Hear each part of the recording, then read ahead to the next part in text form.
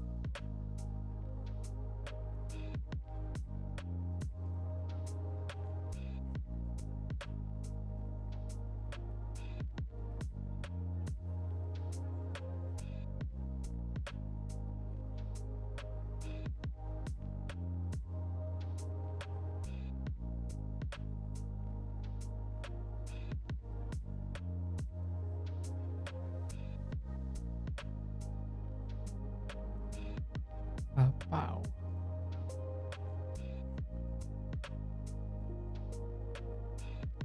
Okay.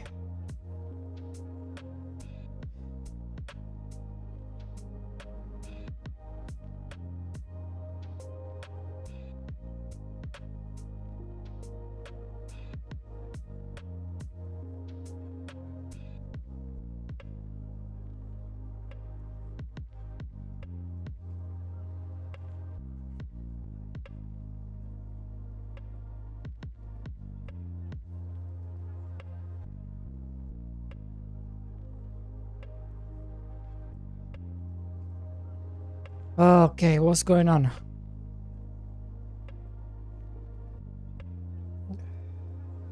Okay, where was I? Where was I?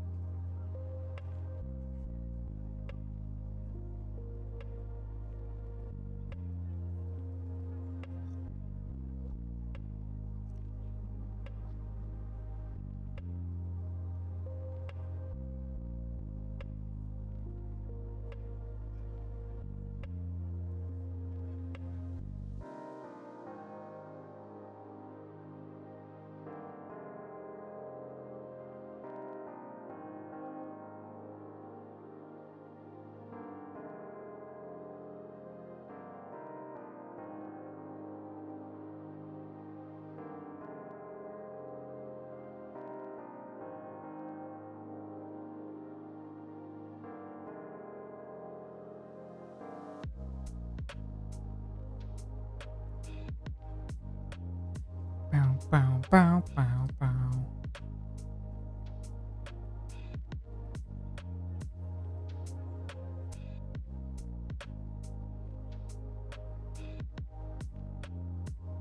Currency.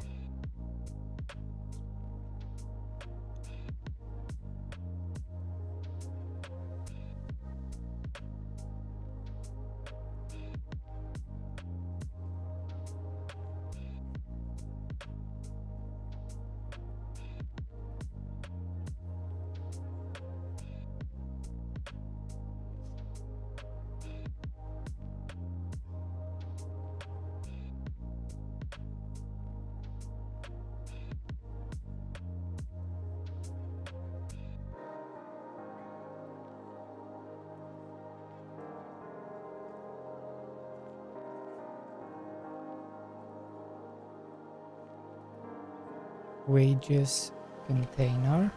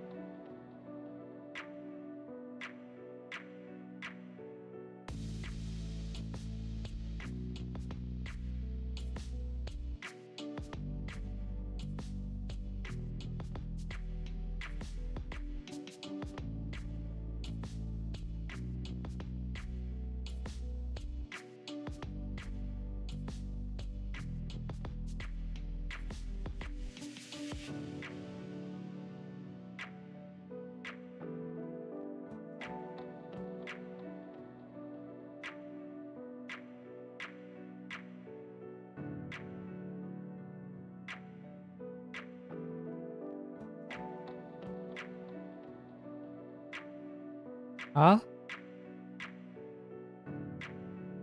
Why is it all the way there?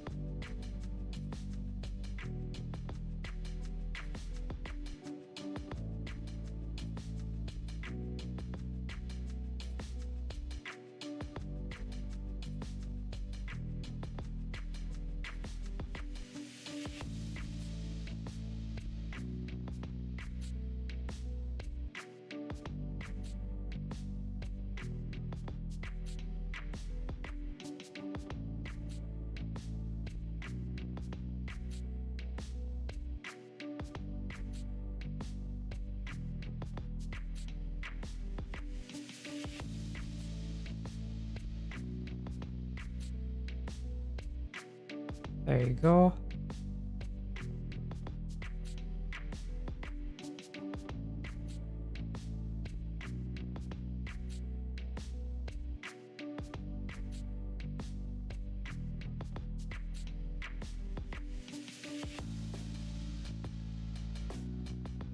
Currency update.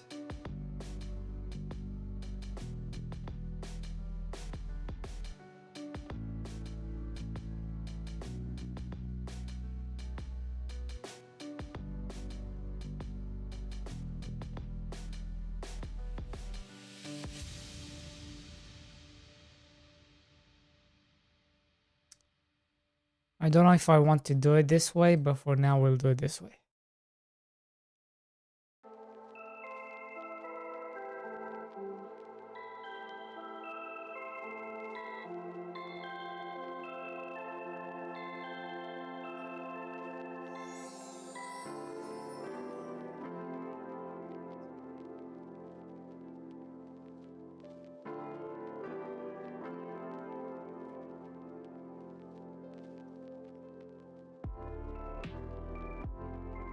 Okay, what's wrong with this?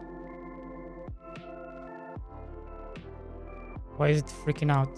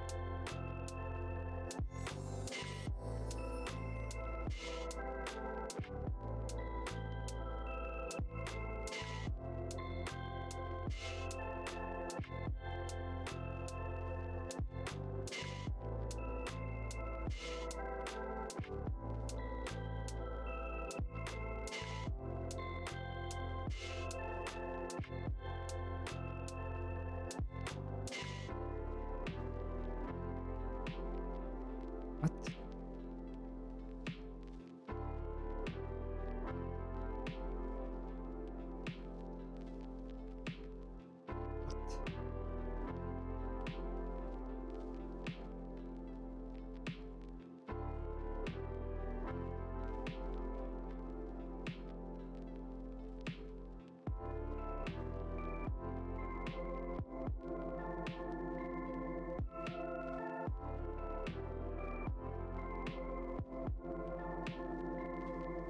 What?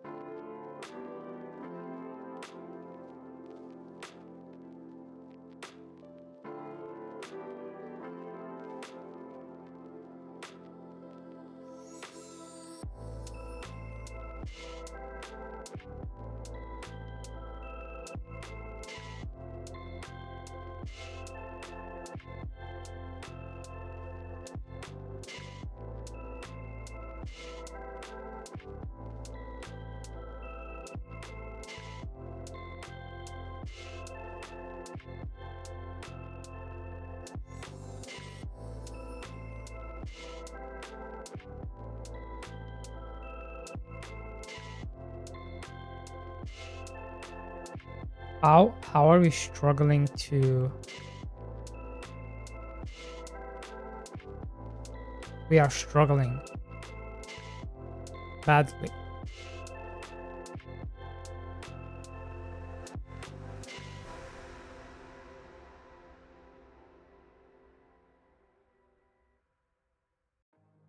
But why?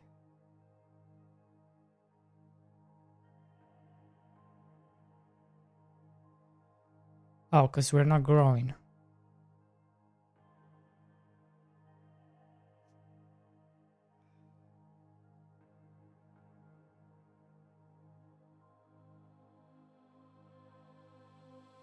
Uh,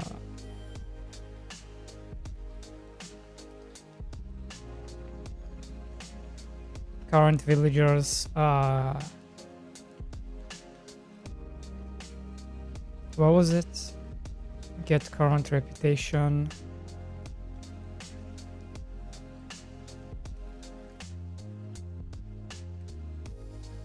It was like current reputation.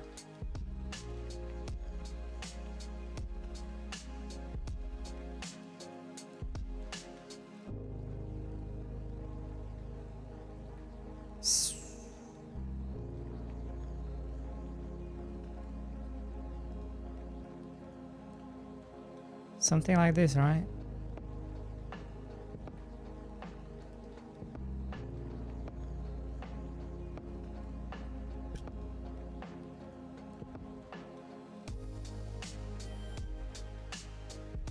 Yeah.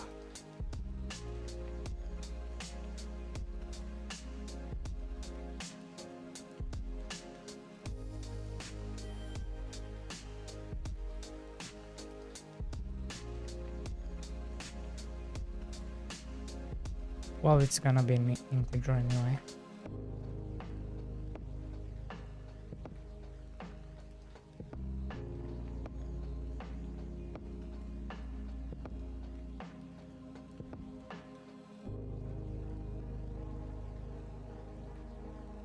Can I get...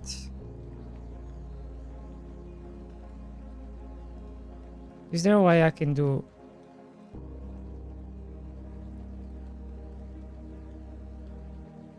multiplication?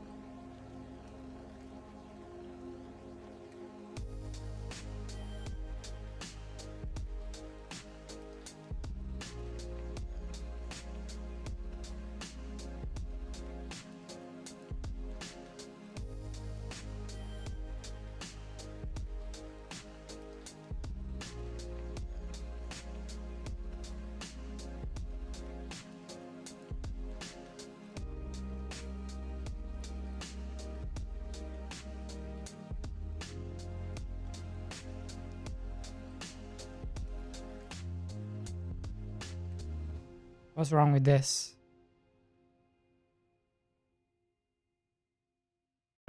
Why can't I do this?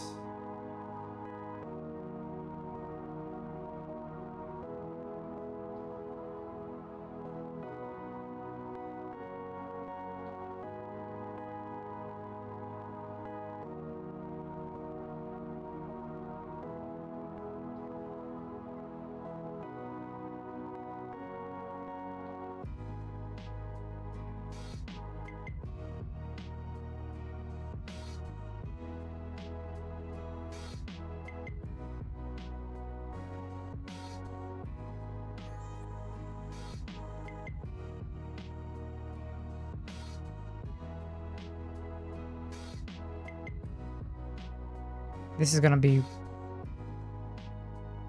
2 maybe. Okay, let's see.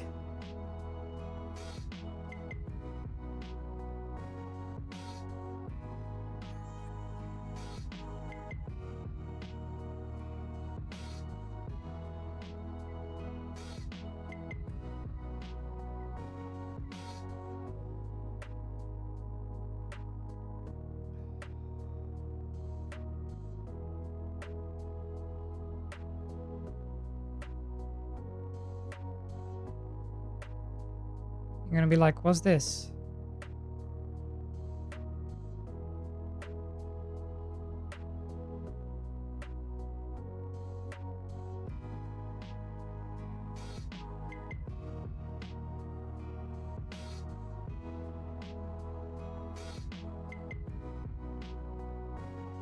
I need to fix the merchant.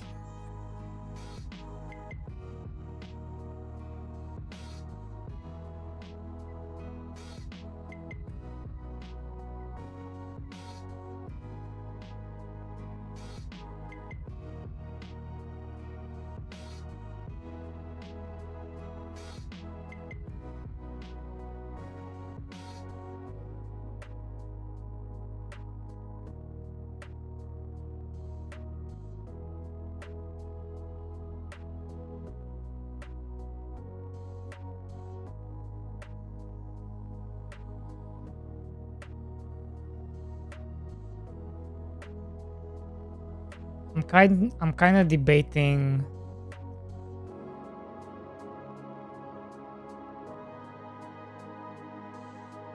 if I want to complicate things with reputation. Because I feel like we don't need reputation.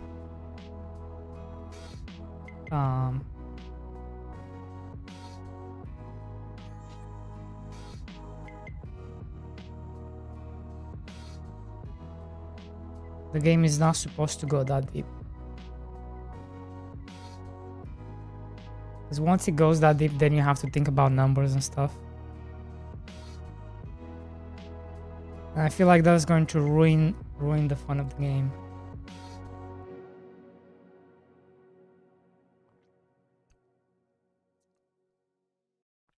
So I think I'm thinking of removing reputation. I think it was a bad idea.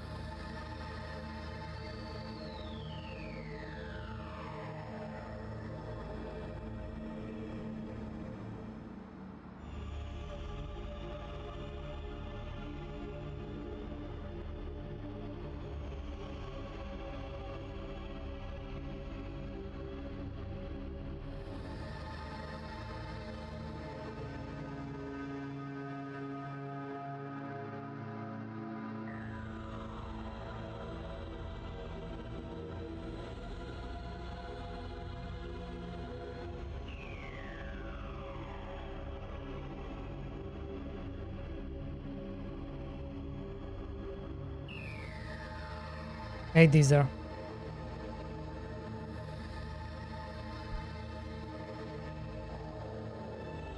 And did you solve your many entities issue lagging or what is it was already? Yes and no. I just cannot get around the main issues with the many entities is not even like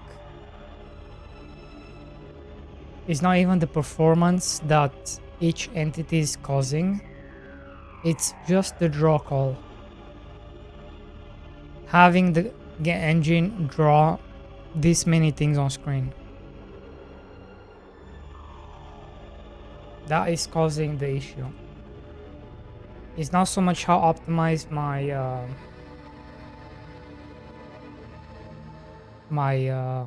NPC logic.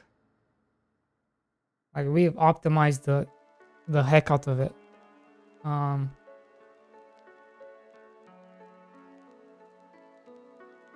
Like we are running close to like engine MS, right? That's how we optimize it. Like this is like close to MS because this thing right here is literally just the draw calls. You can see them right here.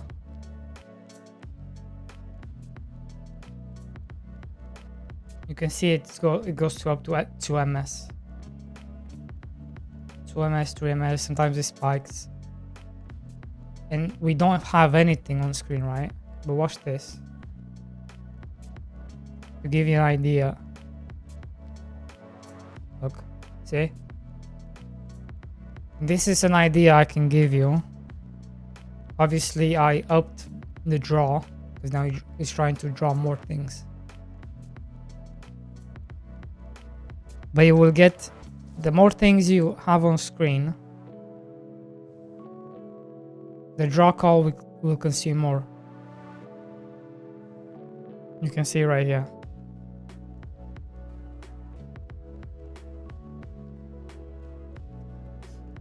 So it's more so like, okay, there's not much more I can do besides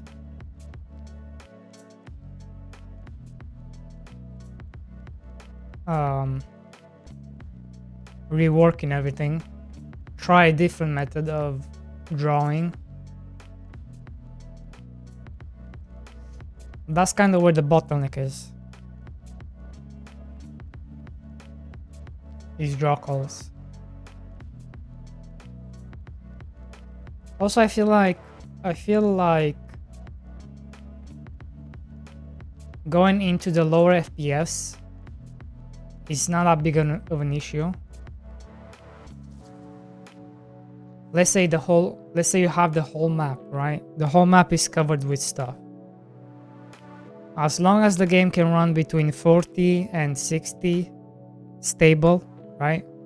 Where you don't have hiccups, where you don't have these mini freezes or mini stutters, whatever they're called. As long as you don't have those, it's fine.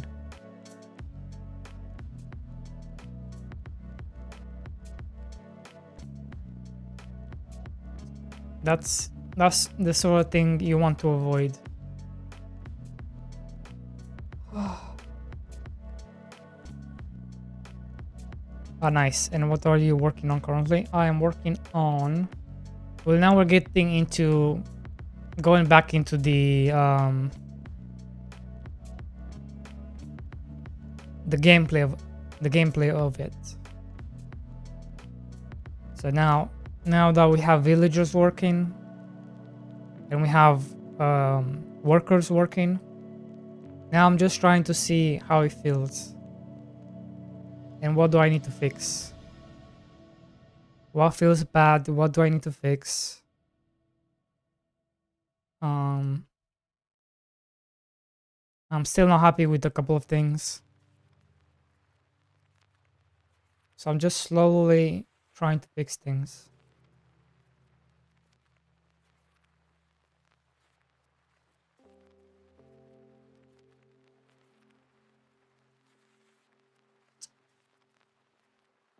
This looks cool, thank you.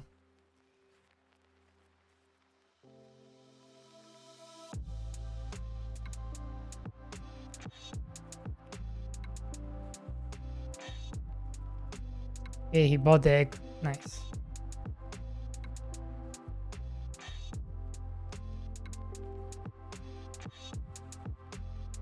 For example, now buildings have wages. This is a new thing I'm trying. You can also go into the minus as well, so your money can go into the minus.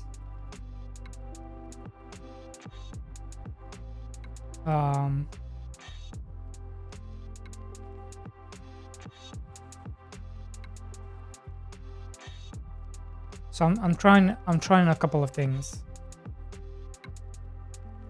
Well, the wages don't even work, so I need to fix it.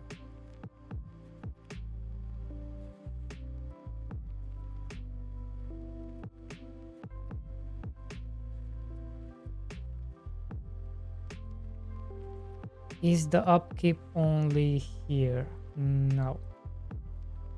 He also needs to be on the market.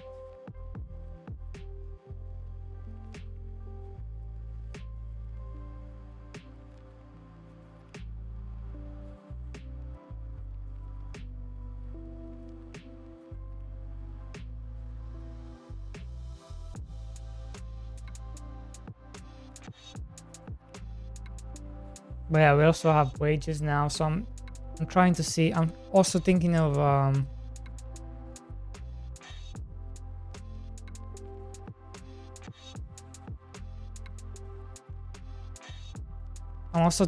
removing the reputation system, because I don't know if that's the direction I want to go in.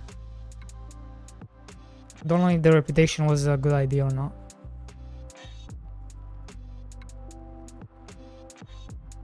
I'm still debating it in my head.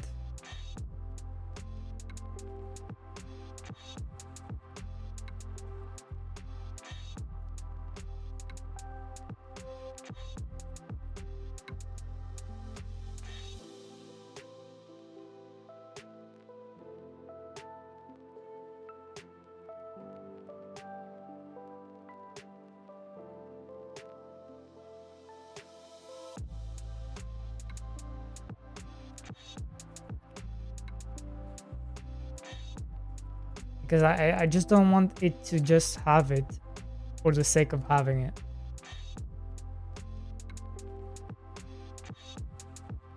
So right now I feel like we just have it for the sake of having it.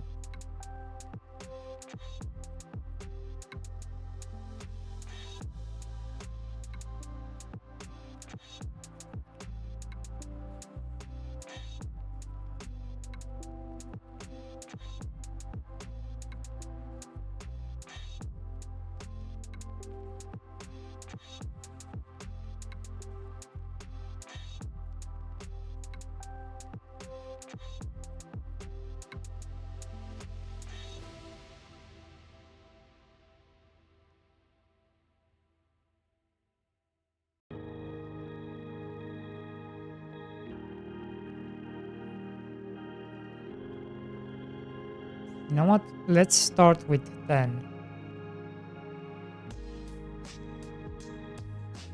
Let's start with 10 and then we go.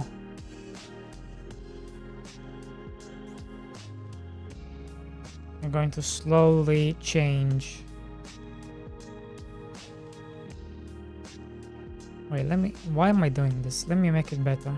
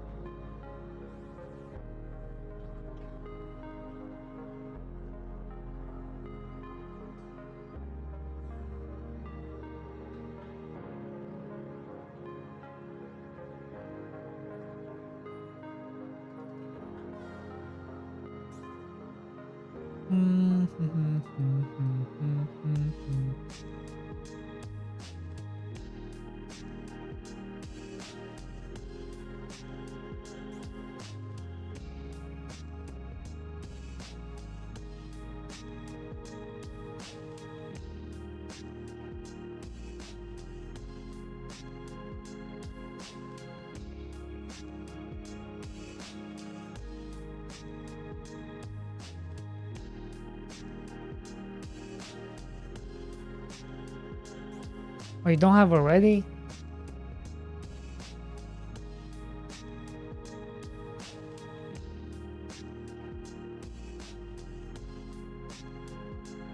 Are you serious?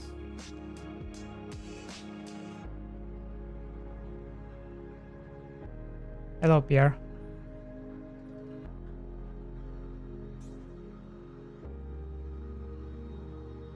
You know, I just learned about super. Isn't that crazy?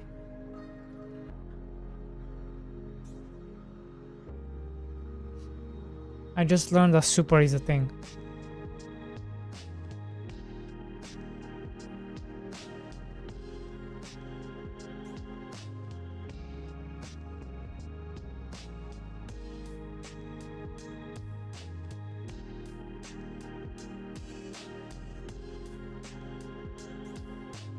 Did you know about super, Pierre?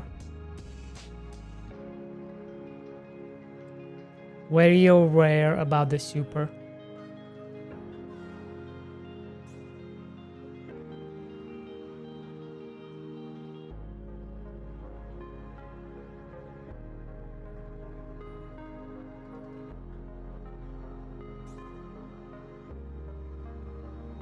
Inheritance 101. What do you mean?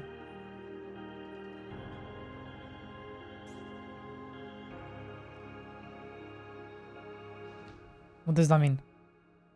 Is it explained? Documentation.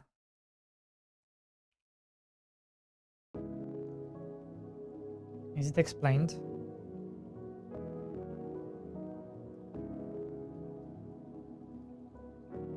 Oh, it is.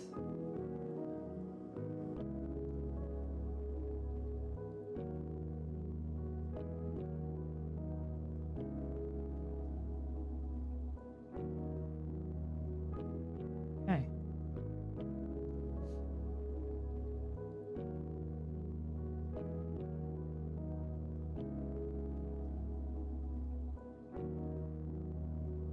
It's very useful.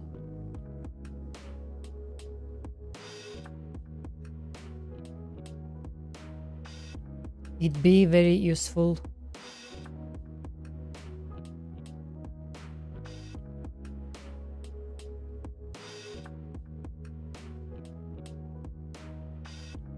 I don't have enough money.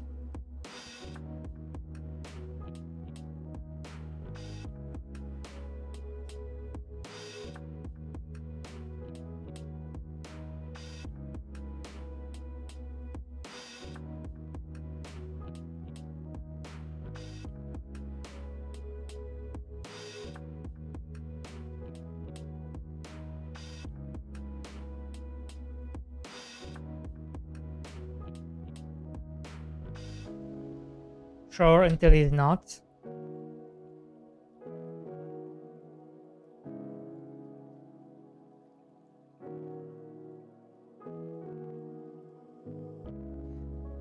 I still don't know if 10 is a lot at the beginning, so we have to start again.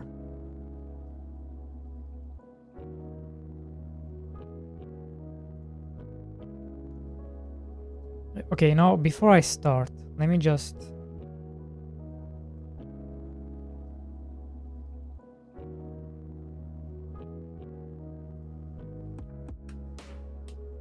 So I feel like I need to do it on everything first, and then we can continue. Thank you for the follow.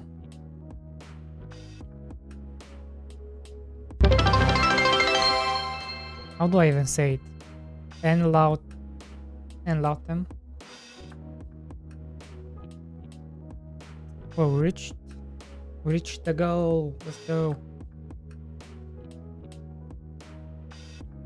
Holy, it took us, bro, 700 to 750. It took us almost 2 months. How the fuck? It's not good. It's not good. We need to do something. Something has to change.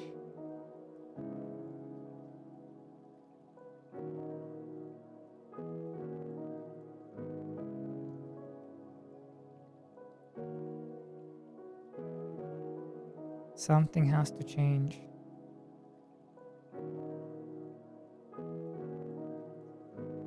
Only 750, yeah. It's because, Pierre, it's because I'm not doing anything else besides streaming. So we kind of reached the peak of how much we can grow on Twitch.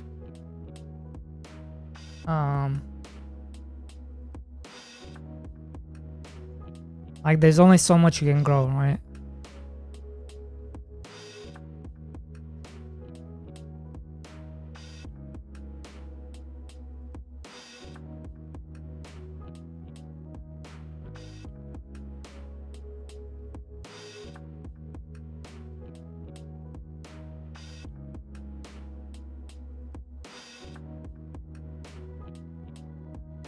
So that's kind of the issue.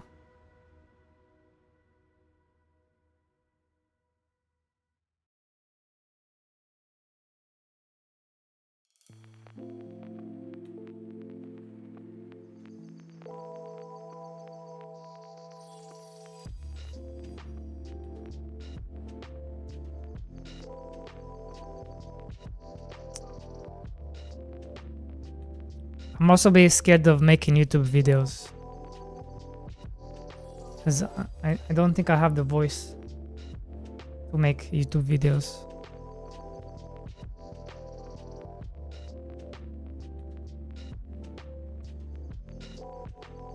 It's like a different beast.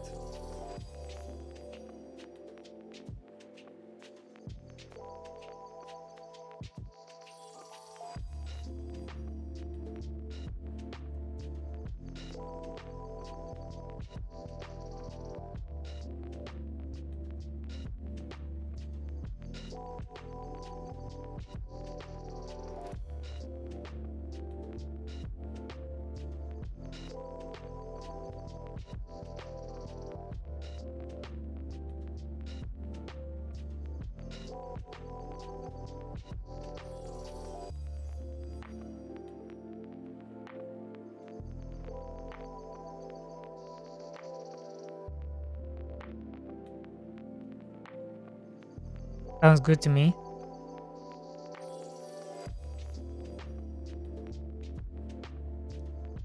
Yeah.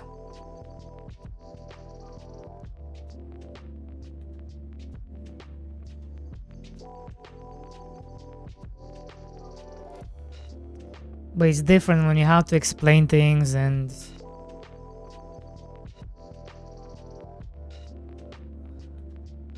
I don't know how to explain things, and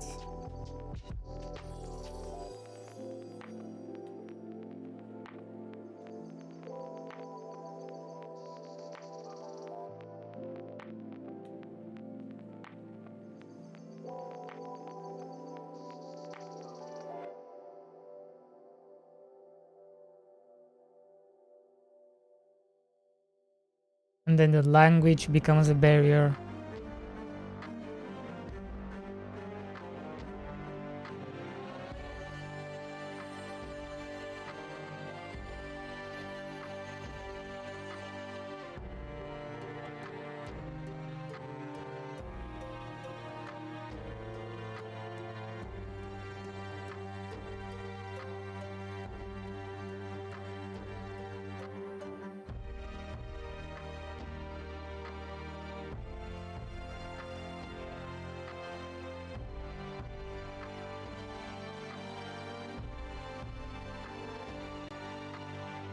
Do you do this full time, or is this a hobby?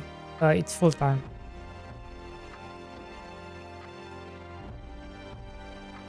Full time.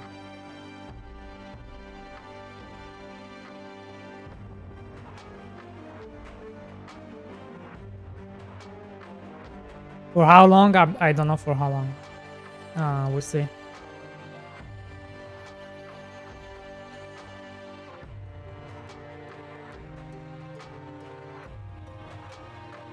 But for the moment, it's full time.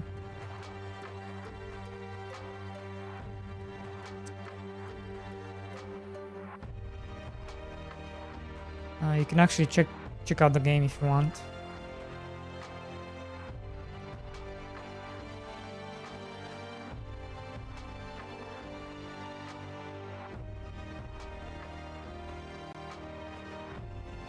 At least be consistent on the streaming schedule, bro. I'm trying.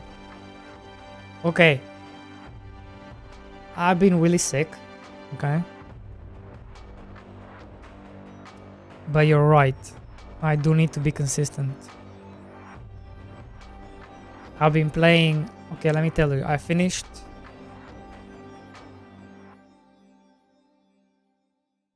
While being sick, I finished Batman Arkham Knight, right? Been playing it on my Steam Deck. Awesome game.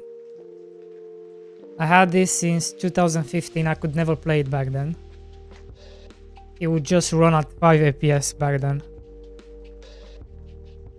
so I couldn't play it. And now I'm playing Reason 3.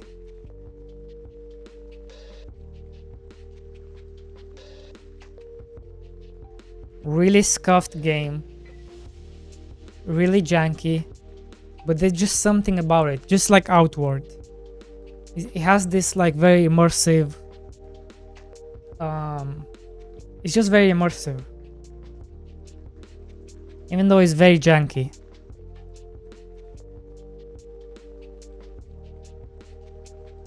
But it's very immersive.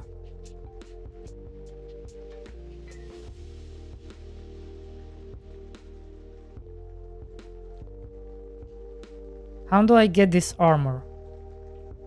I want this armor. How the fuck do I get this armor? 'Cause I want to look like this. 'Cause this guy looks cool. So how do I get this?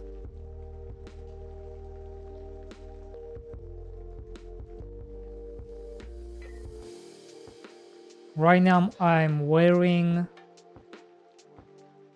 What am I wearing? I became a guardian. So in this game there's three factions. I joined the guardians. There's the guardians, which are the mages. You're kind of like an airbender. One of those factions. And you can do all sorts of things. And there's the inquisitors. And then you have the... What's the other one? Wait, this is a DLC? I've done this. Fog Island.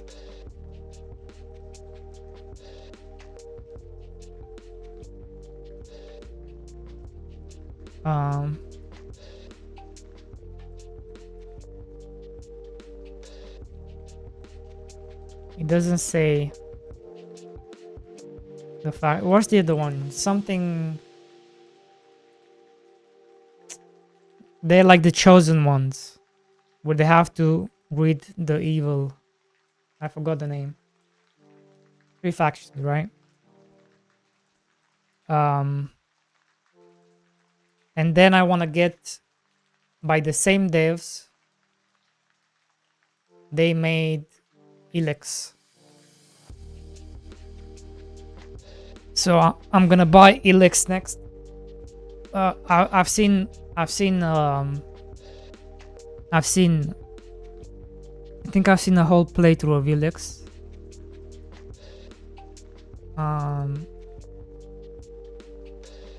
So it's by the same devs.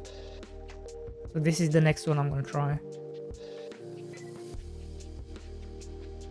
Even though these games are so janky, they are so immersive. Extremely immersive. By the people that make Gothic. It's just really cool because you basically choose a faction and you're locked into that faction. Right?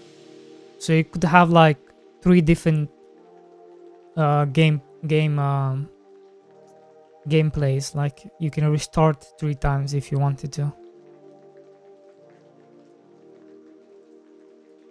So I'm looking forward to this one as well. But they are very janky. But if you get over the jankiness, it's really good. Just like Outward, right? Outward is my favorite game. One of my favorite games. Very janky, but very unique, very cool. Awesome systems. Systems you don't see anywhere else. It just immerses you.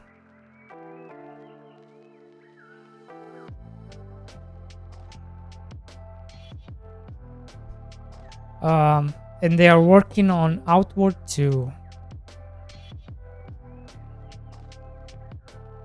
And you can sign out for the playtest. I can't wait for this. It's gonna be awesome.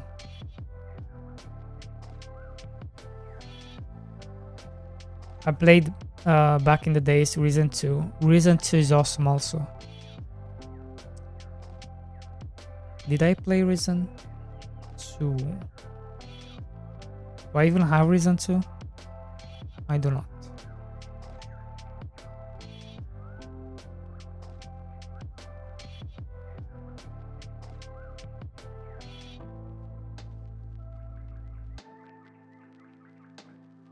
Does he have factions?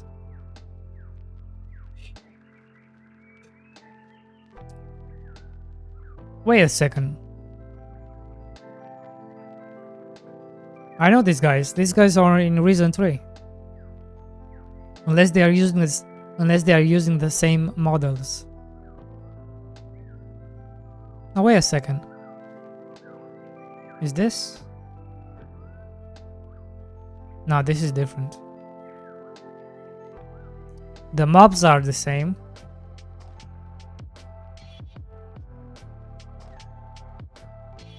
I think it's the same. Some of it is the same, I think.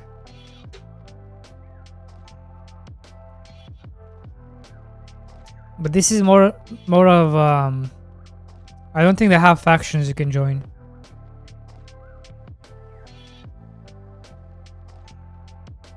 You forgot everything? Yeah. Did you forget that the combat is janky though?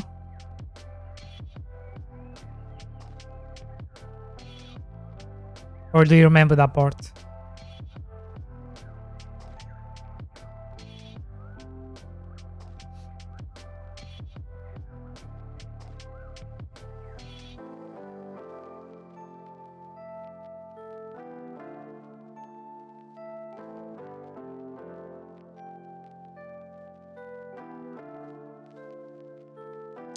Yeah, look how janky this is. What? That's it.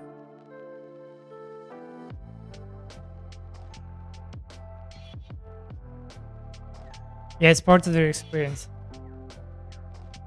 But I think the jankiness is it's what makes the game, right? I think that's also part of the appeal. There's a reason why it feels janky, right?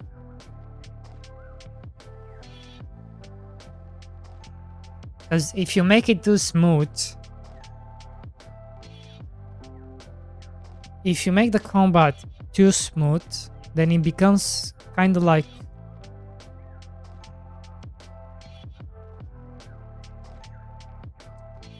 I don't know how to describe it. It becomes kind of like it's going to feel too floaty.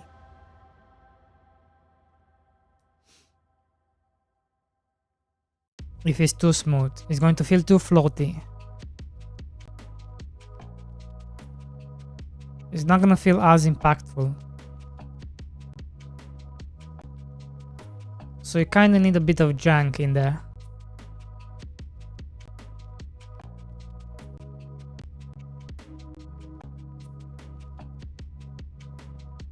A bit of jankiness.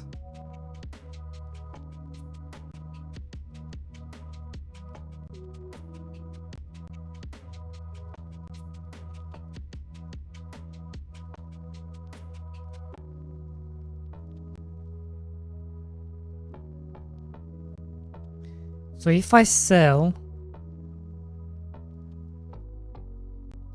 it's gonna cost me a bunch of money.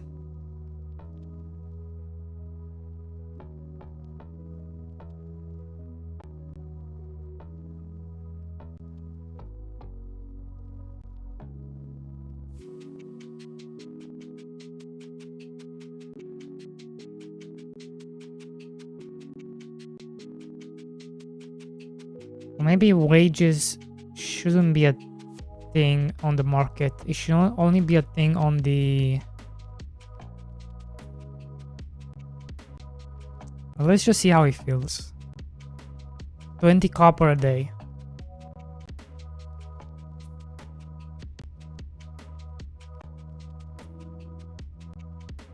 Let's just see how it feels. Wait, 30 copper a day, what? which means 30k per day.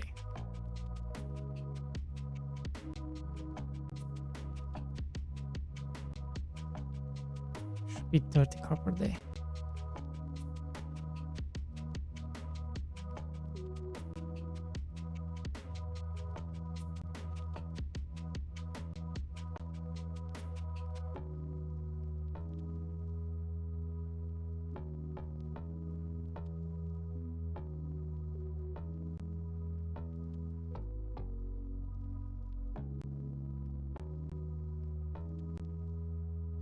I'm already in the minus.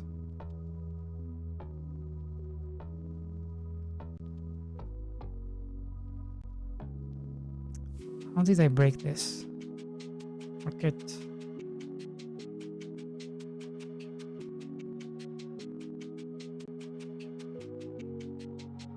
Oh, wait a second.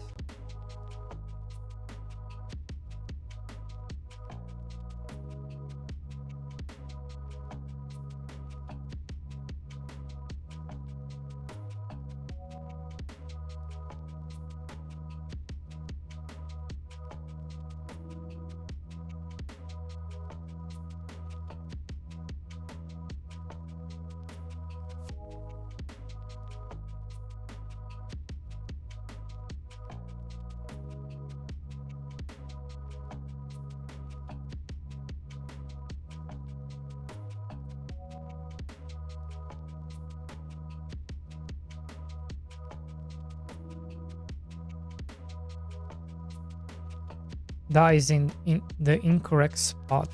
This needs to be...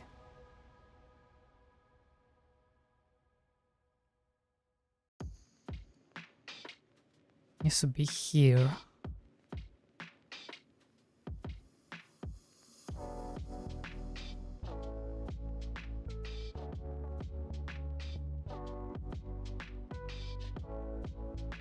Yeah.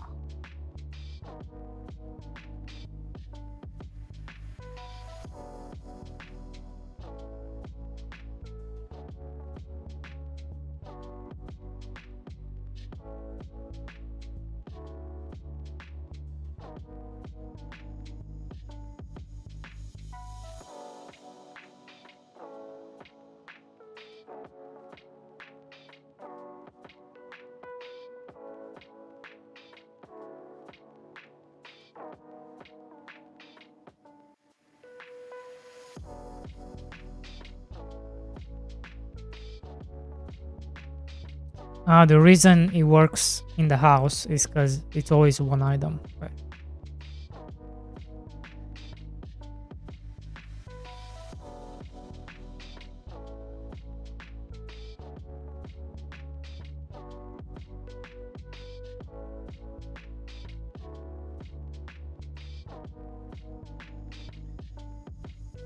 Then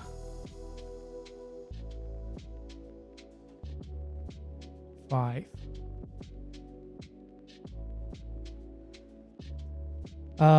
I think it's not really bad. Let's say it's unique. You need to get used to. Yes, you need to get used to it. And also another thing you need to get used to is for example, if you want to unlock parry, it's not that the game doesn't have parry, but you have to learn. It's a skill. You have to learn parry.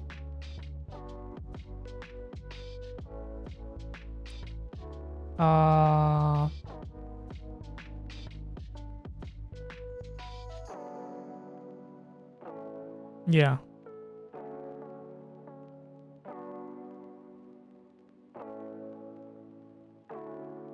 Anyways, did you see the TD game that uses the same asset as you?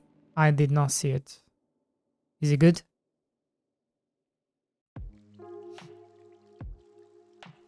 You can show it in chat or tell me the name. I'll have a look.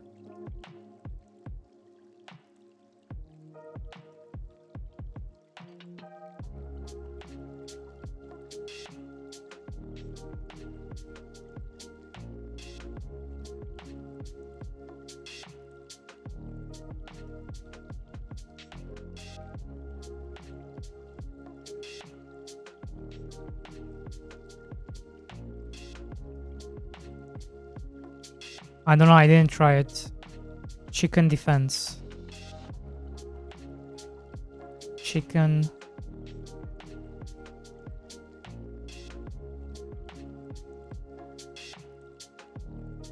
Plant, harvest, and defend your farm. Build turrets. Build turrets to gather resources and fight waves of enemies.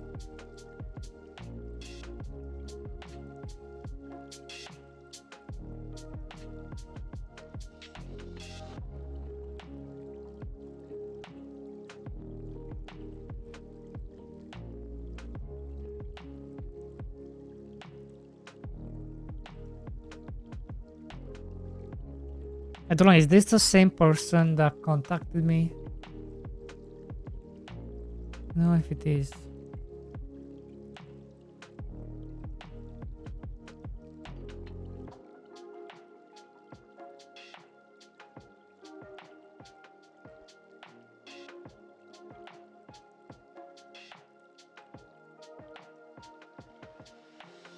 Do that as toolbar. What's with you guys in toolbars? How is toolbar going to help you in my game? It just doesn't. Very cool.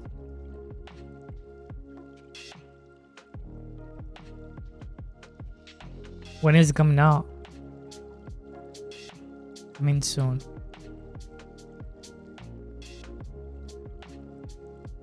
Nice.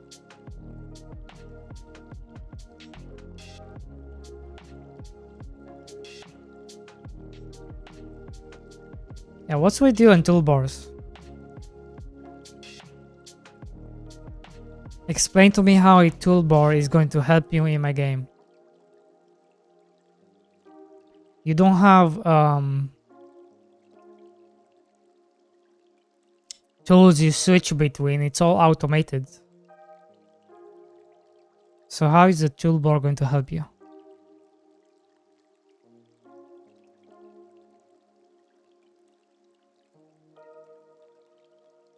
You have all the items displayed on the right side.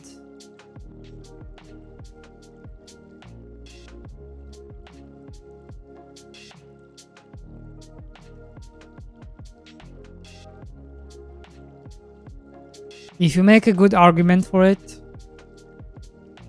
I will probably try to implement it. But the way I look at it is like, you use this to set everything up, and then kind of just everything works.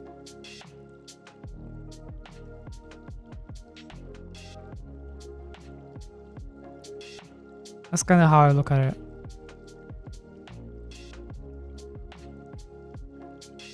But if there's a good argument as to why we need a toolbar, then maybe I will work on it.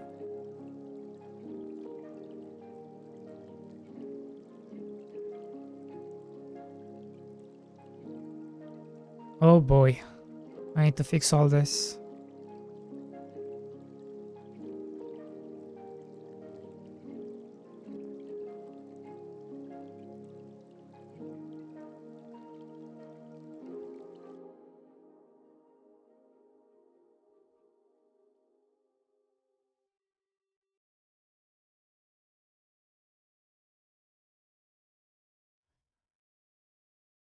My thing is like, the only thing that a toolbar will do is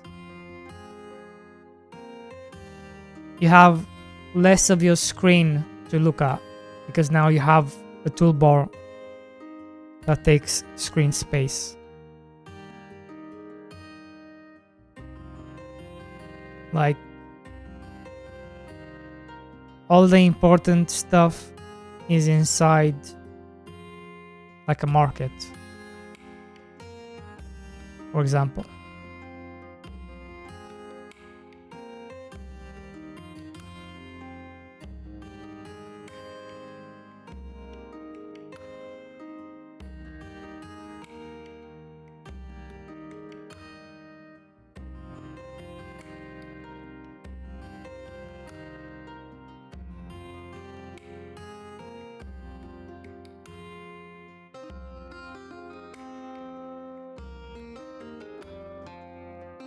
Sometimes friction adds emotion, but I don't know. I'm not a game designer. Then what the heck are you? You're working on a tower defense game, which requires the most brain cells, the most. Like, that's a game that requires a lot of game designing. So how are you not a game designer?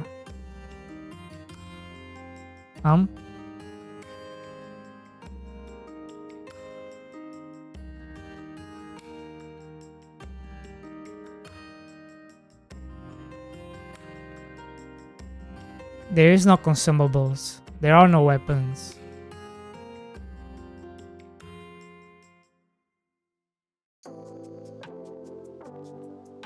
It's not that kind of game.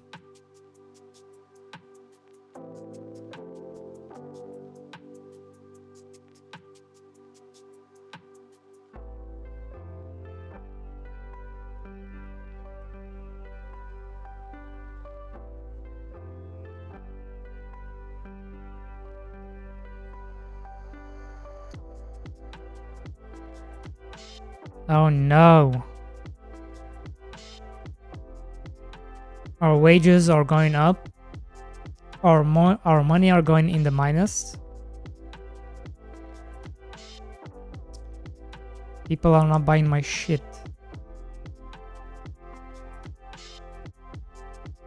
Buy my shit, bro.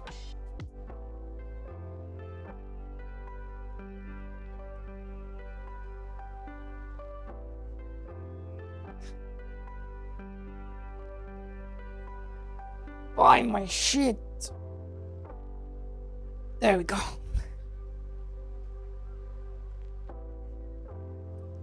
Yeah.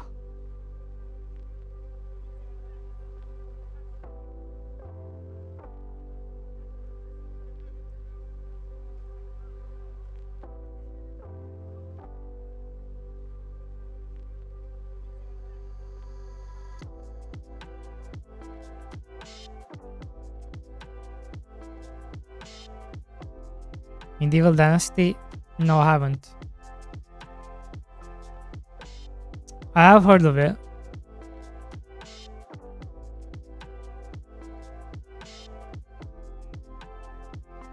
I've seen gameplay of it.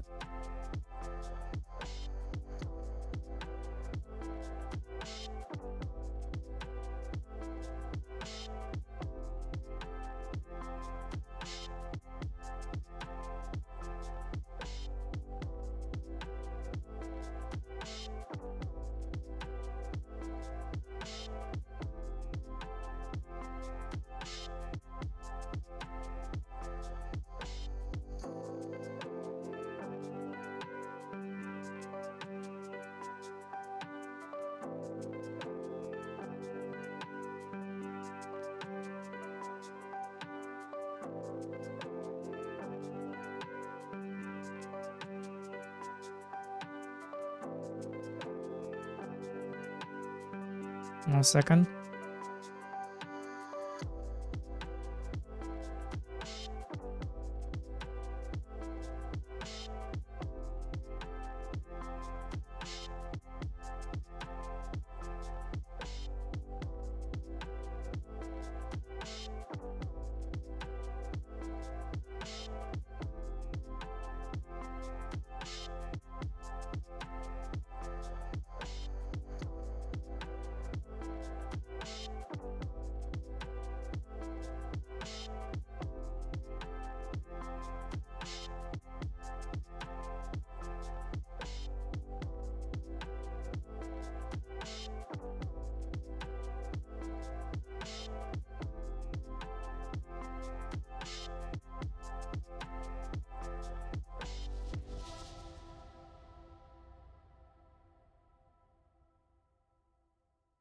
I'm back. But I feel like that's another thing. I'm considering getting rid of the reputation.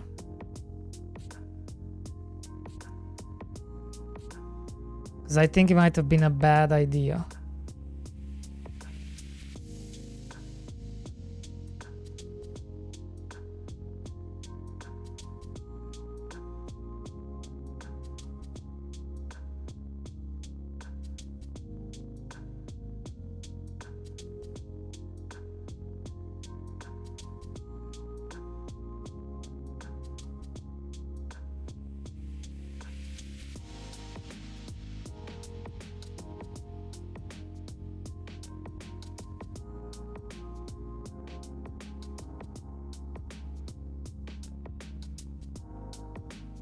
I don't feel like it adds anything.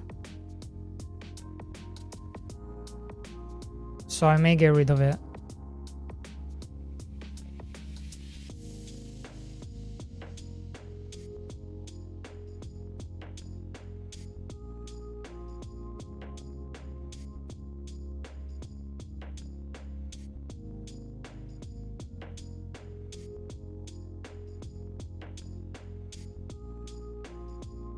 I also like that the recruitment tent is gone.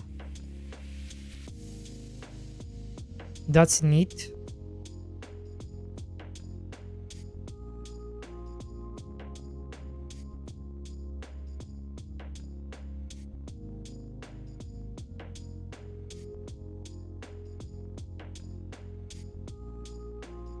One less thing you have to worry about.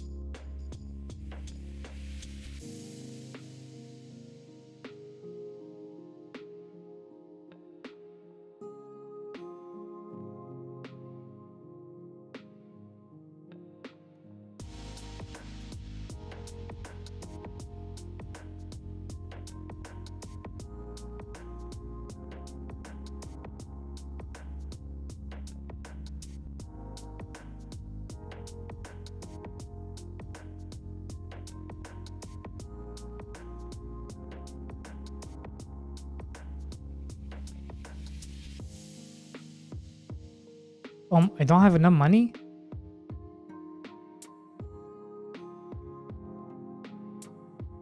So yeah, you can hire workers straight from the house.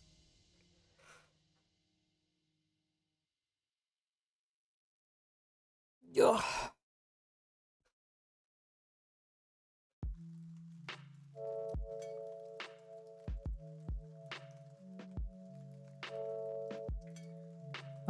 But I don't have enough money.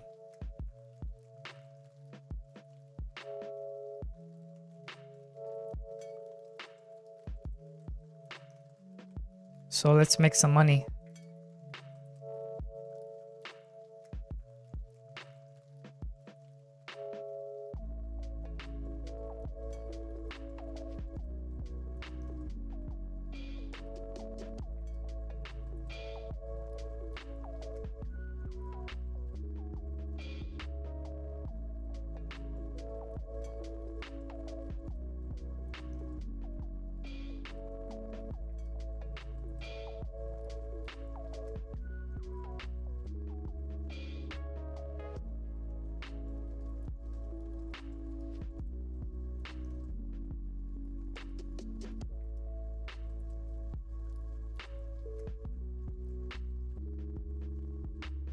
How are you struggling to make money?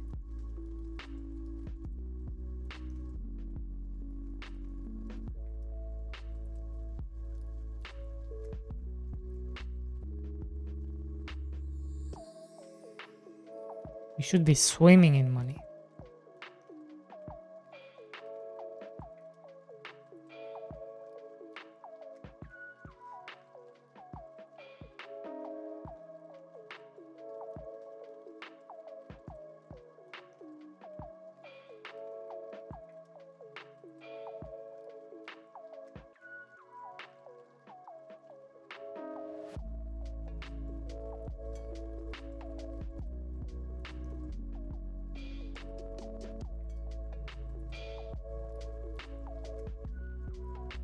The workers come from the bridge, and you'll see them go to the house.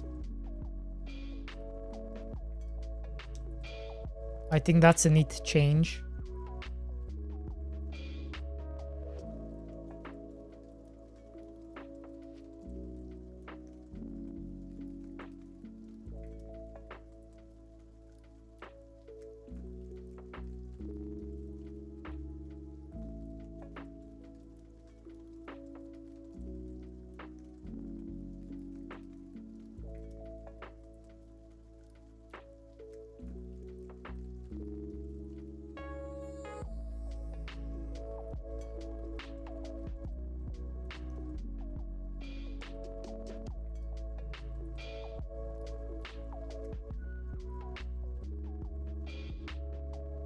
Not enough coins.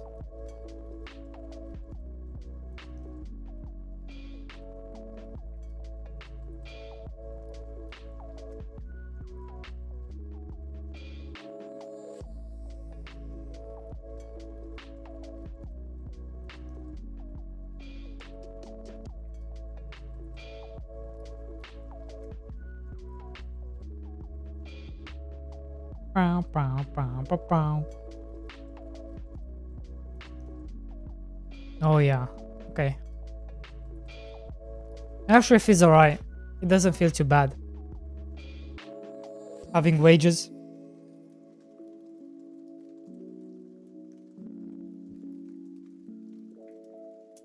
Plus, you can also fire. You can fire your workers as well, so you can get your money back.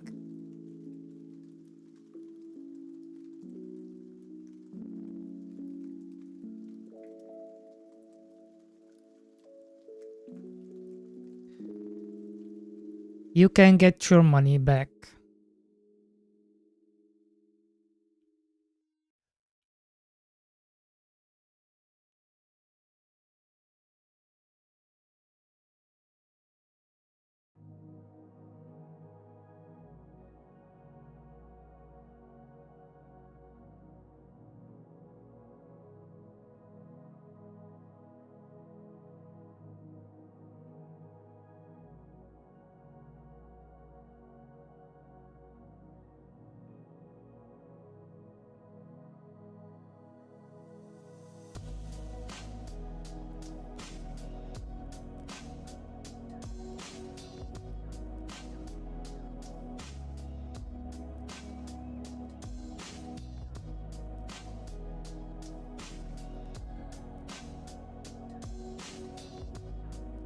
Making the money.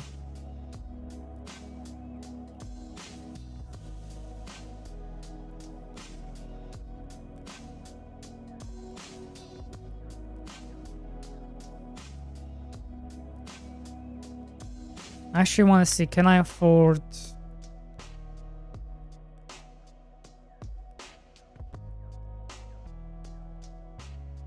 another one?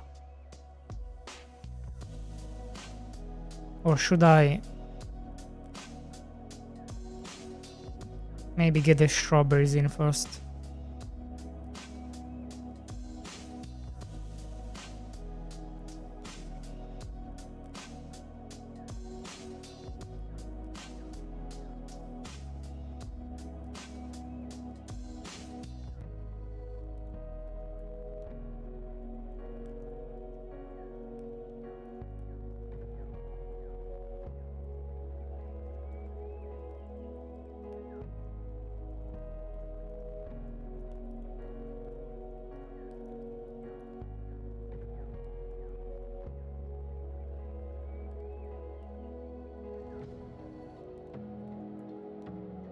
So another cool change I made is I made it so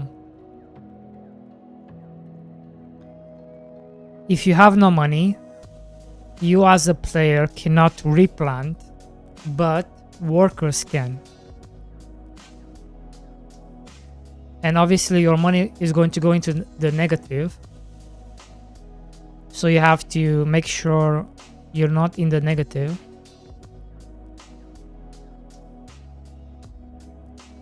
So it only affects you, the player. So you have to fix your economy. Instead of waiting for money to come back in, you're kinda taking loans or you're going into debt. That's kinda how I look at it.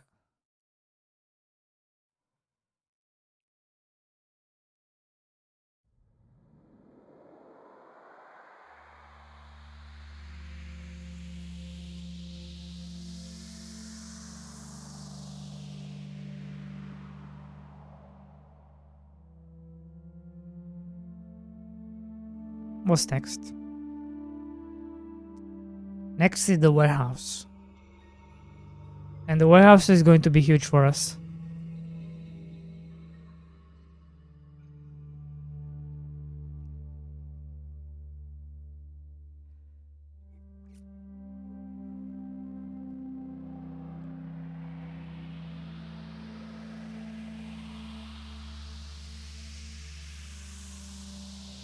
So how do I teach you about the warehouse?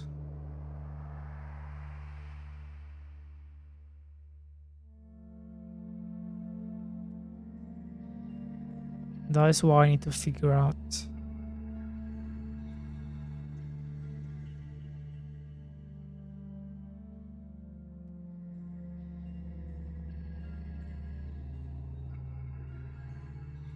So now we have 2 workers, which is good.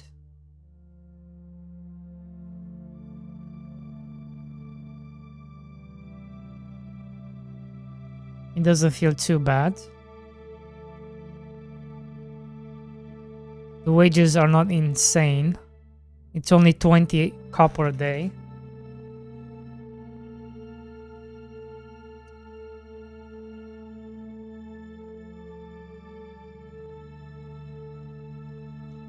Question is...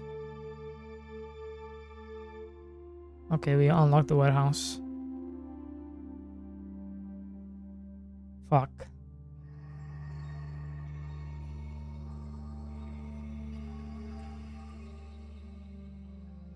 I forgot to stock up onto the resources.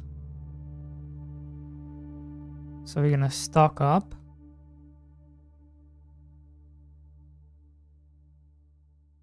While making sure the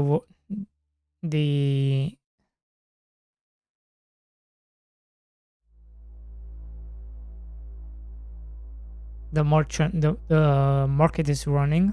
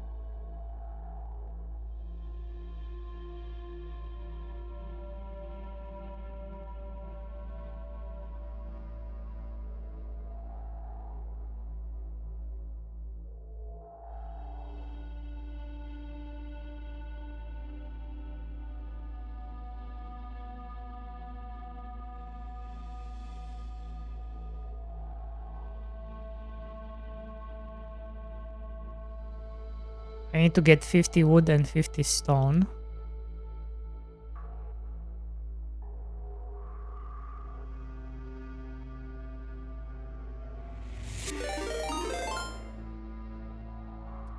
Hey! Double raid, what the heck? What the heck? Sergeant Pepper and Mercenary Mage. I can't stay, but have a great stream. Thank you, Mercenary. Pew pew pew. How's it going, guys? Hope you're doing alright.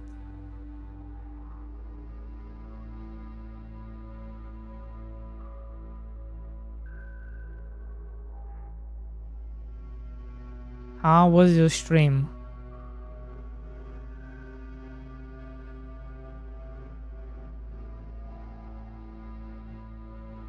Let me give you a shout out.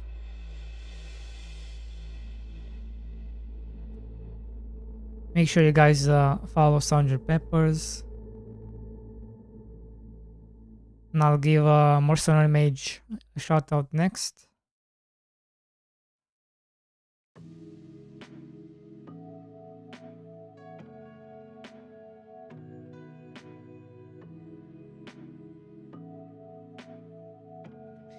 During our stream was good. The little C++ exercise, then back to work in my game. Going to lurk now, then go get sleep and wake up 4.5 hours. Nice. Well, you enjoy your lurk, get some sleep. I've been struggling with sleep. Can't get any.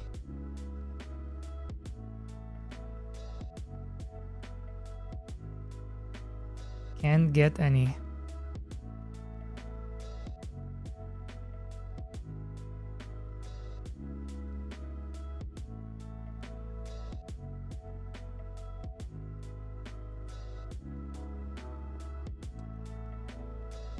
Okay. Where do I put this warehouse? Here.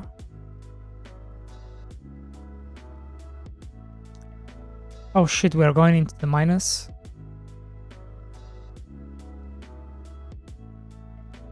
Wait, why did I go into the minus so much?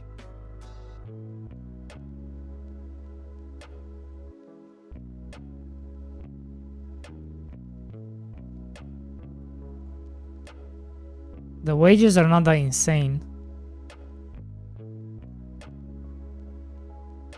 Connect to market and house so your hired workers can use it. Let me hire a gatherer.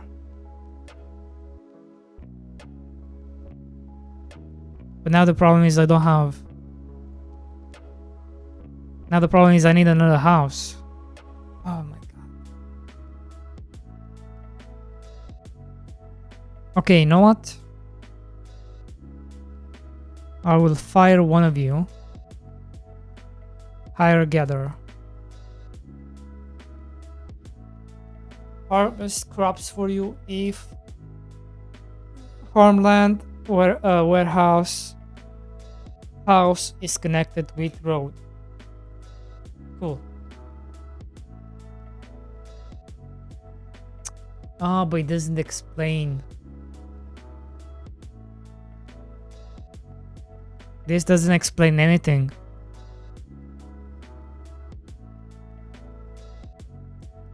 Which means for the warehouse,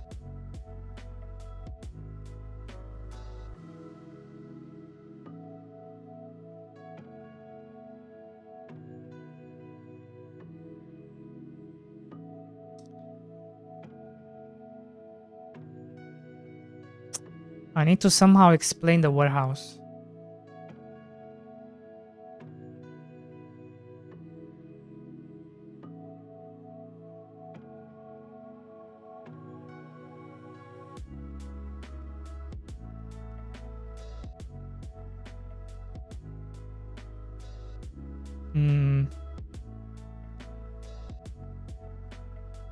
How do we explain?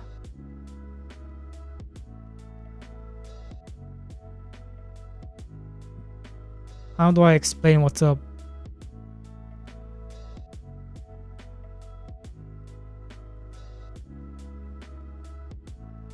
That be the question.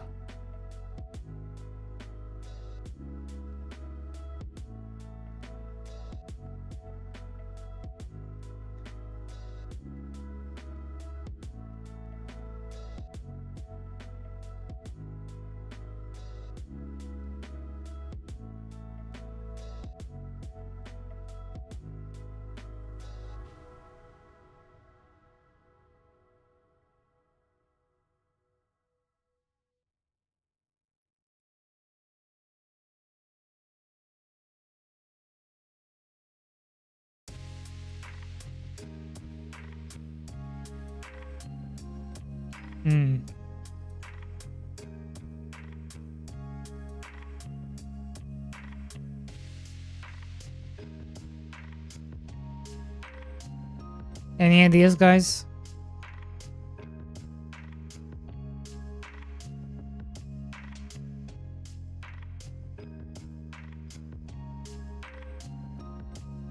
God, I'm making so much money though.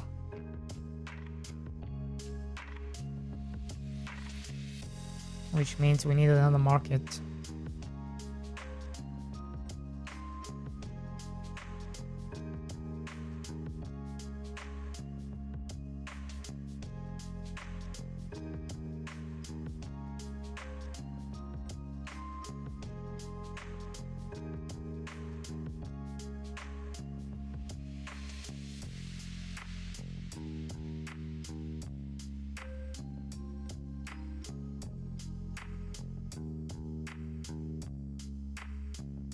I think I need an advancement where you are stocking.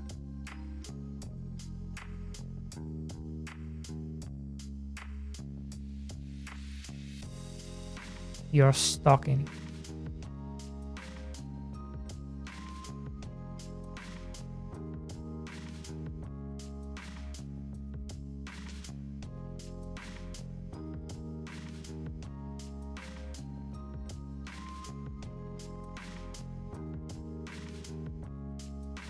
Yeah, you're stocking crops.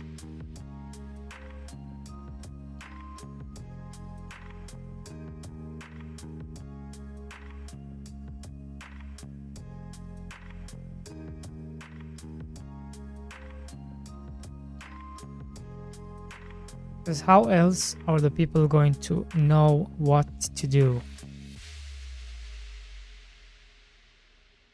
Because up until this point, you didn't have to do anything.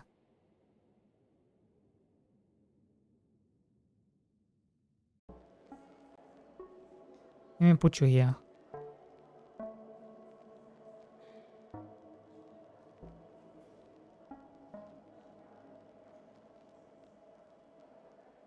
So probably the way to fix this is to make it so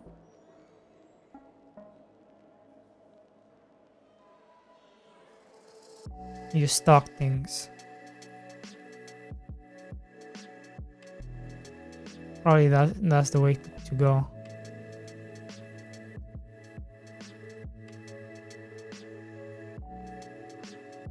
Stocking, well, the warehouse, right?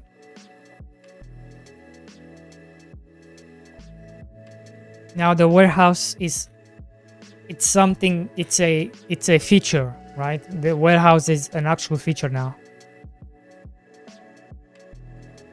where you add items in the warehouse or assign items in the warehouse, and then the gatherers bring in the items. That's one example.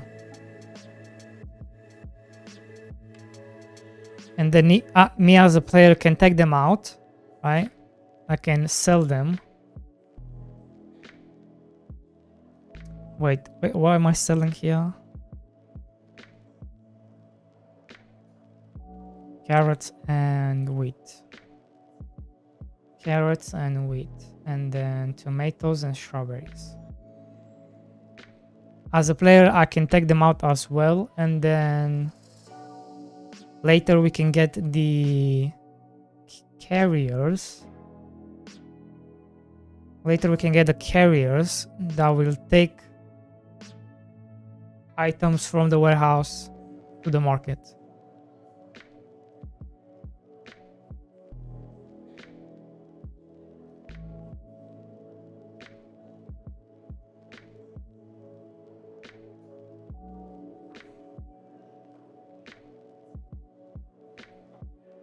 So maybe just not call it stock. I can call it something else.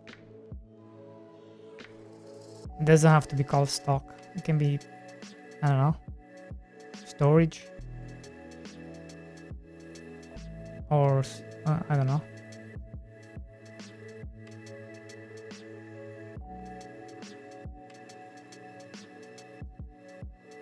It could be called inventory.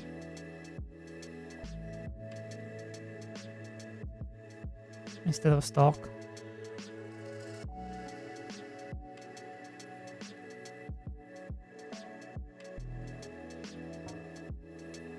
Supplies.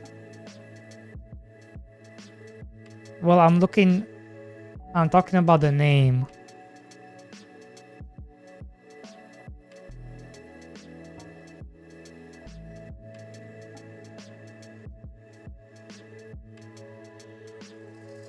The name inside the warehouse.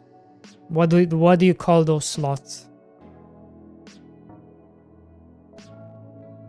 For example, the house has beds.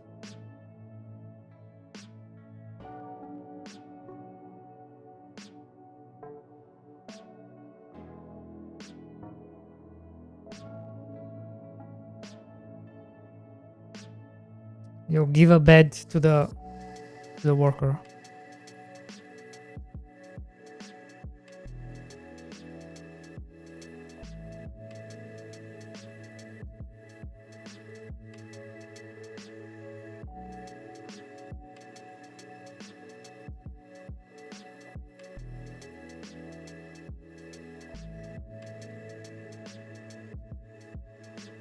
And I'm gonna put you... Yeah.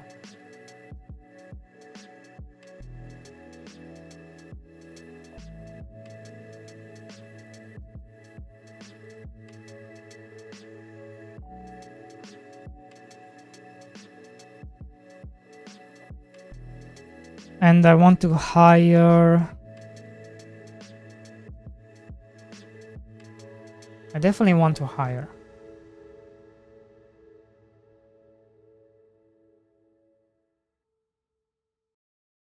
One carrier. Ah, shit. That's expensive. Damn.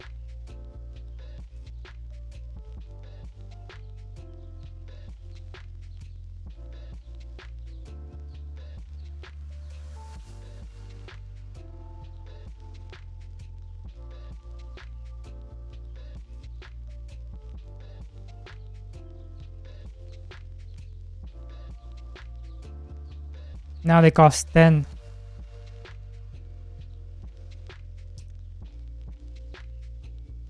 I definitely need a farmer.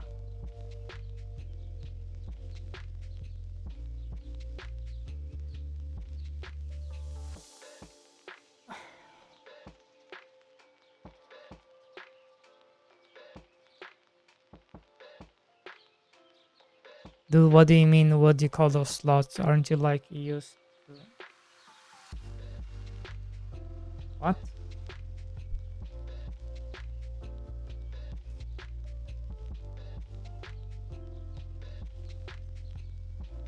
What are you talking about?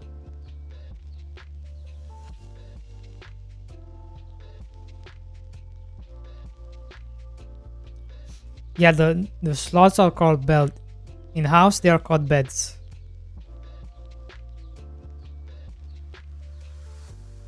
In the market, they just sell. Maybe I should call it shelves instead of instead of sell.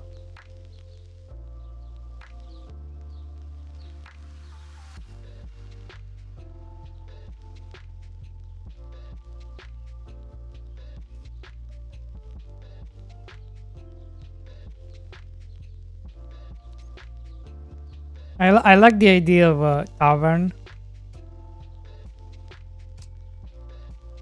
Tavern could be cool.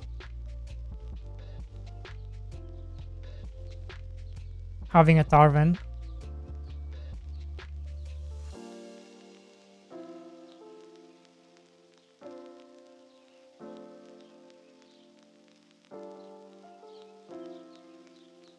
It could be something like, instead of the workers going home, they go to the tavern. Then they get a boost on like how many times they plant, how much they gather and stuff like that. That could be interesting.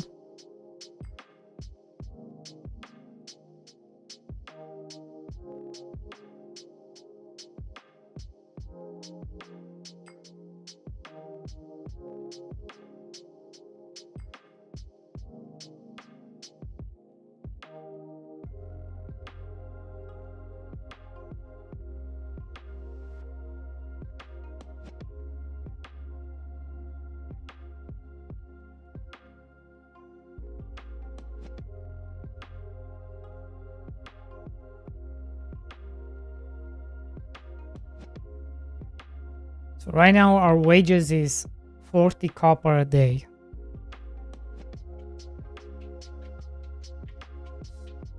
Not bad.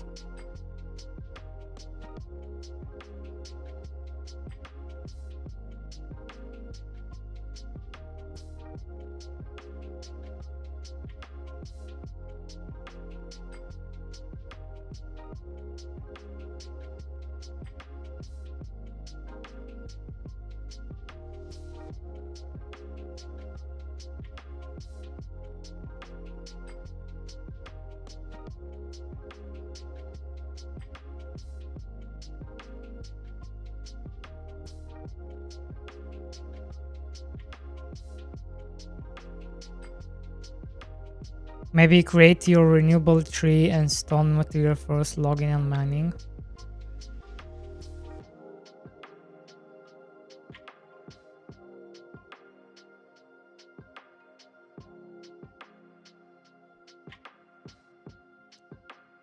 How is that going to...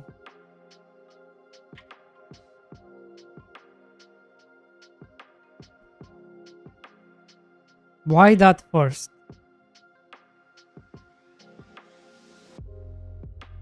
We do that before the workers?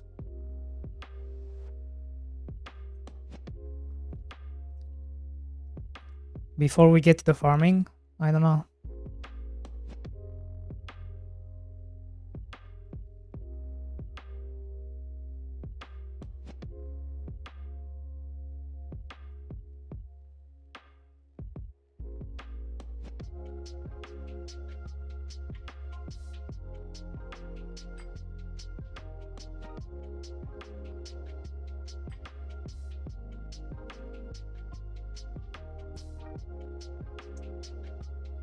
Where do I put you?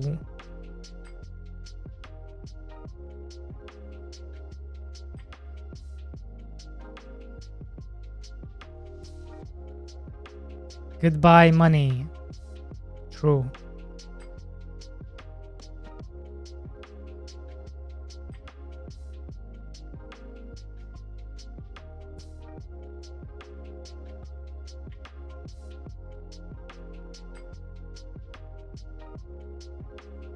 True and real.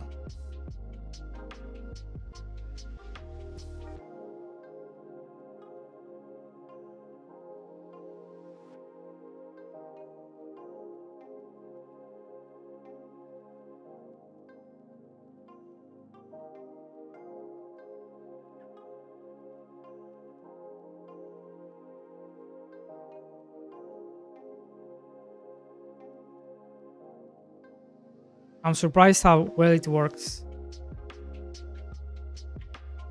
Now, everything is going to break as soon as we start removing houses, removing markets,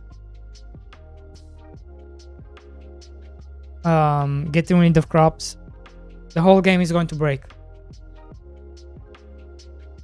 Because we haven't got to that part yet of reworking that part of the game.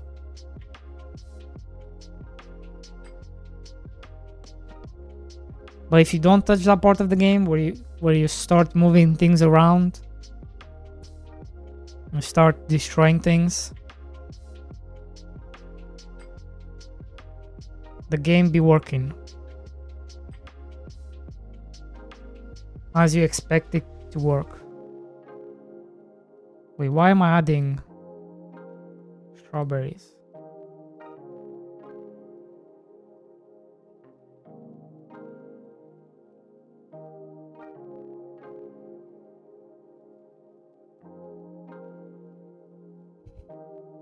I should probably help them.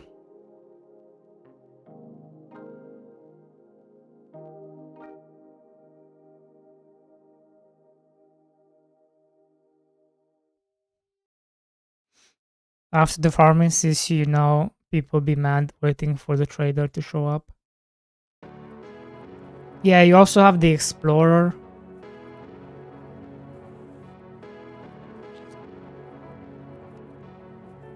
Like the explorer goes and brings back resources, but I'm not a big fan of this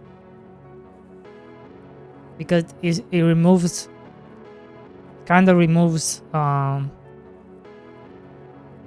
It's just idle, right? It's just like you're just waiting. And sure, there is a waiting thing. There is waiting, but at least you did it yourself first. You set up the whole thing first. So, yeah, you're not wrong.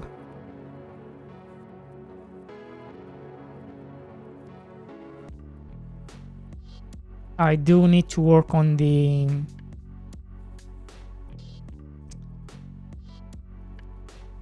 logging and mining.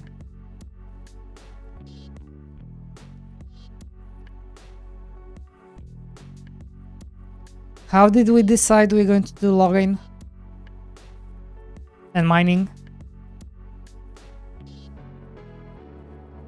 Do you remember?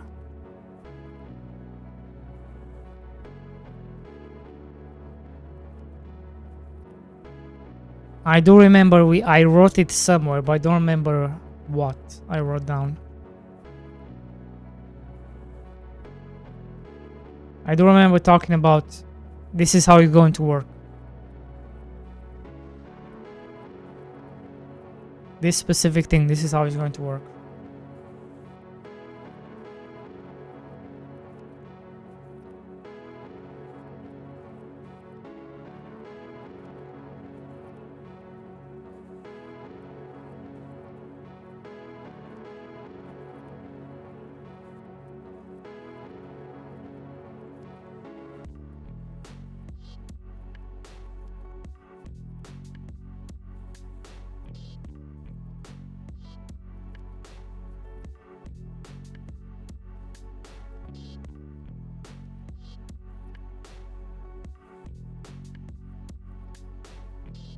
We were talking that a long time ago, and if you forgot, good luck remembering it. Yeah, it's been a while, hasn't it?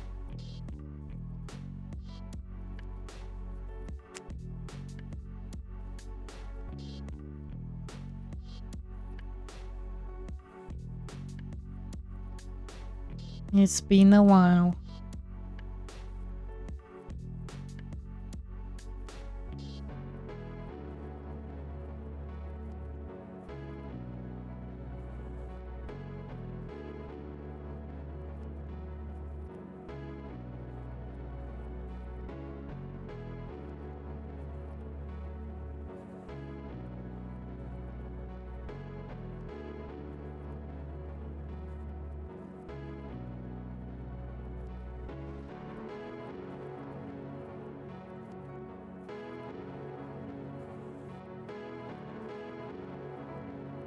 It's going to have to be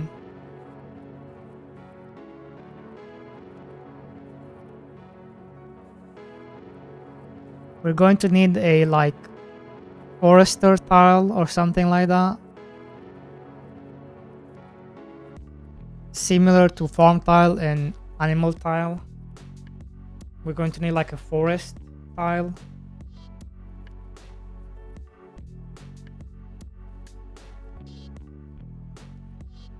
And you can only plant trees on those tiles.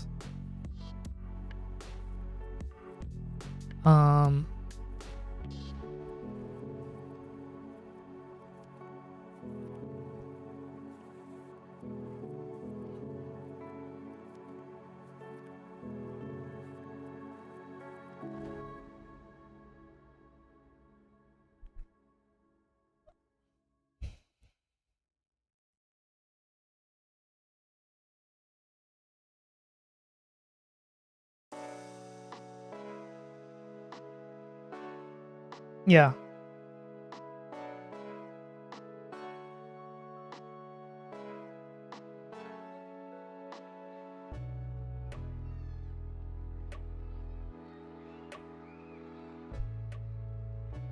And it's going to work like the crops.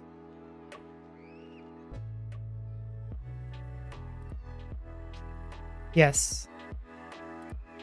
That's what I was thinking. Like, look, you're literally learning. Or not learning, but like the farming kind of explains this, right? Like you have farm tiles, you have animal tile, right?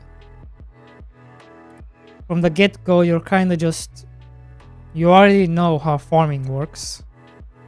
So then if you follow that same mentality, if I explain it, or I don't know, if you figure out, if you kind of understand, then you kind of understand how it works.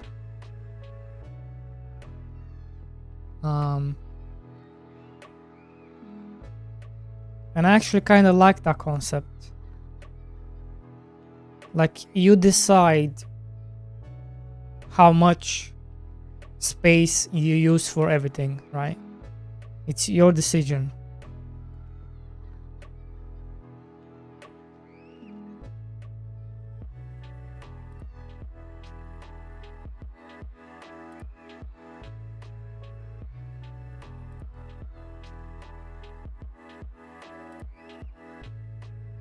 What do you think?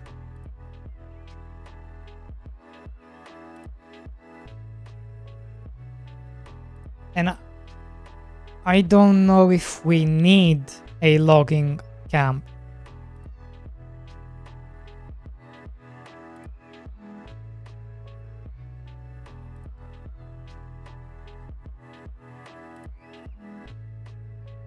Do we need a logging? What would be the purpose of the logging camp?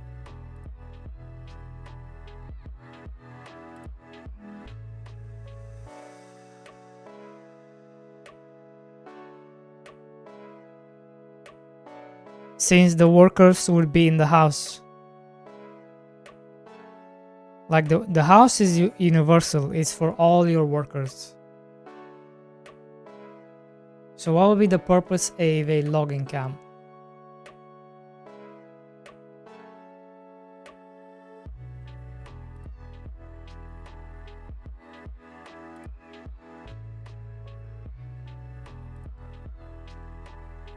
I just need to figure out that.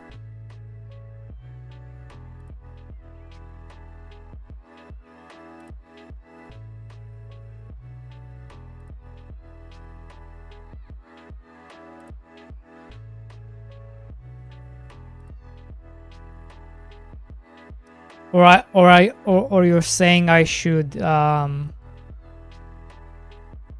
have it separate,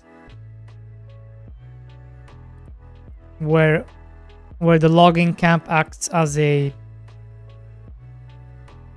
house for the loggers, for the foresters. Yeah, that could also work.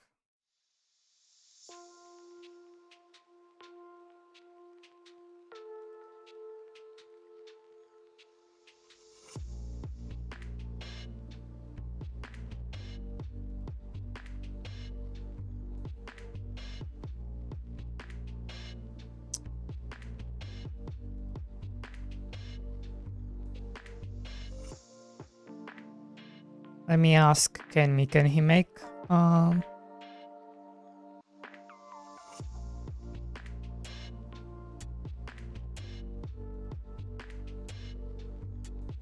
can he make a logging camp and a mining camp?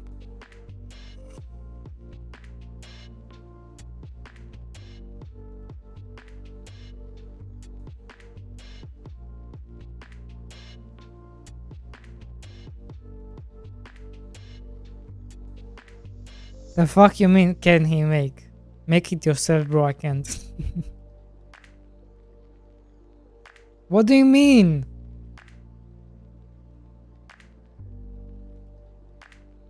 What do you mean, bro?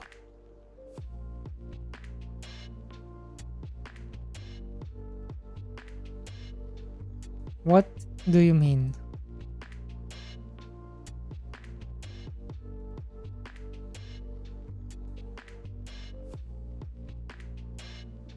What are you trying to say, eh?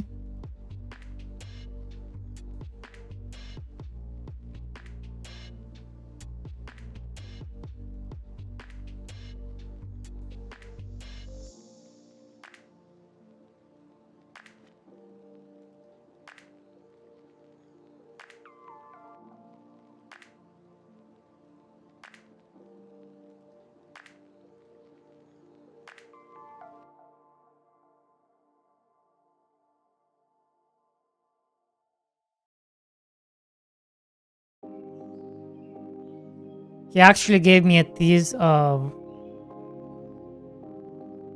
the new barn. which is going to fit perfectly inside.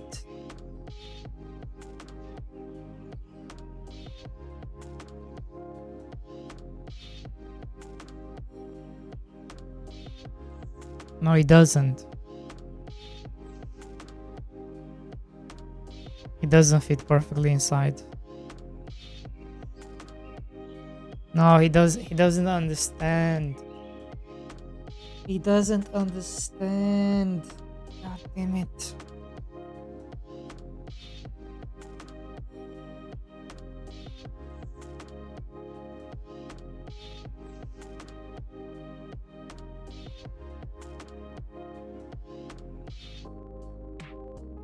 This is where the road would be.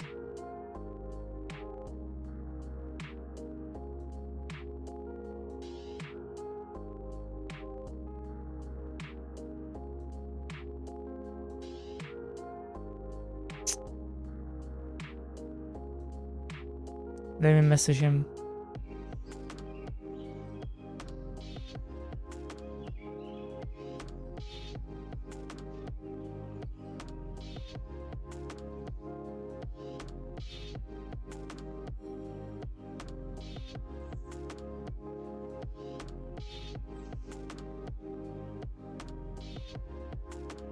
Okay.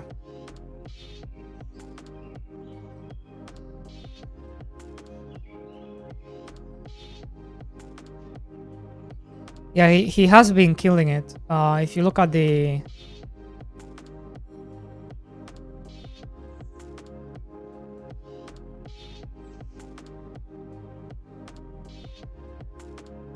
Where is it?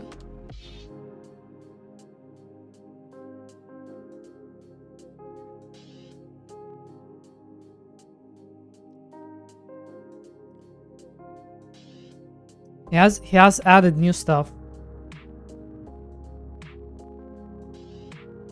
Like this one.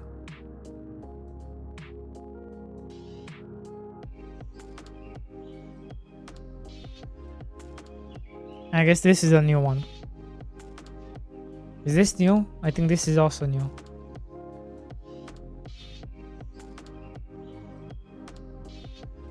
Shroomlands.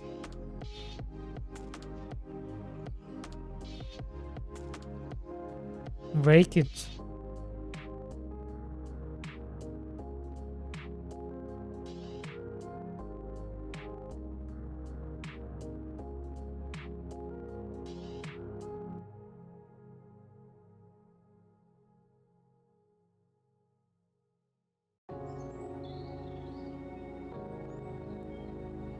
Let me...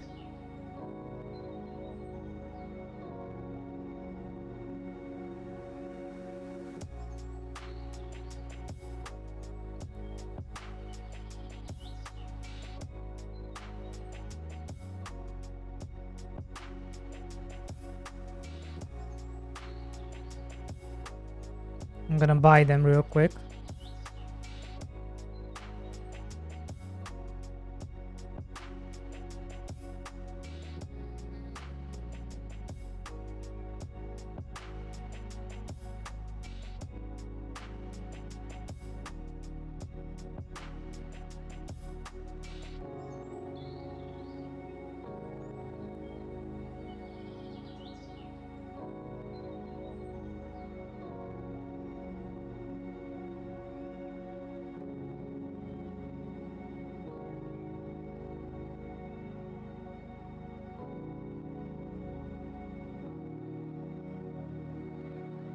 Fuck, I need to enter my information.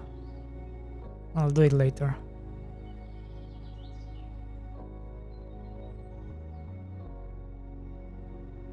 I'll do it later.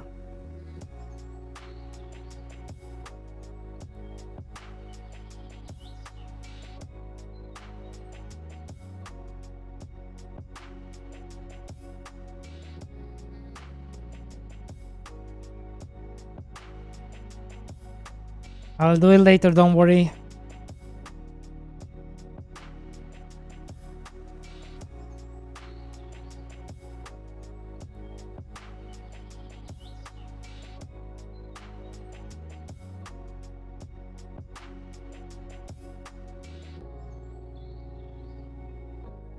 Bro, that looks so good. How come your game isn't nowhere near that?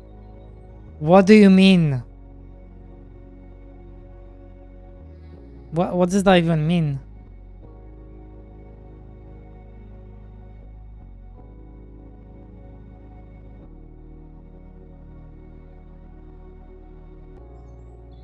You're saying my game looks bad? What the heck? Why would you say such thing?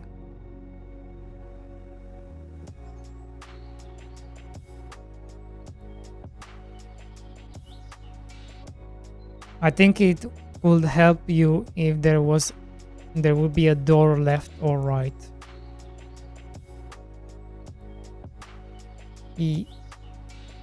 Yes. So the problem we have, which I've been trying to fix it myself,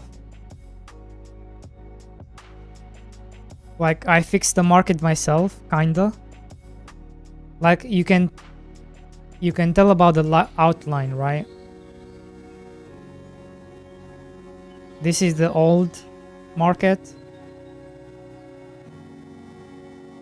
And this is the new market. So now the door is exactly in the middle of the road. So it looks good. So the problem it's not his problem, it's more like a design problem.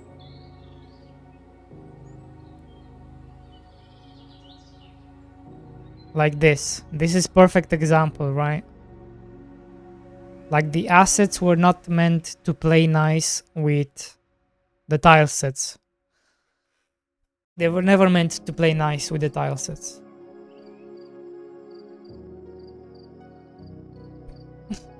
So you have inconsistency between the tile sets and the buildings, which he's trying to fix.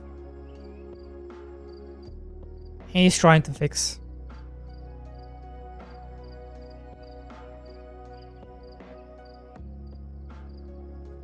Do you have plans for Steam Workshop? One method I saw on Terraria is safe sharing to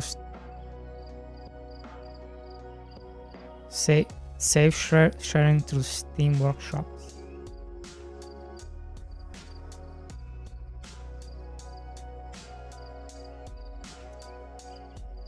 Pierre, are you blind? Everything is in, bro. Are you blind? All the flowers are in.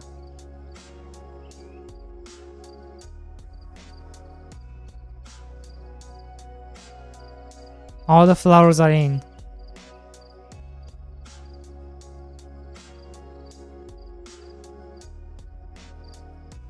I'm using all the stones. It's just that I've been chopping them. I've been mining them. That's why you see no stones, because I've been mining them.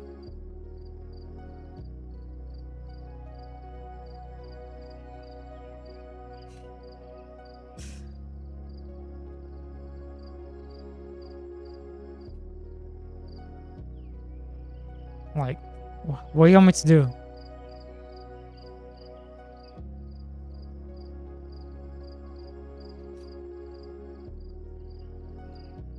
It is a little bit, yeah. Tiago, I don't know about Steam Workshop. That sounds too complicated for me. I will look into it.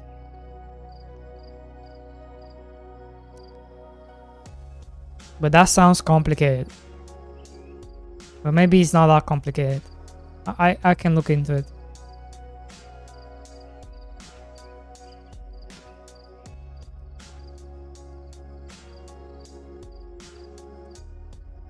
But why would you...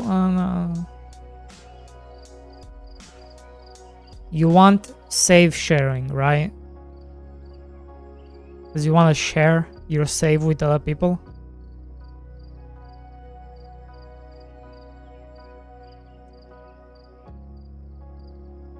There's some issues with that.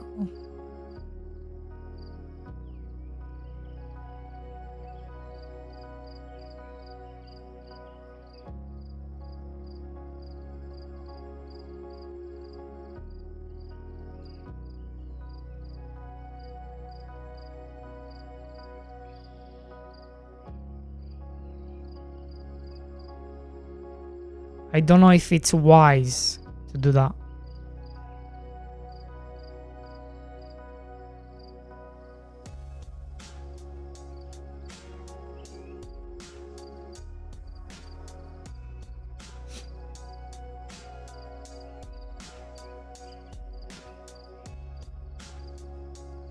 I could increase. Yeah, let's upgrade the market.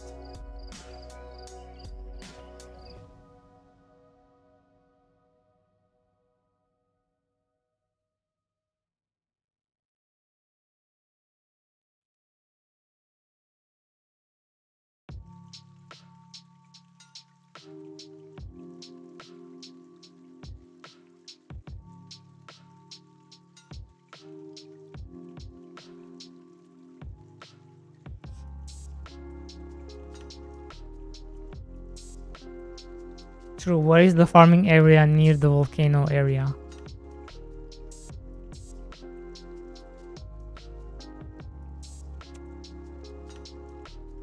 Isn't that a bit much?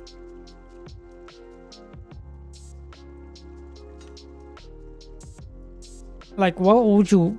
How would that even work?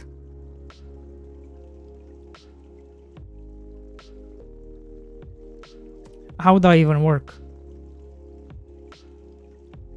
Like, what are you farming?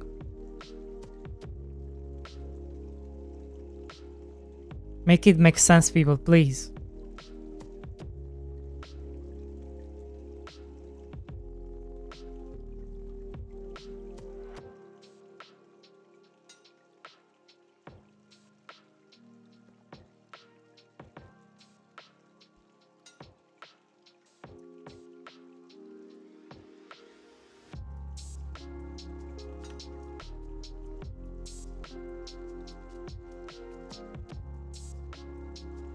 Please.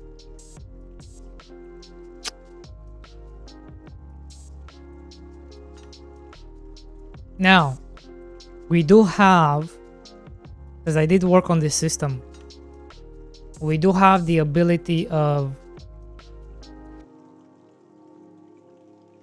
I guess I didn't even show this, but we do have the ability of, because I did make the system of traveling to other islands. Well, not traveling to other islands, but just traveling in general. We can go to other places.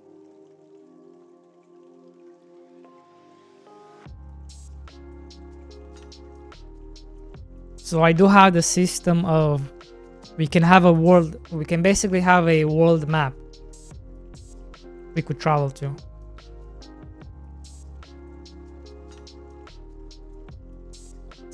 Yeah, expedition, yeah. Right now it's inside the bridge,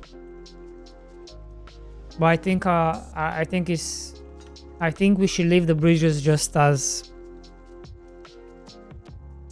stuff that come in, people that come in. I will probably have something separate for this, like expedition, like Pierre says.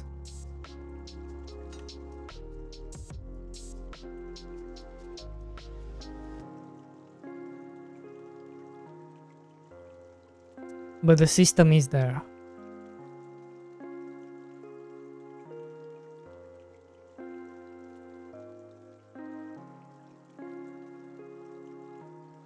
And the way I was thinking of doing expedition is like, for example, you would have like an abandoned chicken coop,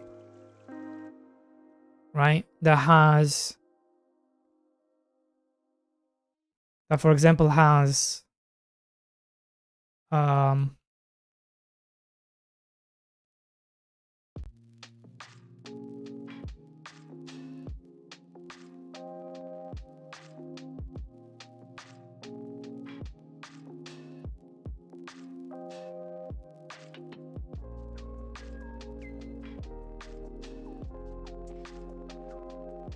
it will have like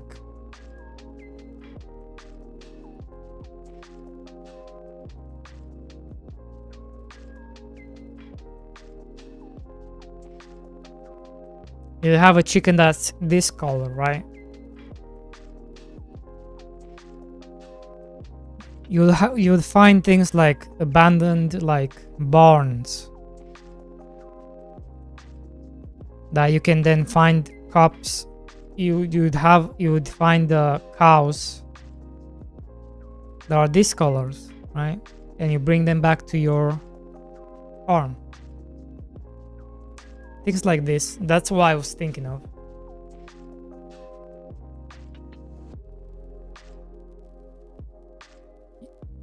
Then you can find pigs that are this color.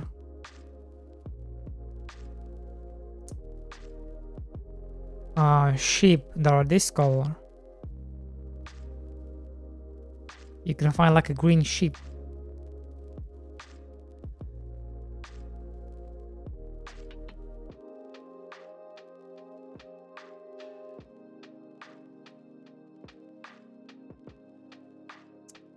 Ah, hell nah. Then we're gonna have gold variant of every animal, and now we doing gacha for expeditions.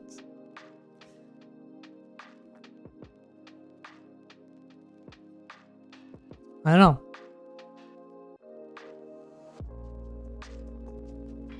Like I said, maybe it's not a good idea.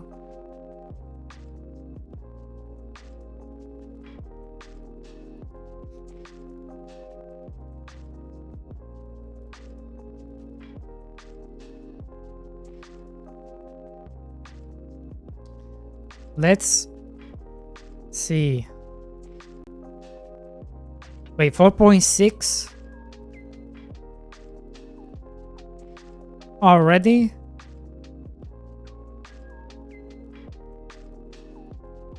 Well, there's no news. Avoid unnecessary updates in tile map layer. Oh, this could be good for us.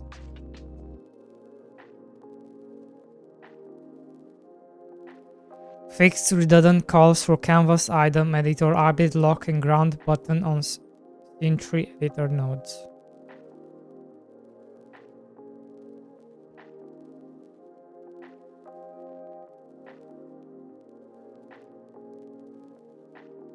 Change list of tweeners.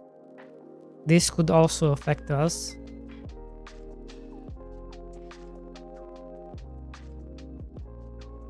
Because we do use a lot of tweeners.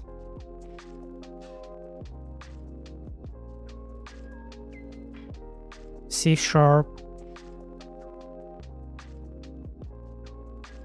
Split doesn't affect us.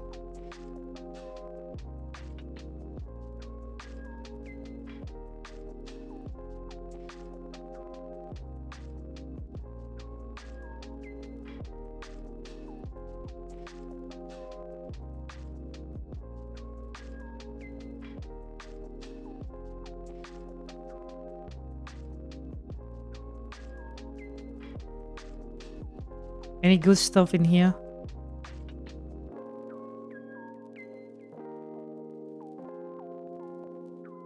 Documentation.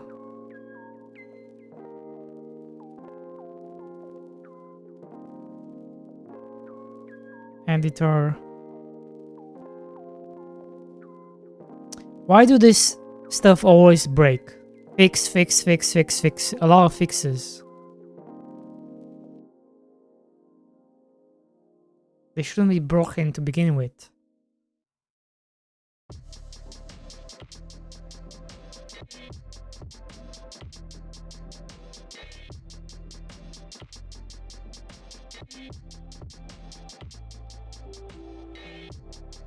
Remove code duplication in button. What does that even mean?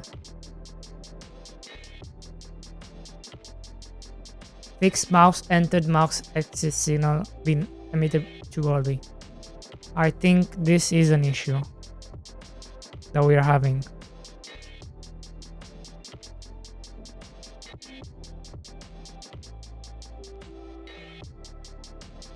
Load generation.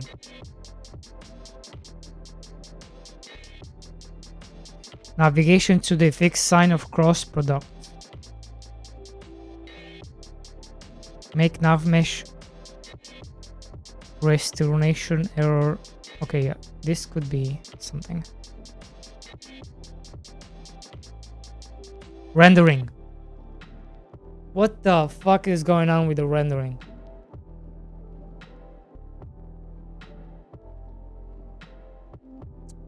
Rendering. Maybe they are improving. Maybe they are improving stuff.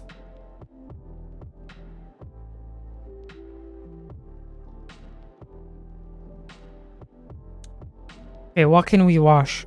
What can we wash? What can we watch?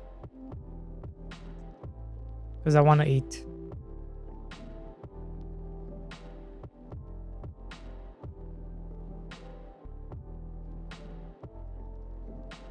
What?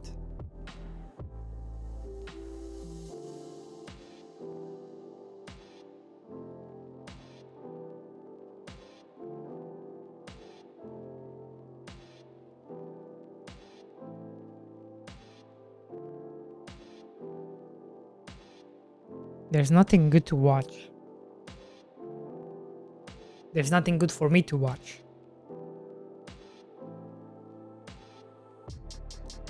Love Godot stuff.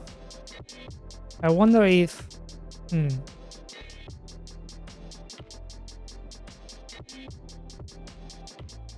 There's something I could do myself. But I don't know what that is.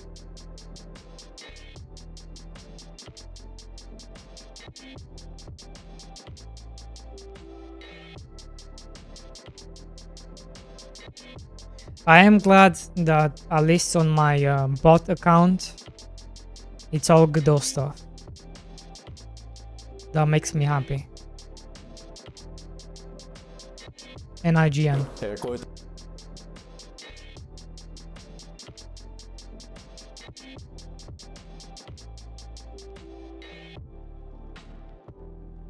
Any new trailers? No.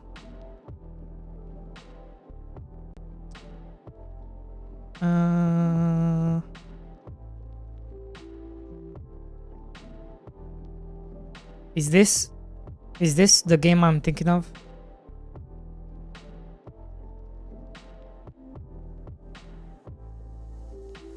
It is. Okay, this is a cool game.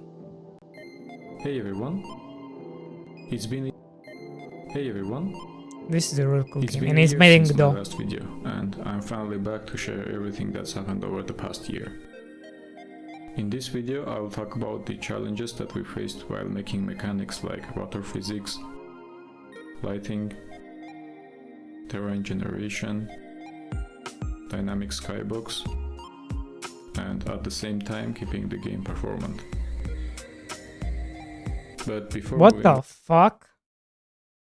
time keeping the game performant. How? How is that even possible? That's a lot of FPS. But before moving on, I want to say huge thanks to everyone for all the nice comments on our previous video.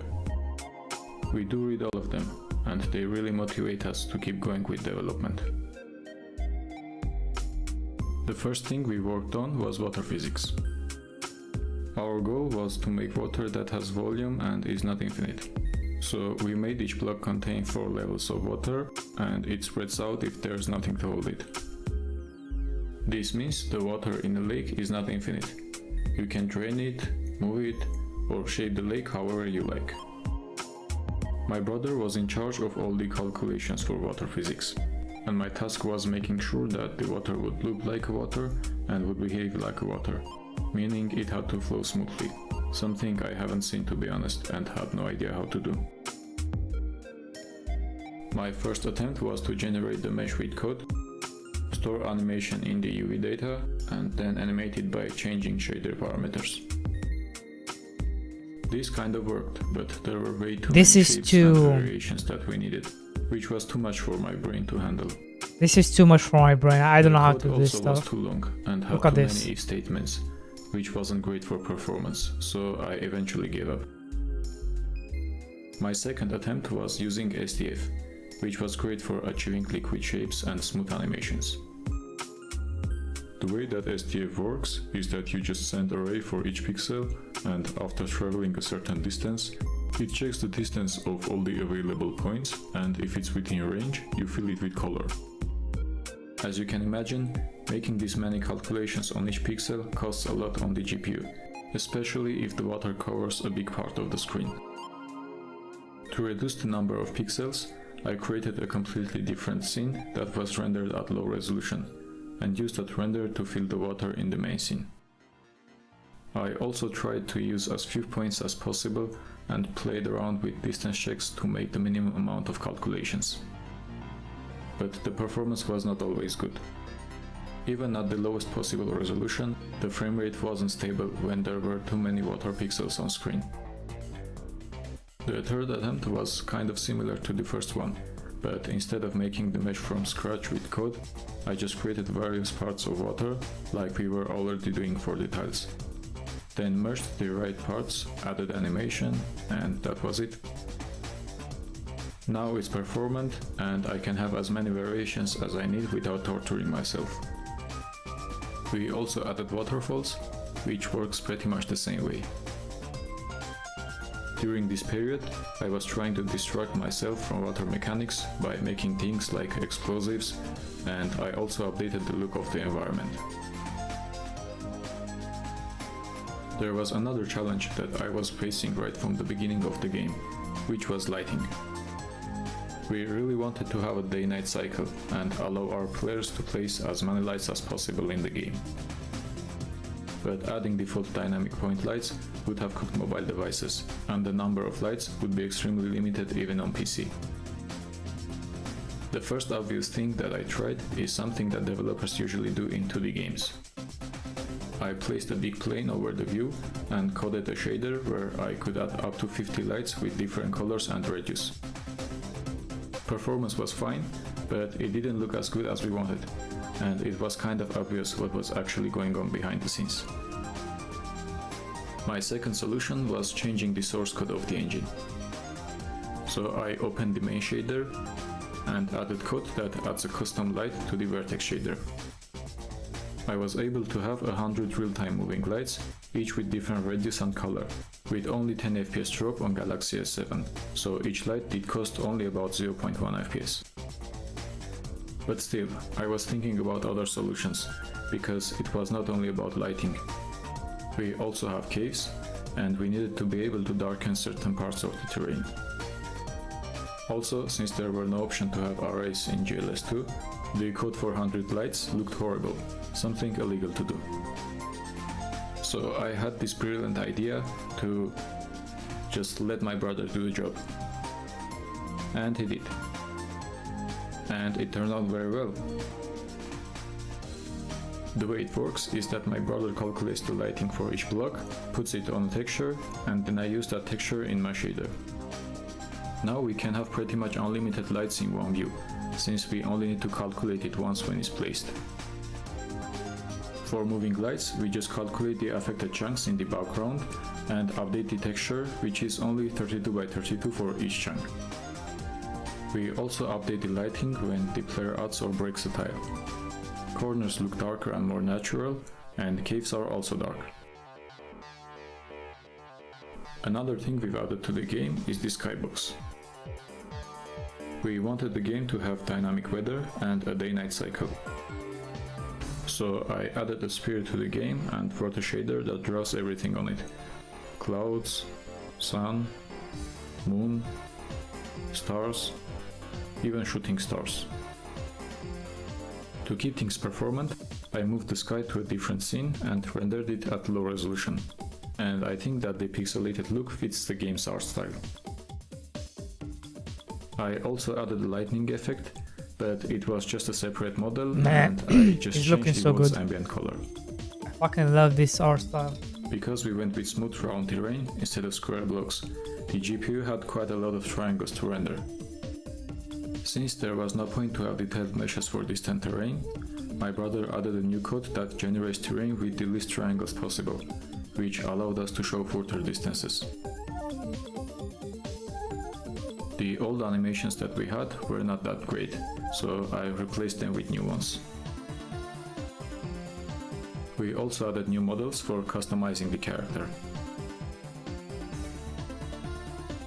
We added a few new animals and made a bonding mechanic where you can bond with them by feeding a cookie. Then we added few enemies that you and your pet can fight with. We also added new factories, a merchant with buy-sell mechanics where you can negotiate the price. Recently we also changed the name of the game to Tenkimo, because we felt that the old name didn't really describe the game well. And we also found out that scammers had bought the poweriscurse.com domain and were trying to convince people to download the beta version of the game from their website. So this time we bought the domain right away. We also decided to change the monetization model of the game. Back then I used to work on mobile games, and from the beginning the game was planned only for mobile. The thing is, putting a paid game on mobile stores only works for a few extremely popular games, and going free to play is pretty much the only way there. Otherwise, the game will most likely drown among aggressively monetized free-to-play games. And since I already had experience with free-to-play monetization, we planned the game to be free. Later on, we thought that the game should be also playable on PC, so we thought, let's just put it on Steam as a free game too. But during this period, we realized that PC gamers hate the microtransactions and free-to-play elements, especially for a game that also have single-player story mode. So we decided to keep the free-to-play elements out of the PC version and make the game paid with a reasonable price. Because the game is going to have a multiplayer mode, one thing that I'm not sure about yet is whether we should sell items that don't affect game balance, like character customization items, to keep the servers alive as long as possible, or we should just get rid of all microtransactions. As a mobile game developer, it's really hard for me to imagine a game with no microtransactions at all. And I can see that many successful PC games don't have any, which is impressive, and if that's the right way to do on Steam, we will do it.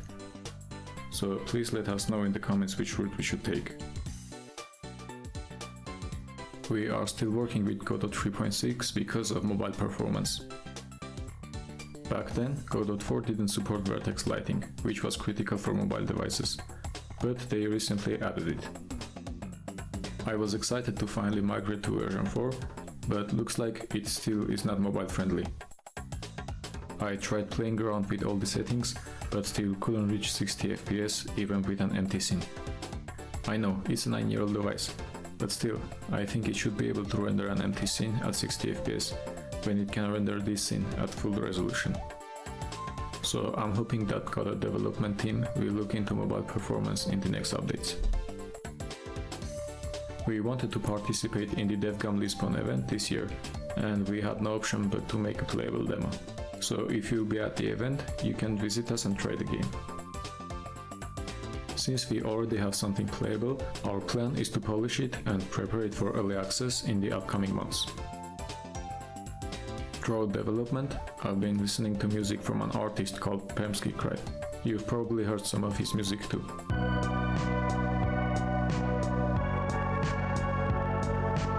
And I was super excited when he agreed to make the soundtracks of our game. I'm really hyped that our game will have good soundtracks, because this guy is super talented and I definitely recommend you checking out his music. Looks like that's it for now, and I'll see you guys in the next video.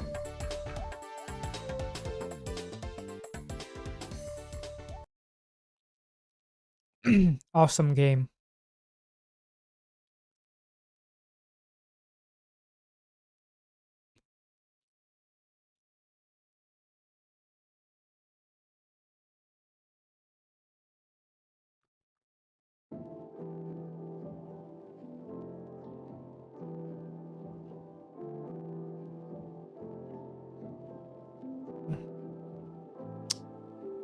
Hey, Dada.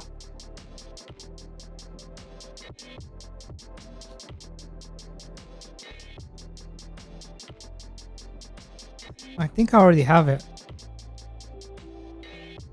Yeah.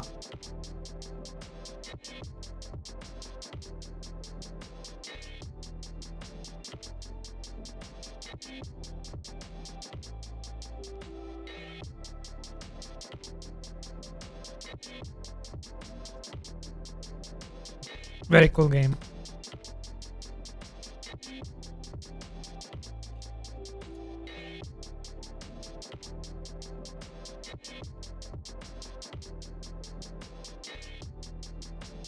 Multiplayer games are going crazy.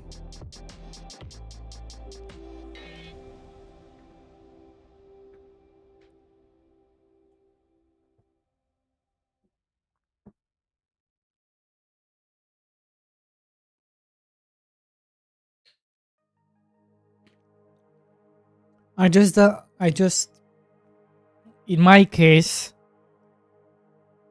they're just not feasible in my case. Like, I don't have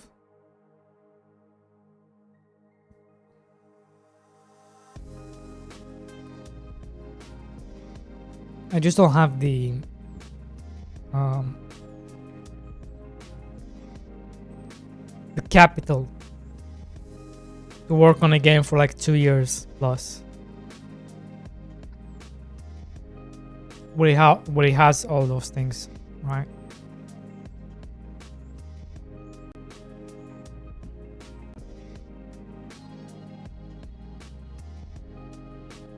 I wish I could.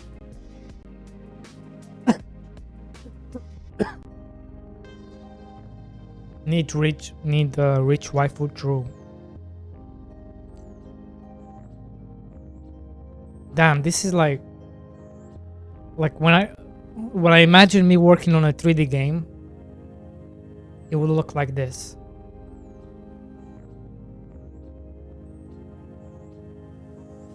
But I just don't have the time. Don't have the time. Don't have the money. Wish I did.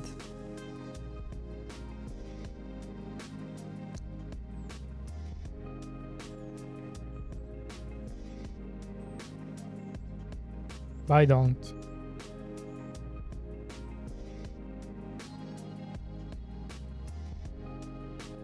It sounds so cool.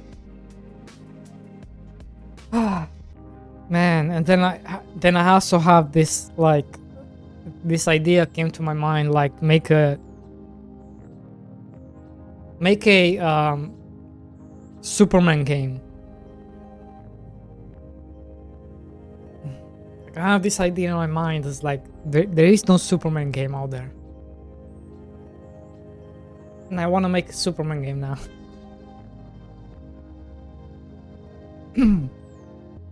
But in my mind, the way it would look like,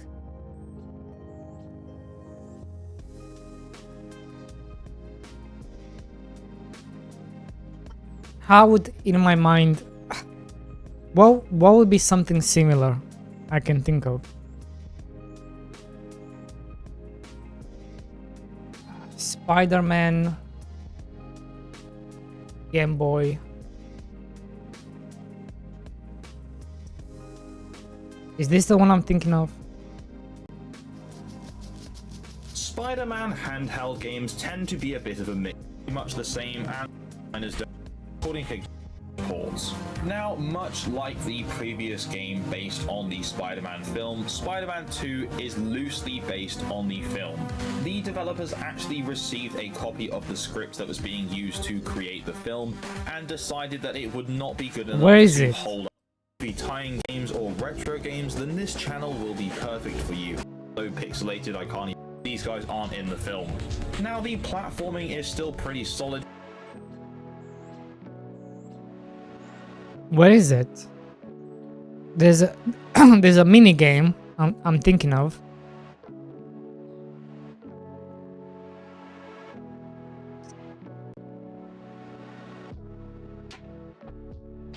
There's a 3D mini game.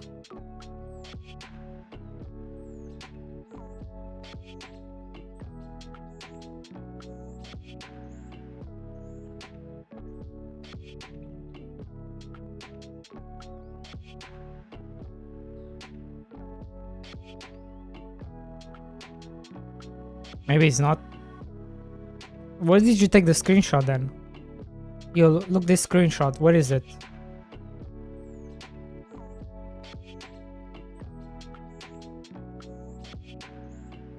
Where's that screenshot from?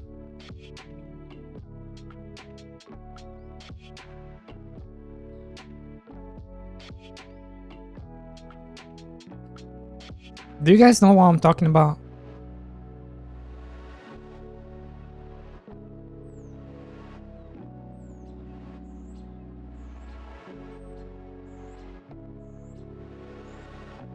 It's in here somewhere. Is this one? This is what I'm talking about.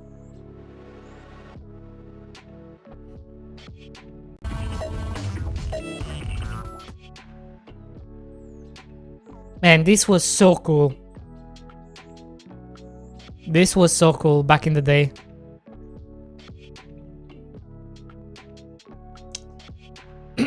So this is kind of the idea. If I were to make like a Superman game, is you would be a 2D sprite, and then you would have in a 3D world, right? Kind of like this.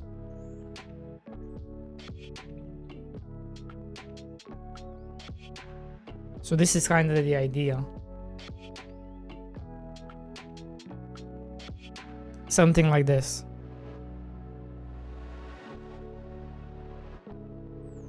Where you're always facing the character, you don't face up and down, you're always facing straight. And you only see yourself from this angle. Recasted game short, not quite. It's hard to describe what I'm thinking of. Maybe one of the games do it, I don't know. Maybe one of the Superman games do it. Superman games. I'm not sure if one of them do it.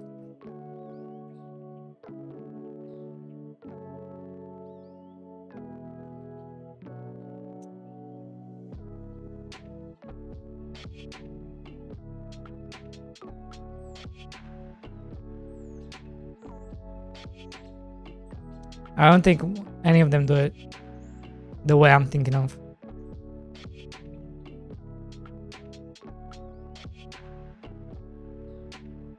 Cool. I'm gonna hold on to this idea.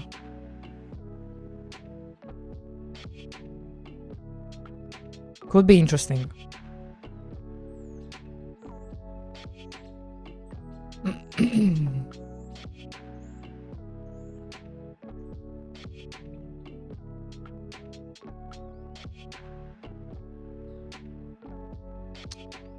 Jack is pretty good on that. I think he works on this as well. Oh, nice.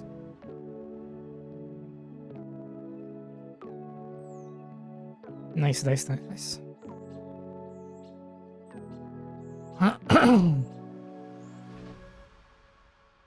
Setting up is hard. As soon as models animations are done is pretty cool. Very cool. True.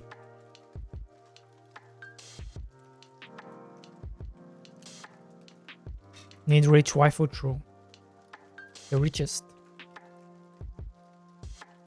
But if you have a rich waifu, it doesn't even matter at that point. Then you can just work on whatever you want. Or not even work, just play games all day. That's what I would do. If I had a rich wife, I would play games all day.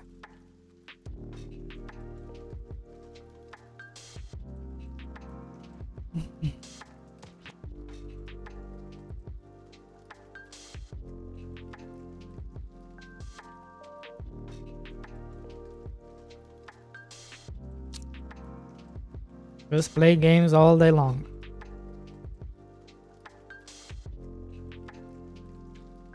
Play some WoW Classic. play some Path of Exile.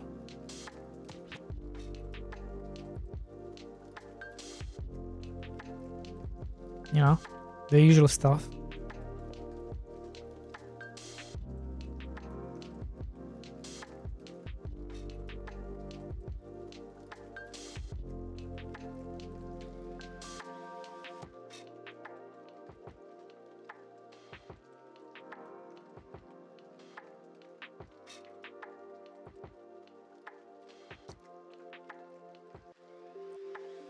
What is Nunjak working on lately?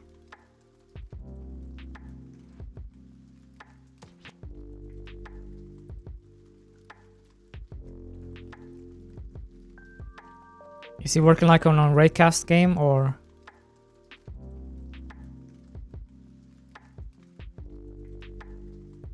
I hope he's still working on the gardening game.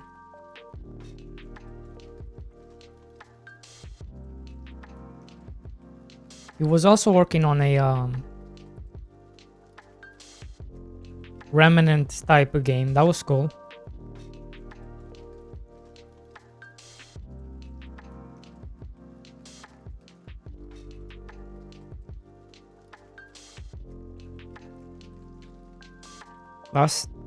Last I see, somewhat Barony with guns type game. Cool.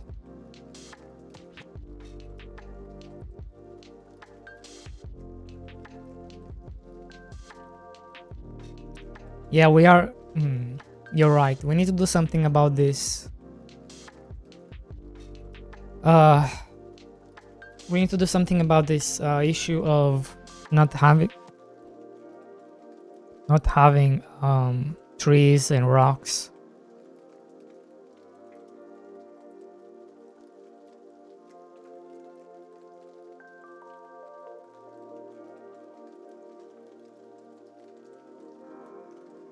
He did tons of prototype. The one I like was mostly the spider mech. He did a spider mech. That sounds interesting. You know what else I'm looking forward to? Because I never played this game.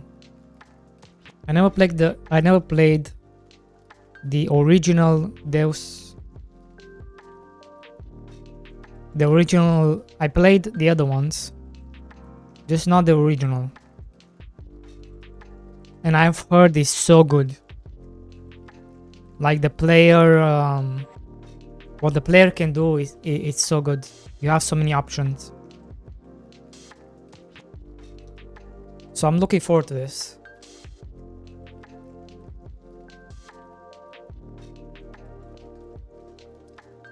Too bad it's just a remastered. I wish it was a remake.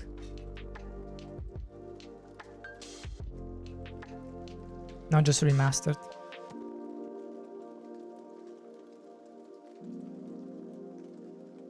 Oh, another one of my favorite games is called Prey.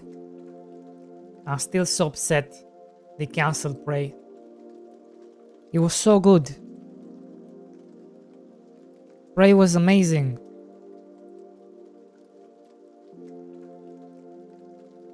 It just sadly didn't make enough money. But Prey is so good.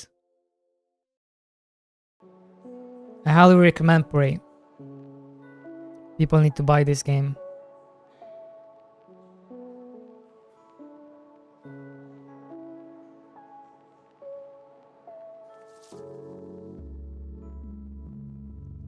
It's so good, man. It's like a 10 out of 10 game. I just don't know why like it's done really good. Like Steam people love it. Just didn't grab. I don't know why it didn't grab. Like this is a gem. It's not really a gem, it's like AAA. Same people I made, is it the same people I made? Deathloop, Wolfenstein, Dishonor. People I made Dishonor.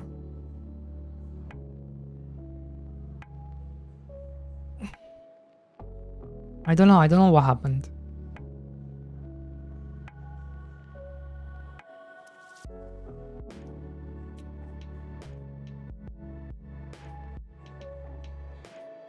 So what happened? They made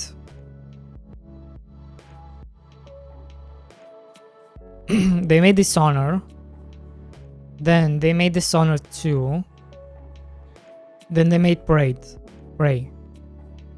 And from Prey, they made these two DLCs for Dishonor and Prey. Then they went into Wolfenstein Youngblood, which did horribly. Then they did Deathloop, which was not that great. And then they did Redfall. Wait a second.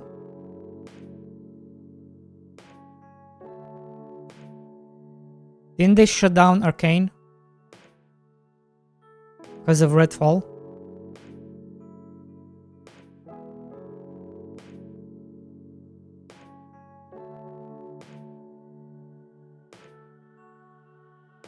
Because I think Redfall synced them.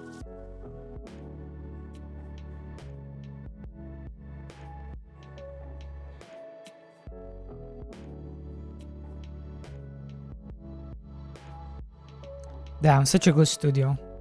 Prey, Dishonored. Look, Redfall is not even in here. They're not even having like a category for Prey, for the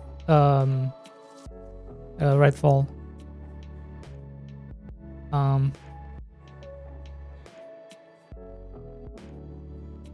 That's how bad I did.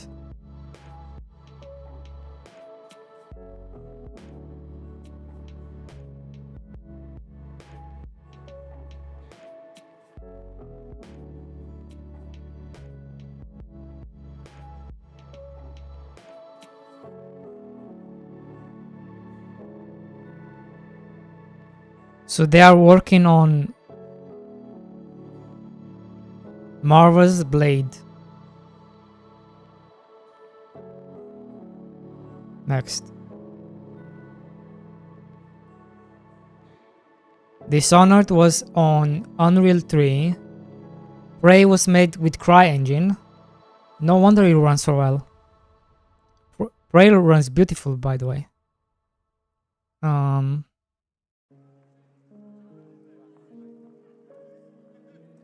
Their own Void engine based on a heavily modified version of ID Tech 5. The Void engine has powered Dishonored 2 and Deathloop.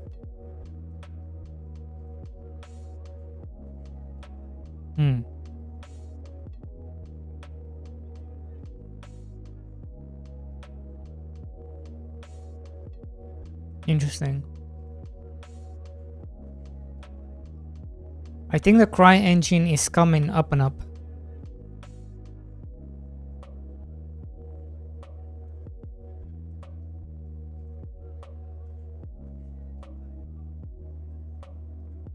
Not many people give it credit, but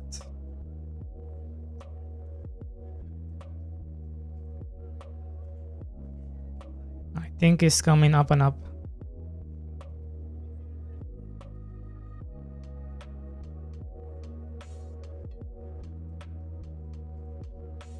Let's see what game. Wait, Arcade. Wait, Arcade was made with CryEngine? How did I not know this? Bro, Arcade is made with CryEngine? What the fuck?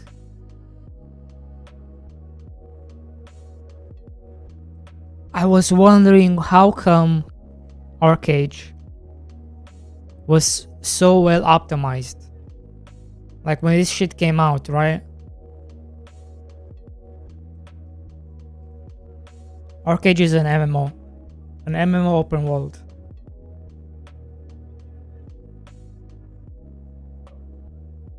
Crisis, of course. Hunt Showdown, Kingdom Come Deliverance, Miscred, Monster Hunter Online. What? Oh, this is a mobile game. Interesting. Prey, of course. Sniper Ghost. Nice. Rise, Son of Rome. Do you guys remember this game? The graphics, even to this day, still has one of the best graphics. Star Citizen.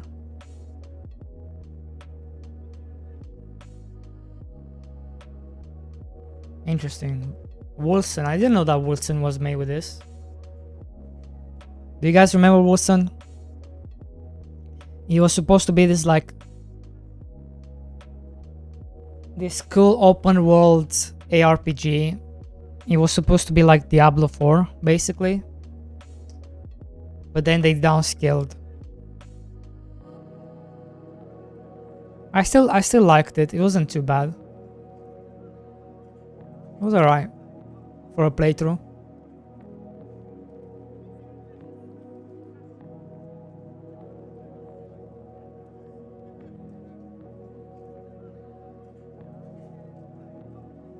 I'm still surprised about this Arcade. I'm still surprised. It makes sense. I had no idea it was made. I thought it was made in Unreal Engine.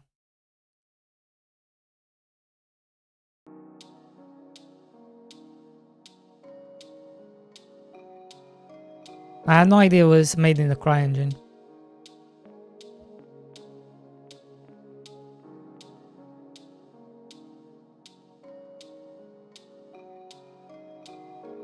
Yeah, cool.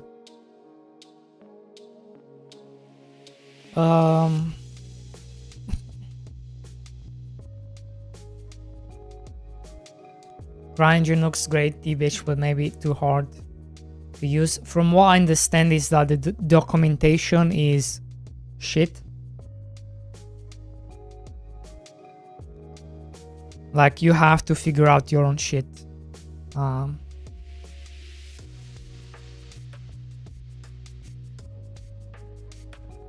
I think there's some other issues. I don't know. You have to look into it. But I think once you get past the documentation issues, you are gold.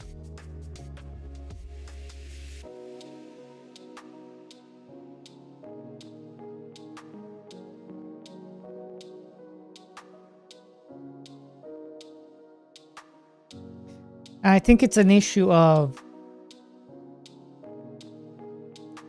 you don't have a market to pull from, right? Like assets and stuff, right? You don't have plugins, you don't have assets, you don't have any of this, kind of like how Unreal has and Unity has and Godot has. It's all very like everyone does their own thing. Like Kingdom Come does their own thing. They don't contribute. Stuff like that. Stuff like this, right? It's kind of like everyone kind of do their own thing with the engine. And they figure out their own stuff.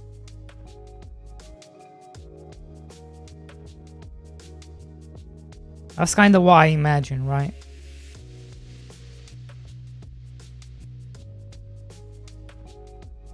There's not like a place you go and try to figure out why this thing is not working and stuff like that.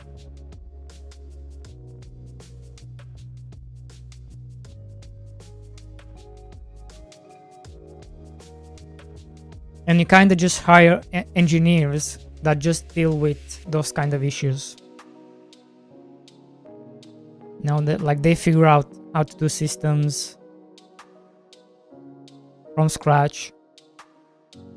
Maybe that's why maybe that's part of it, and maybe that's why CryEngine games run so well. is because you get so deep into the engine and you get to figure things out, and then you optimize.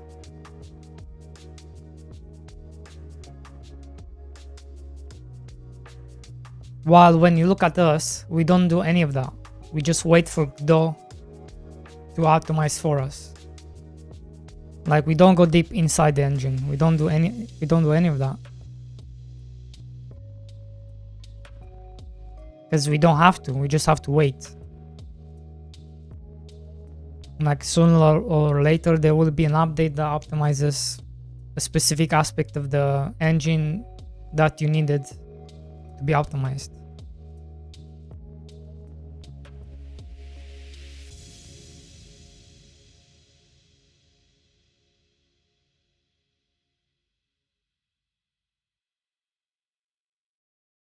So I feel like it's very different workflow, right? When you hire like engine engineers who all they do all day is, okay, how do we optimize CryEngine? And how do we modify it to work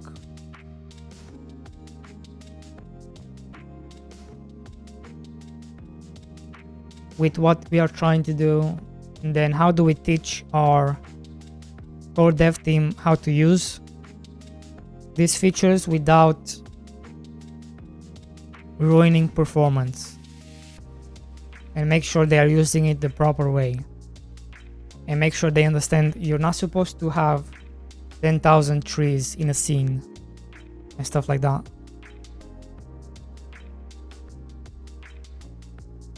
You don't do that. Yeah, I don't do that for sure. I don't do anything. I don't touch anything.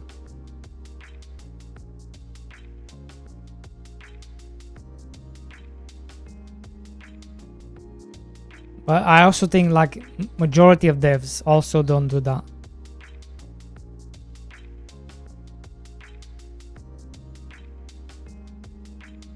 But that's just me thinking. Maybe I'm thinking too much. You know? Maybe less thinking, less talking, and more working.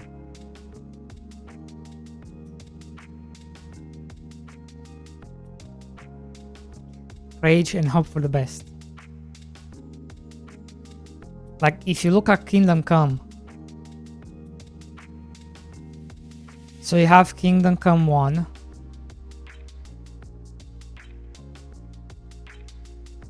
right? It ran all right. It ran all right. Like, it was like, holy fuck. Back in the day, this was holy fuck. I saw gameplay. I saw a playthrough of this.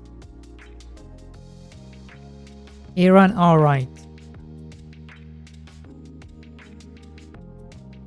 But, and this is CryEngine, right? And then they came out with Kingdom Come 2.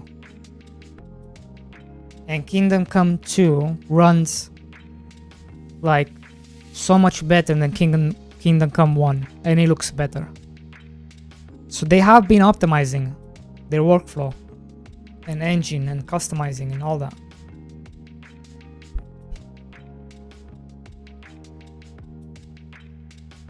I need to get this. I need to get this just for the simulation. It has a world simulation going on. Like, you will see villagers go to their houses, put their clothes in the chest, put their belongings in the chest, take night clothes, put them on, then go to sleep, then wake up, then take the stuff out, go to work, come back. It has like world simulation, which is very cool.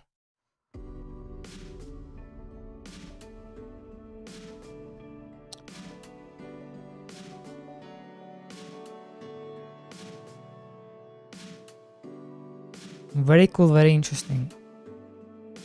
And then we get Stalker, which is a huge disappointment because it has no simulation. It has no A life. It's just like a mediocre shooter, looter shooter.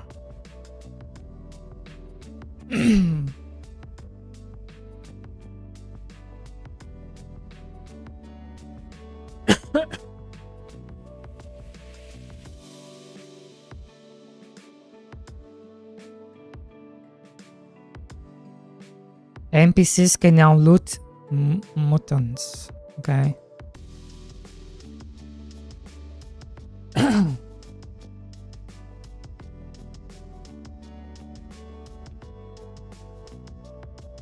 I mean, it looks like they're trying to fix the AI.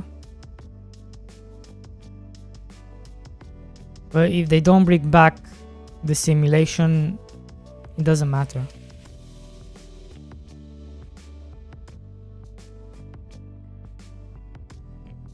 If they don't bring back the world simulation, it doesn't matter.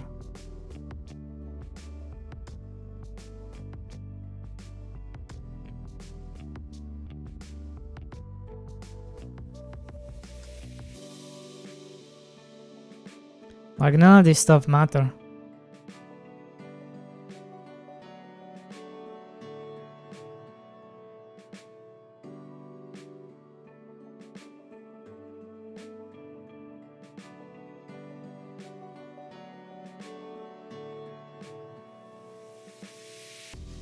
Roadmap for Q3.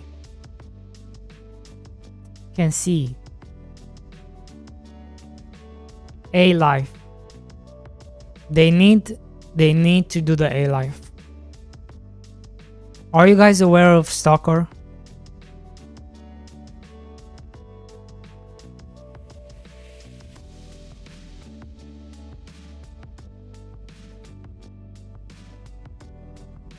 More A life, zone, various techniques, improvements and updates. NPC can see in the dark as good as before. NPC combat updates. Mutant combat balance updates. Man, oh man.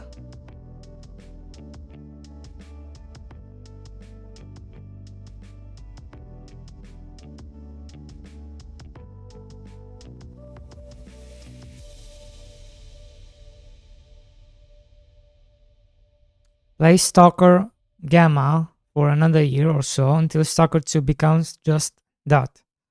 This game is half-baked.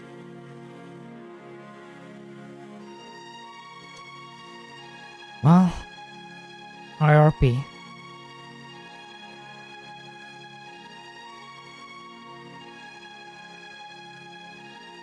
IRP Stacker.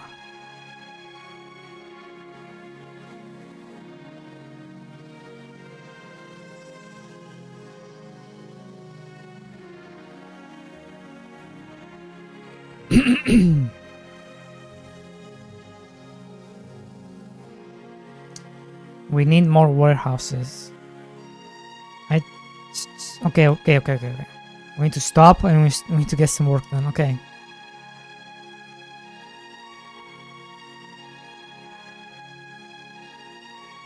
I need to think. I need to think.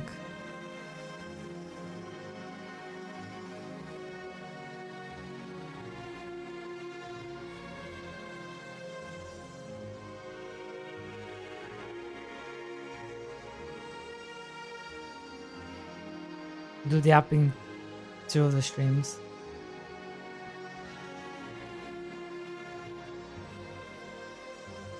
What's these nails? What is that? Is that supposed to be an emote?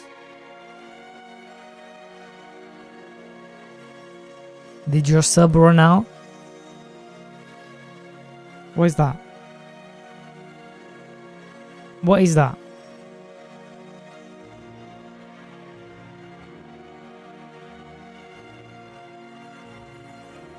Okay. Fuck.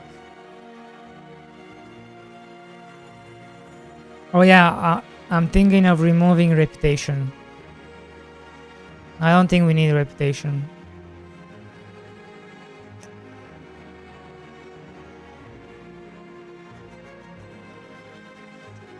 I don't think we need reputation. It's like, there's almost no point to this.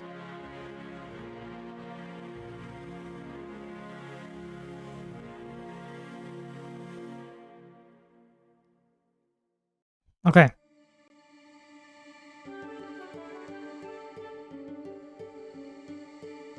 Okay, let me think.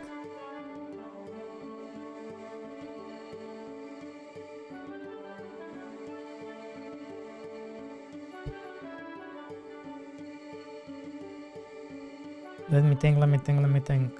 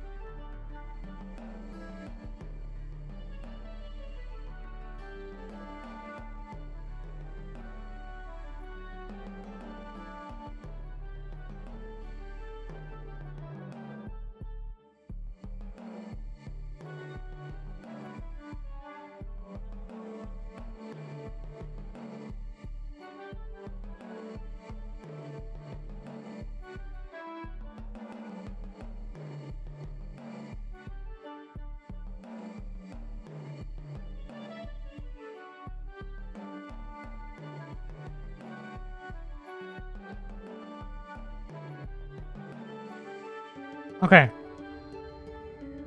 Let's start with the easy thing.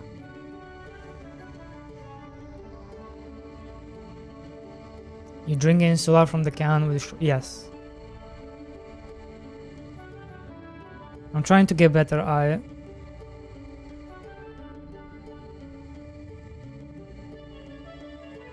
But well, it's not soda, it's Monster Energy.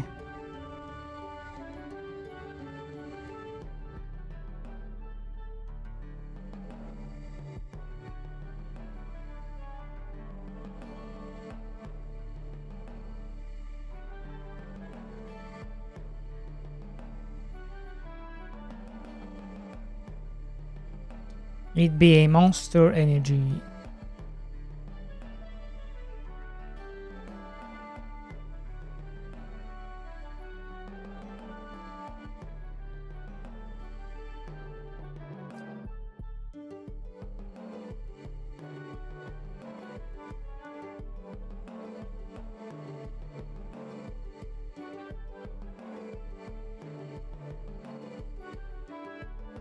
Okay, what was he thinking with this?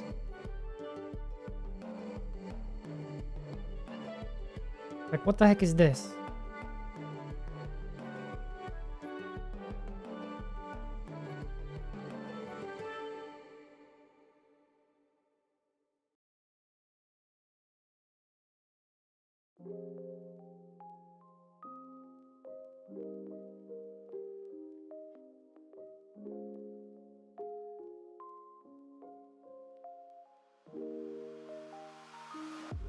Now, how do you even use this?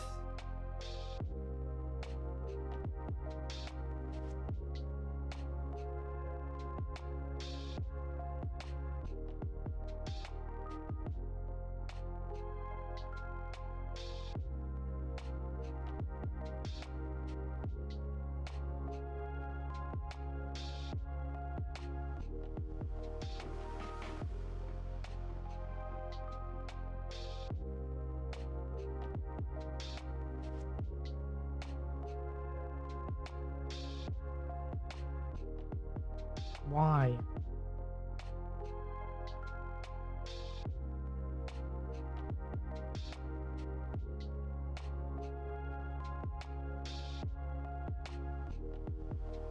Why is it so complicated?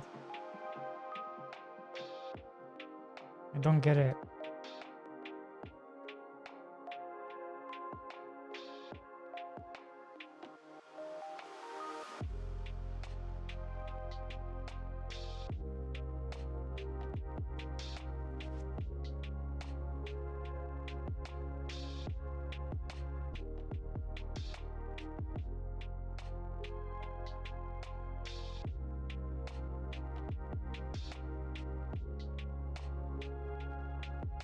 how this look with road.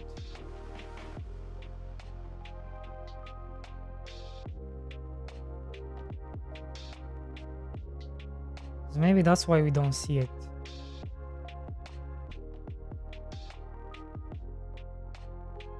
Maybe it's a road thing. Let me see.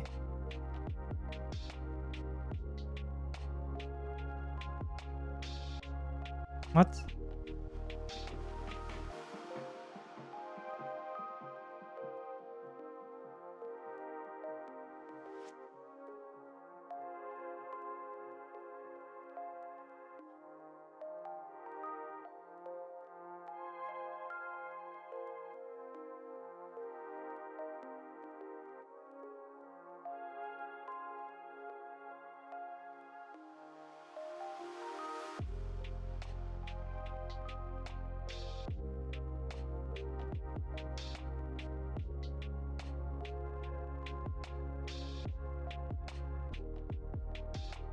Huh.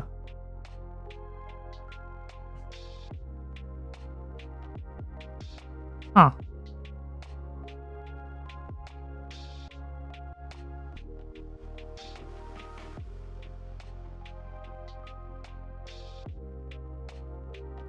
So if on the other side it's grass, this should work with grass. If on the other side is sand, it should also work with sand.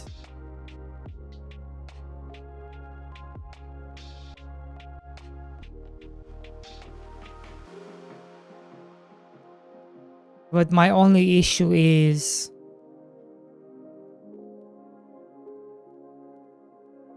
this. The gap is this small.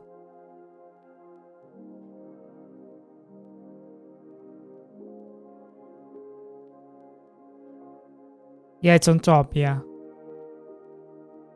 I mean, it does look good, but I need a version where the road is on top.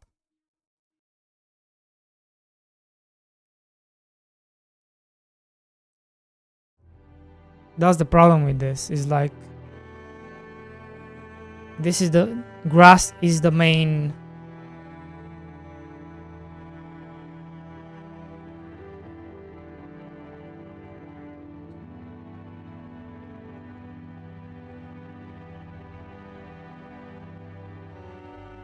Grass is the main, right?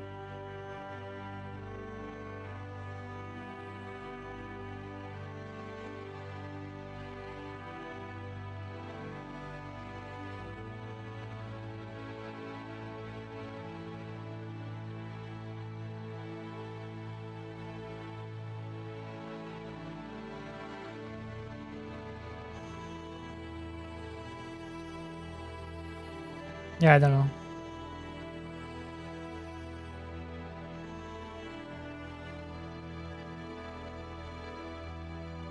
Can't use it.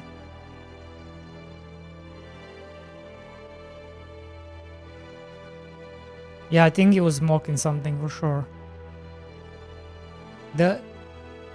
This is what we need. And this layout. This is the correct layout. Everything needs to follow this. Yeah, I don't know what he was thinking when he did this.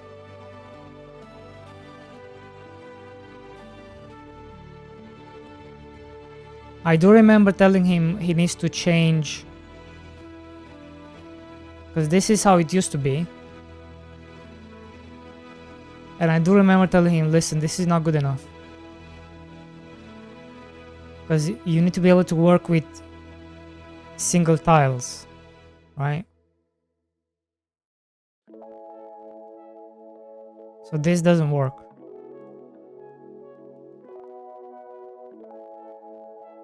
And then he made this, which also doesn't make any sense because the farmland was like this. So he has like 3 types, 3 different configurations that don't work well with each other. So it's all over the place.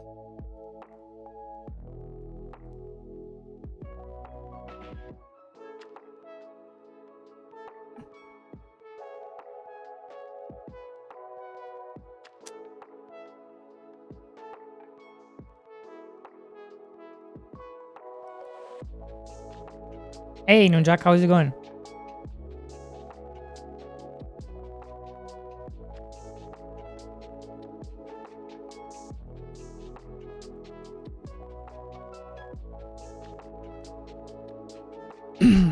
I just watched a few days ago a pretty nice idea I'm gonna test. No, perhaps out called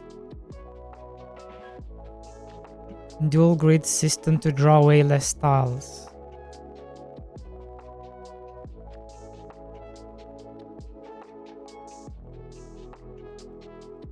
Do you remember the video?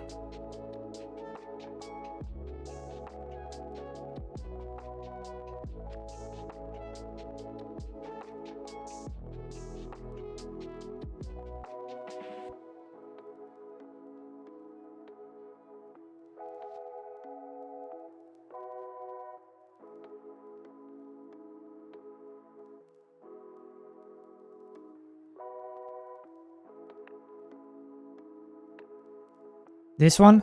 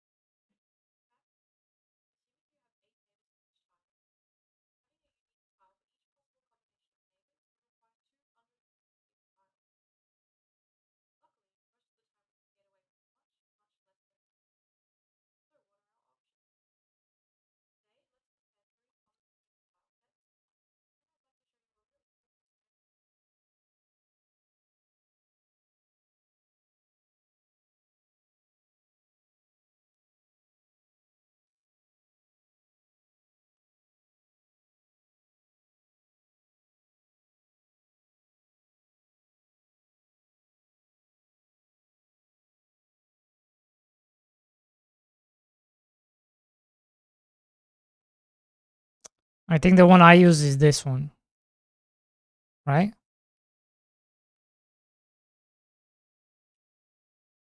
No sound? My bad. Called the dual grid system. Let's start with a classic 15-piece tile set. Although it does not contain many tiles, it has one major problem. Because the edges are drawn through the middle of each tile, by default they don't align with the world grid. World grid. That's the word I was looking for. His asset pack does not align correctly with the world grid. They don't align with the world grid. This results in ambiguous tiles. Should this be considered dirt or grass?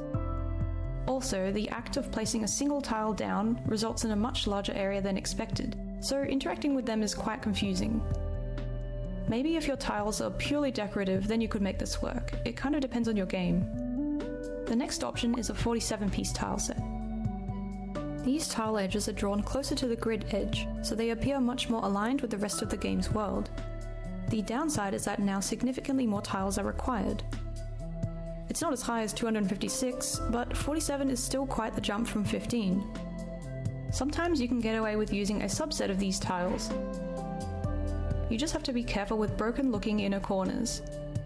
In my case, I had to slightly expand all the tiles to make it less noticeable. This 16-piece subset is quick to make and is aligned to the world grid, but might not be compatible with all art styles, especially those with detailed inner corners. Another consideration is that it is pretty hard to achieve equally rounded inner and outer corners with the last two options. It definitely comes down to personal preference, but I do tend to prefer the look of perfectly rounded tiles, especially for paths like these. So here are the tile sets we just went through. Unfortunately, each of them has at least one thing we have to compromise on. This is why I think the dual grid system is so neat, because it pretty much solves all these problems. So what is the dual grid system? Well, like its name suggests, it uses 2 grids instead of 1. The world grid keeps track of which tile is where, but doesn't display anything.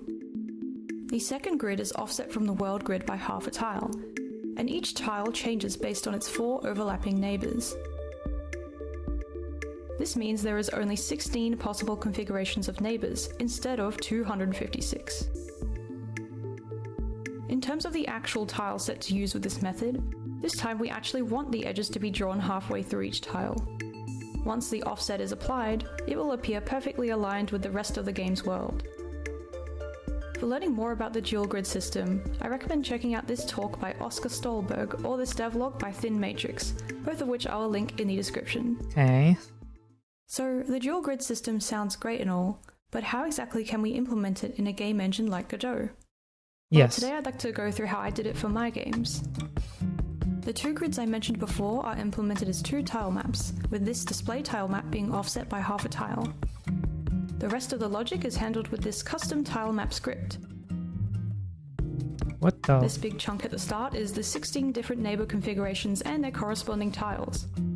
The tiles are represented as vectors here because they refer to atlas coordinates. So back in Godot, you can edit these placeholder tiles like normal, and then the offset tiles will generate over them once you hit play. You can of course update the tiles at runtime by calling this function here. Wait, maybe I should be using parts this. of writing the script was figuring out which coordinates to use for the neighbor tiles. Maybe I should be using To visualize this. this, let's label all the coordinates of our tile map and then offset one of them.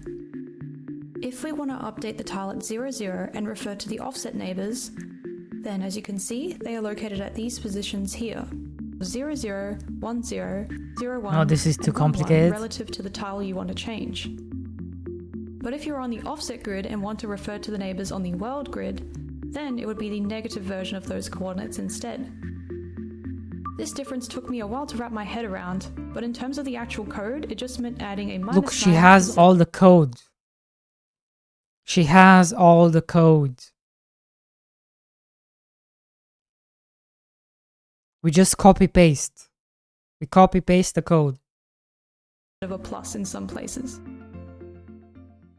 This demo project is available on GitHub if you want to check it out. And I Oh also my made god, a it's version on for GitHub as well. T2.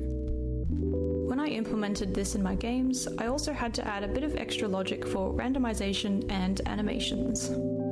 But I think the effort was particularly worth it for this water, because I wanted an 11-frame animation for the shoreline. Thanks to the dual grid system, I got away with drawing up 155 tiles instead of the 507 I would have otherwise needed. Dual grid aside, for those who will continue to use regular auto tiling, one thing I can definitely recommend is at least using a tool like this one to help generate the full set of tiles. I personally wish I had started doing this a lot earlier what? as it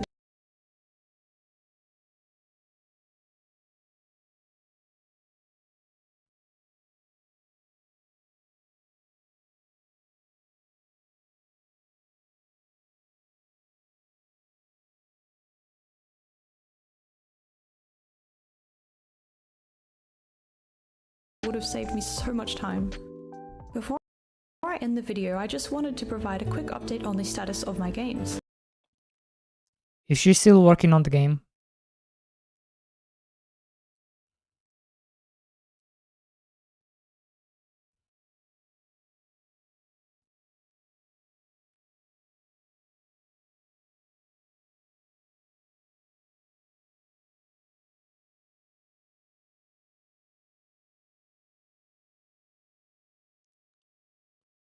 It looks like it changed.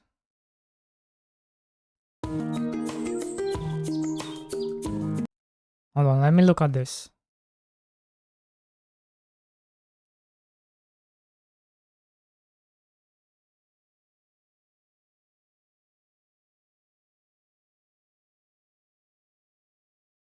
Um,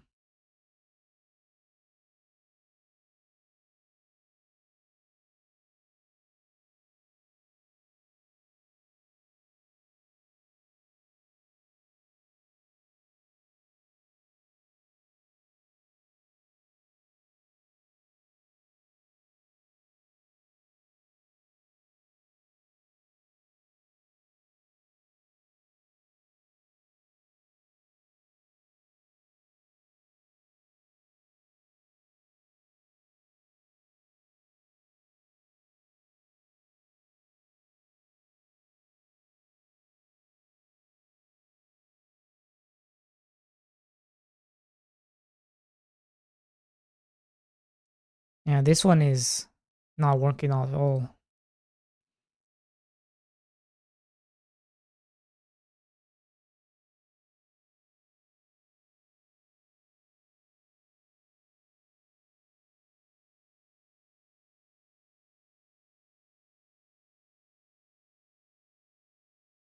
Okay.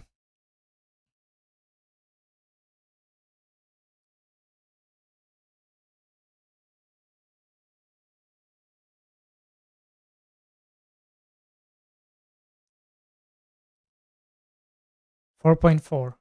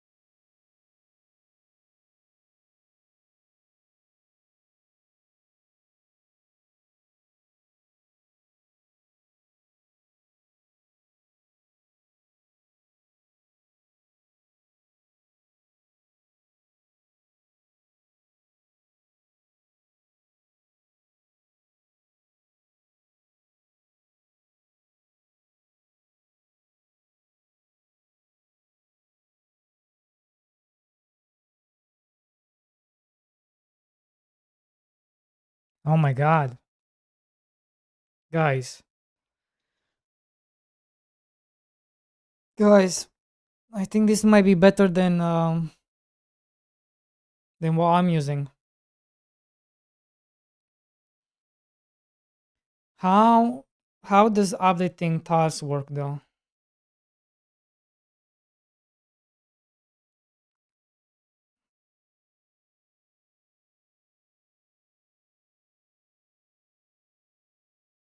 How does updating at runtime works?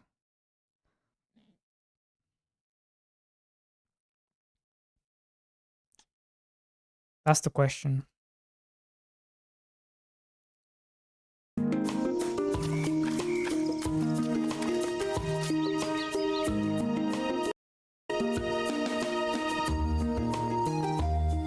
Hey everyone, welcome to the first devlog for my game, Plant Tales, a game about exploring, collecting, and selling houseplants. I've been developing it in my spare time for the past year using the Godot Game Engine. Today, I'm excited to finally share with you how it all began and what the development process has been like so far. So I hope you enjoy this deep dive into Plant Tales. Okay, now we're gonna save this.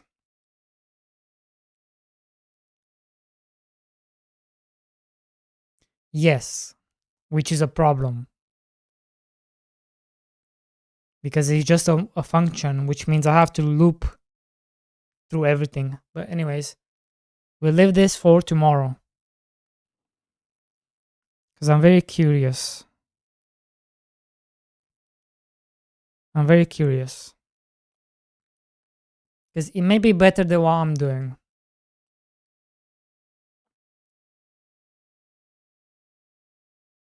Because even I'm using a plugin because I had to move from the built-in tile sets because it wasn't working. The optimization of having to update tiles at runtime, it was too demanding. So I basically moved to better terrain, which is really good. But maybe her implementation is even better. We'll just have to try it. See which one is good, which one is better for our game.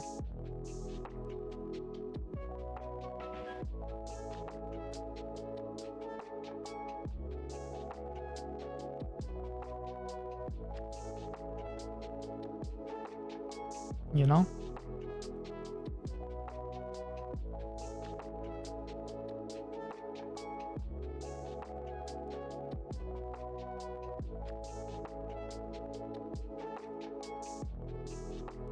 Is Nunjack still here? Nunjack. Nunjack. To be honest, anything else is better than what you're doing, the boy. True. But thank you so much. Thank you so much, Deezer. Our game looks good. Yep. Our game does look good. Okay, let's start making the trees. So this is tree data.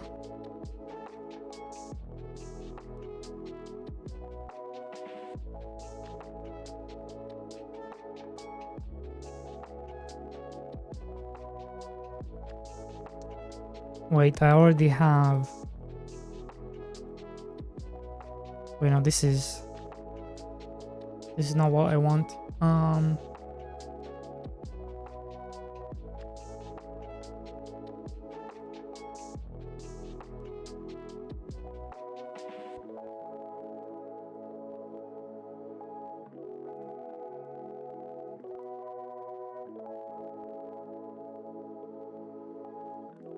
A tree is still considered a crop, right?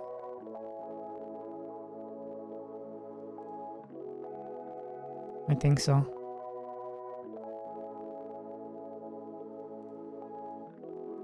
Duplicate.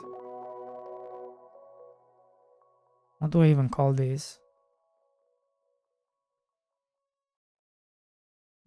Tree 1. Or just tree. Or just not tree. Crop tree.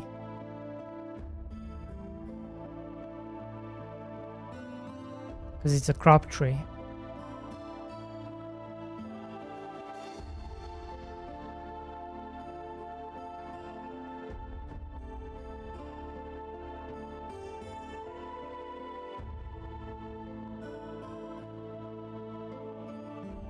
And this is our master sprite sheet where we hold everything.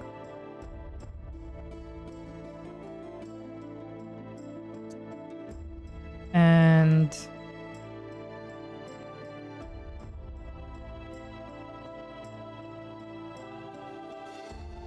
we need to see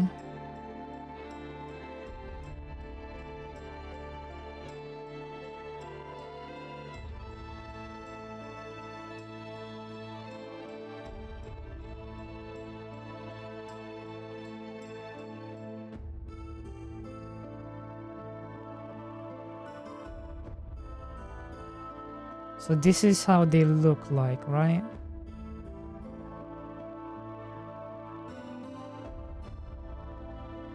And then they become this big.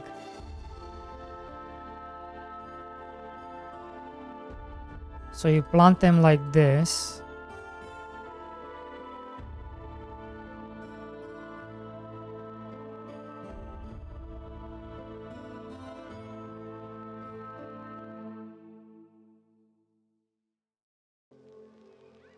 Like that.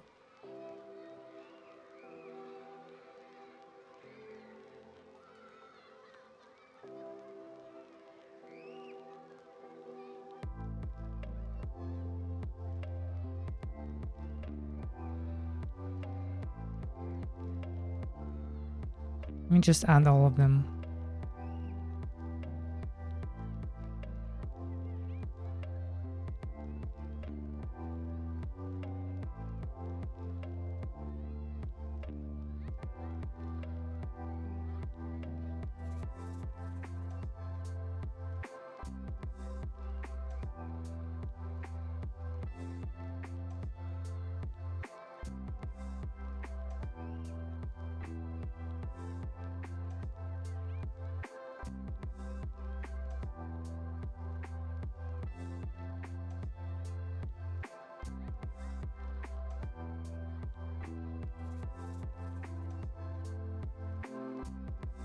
Okay.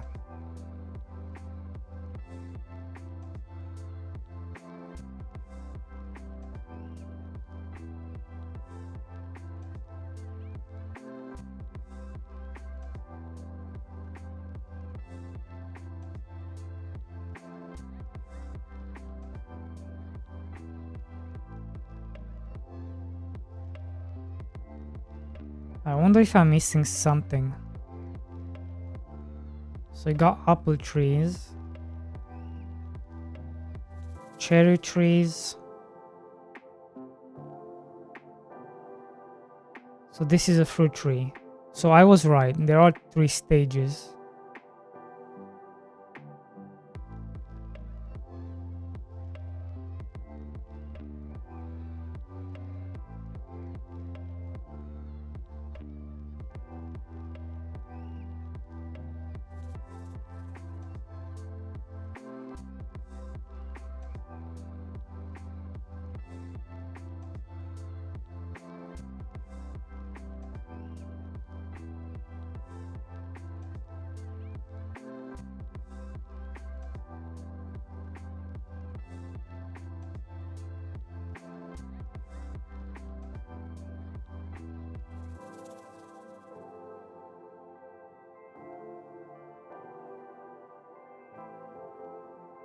Why doesn't he have them here though?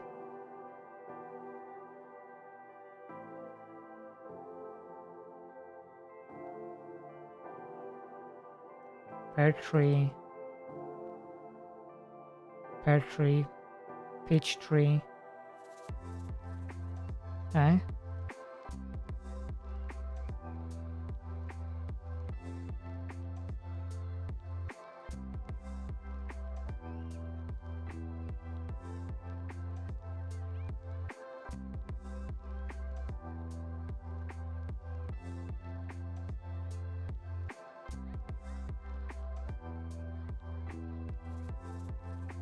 They are like so much bigger.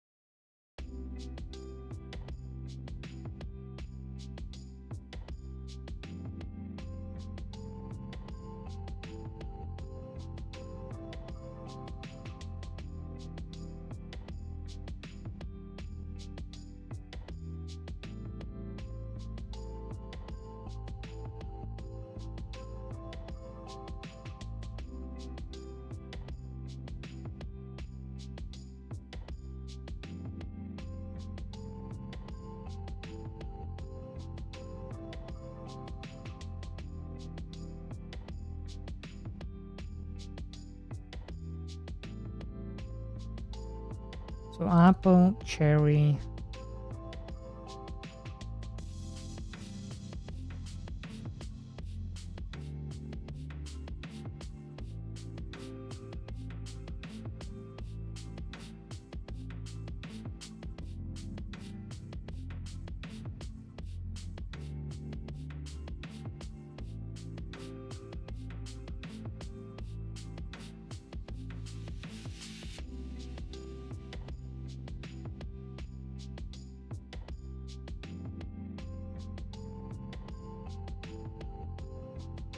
Cherry.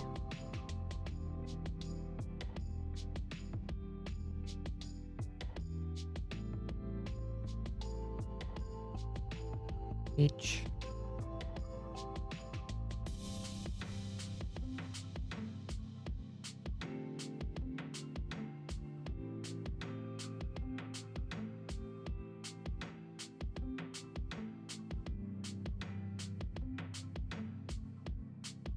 Pear.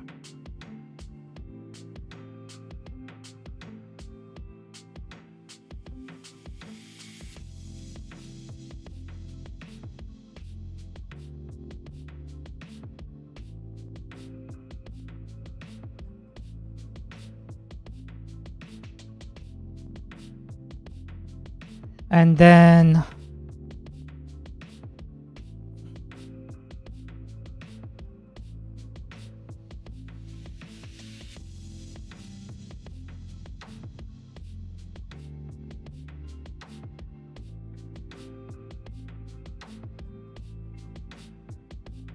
man, why did he separate everything? God, that's very annoying.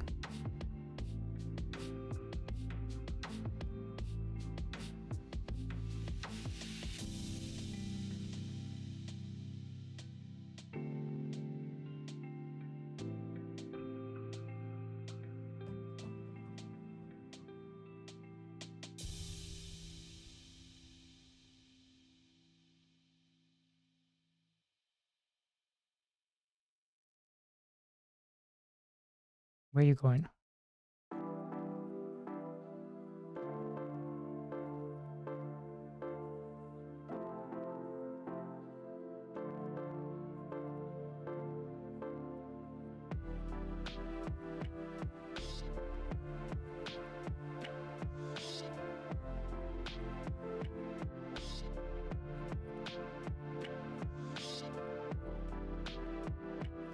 Actually, you come first.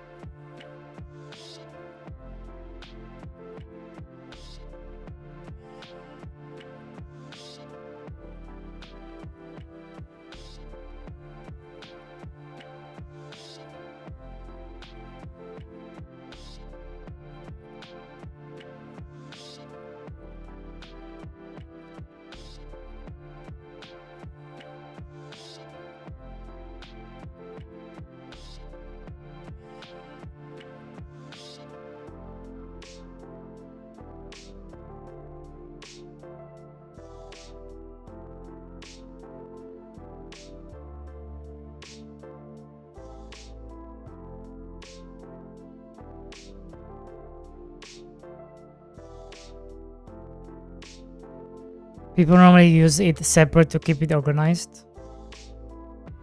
True.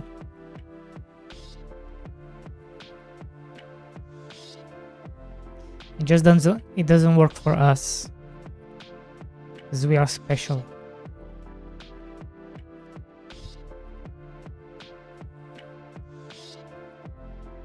We are specially challenged.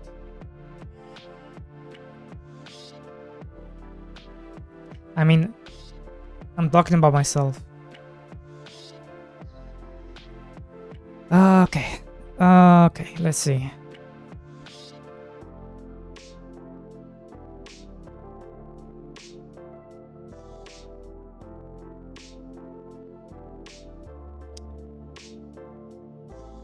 Do I want to go this far?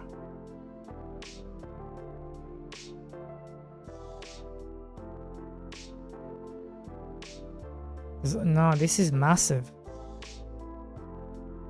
This is not the next evolution, is it? No, it's not. We've been lied to.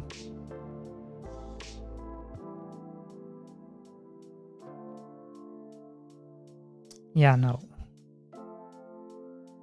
This is something else.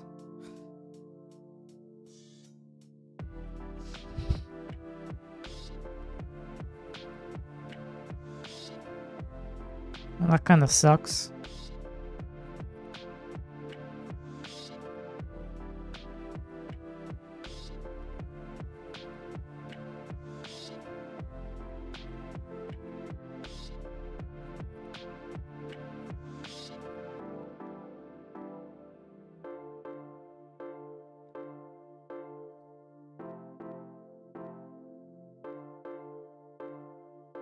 Cherries.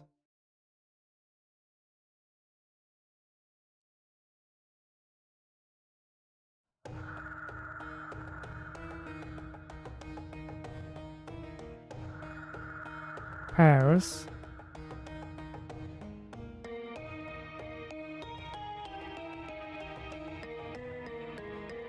Peaches.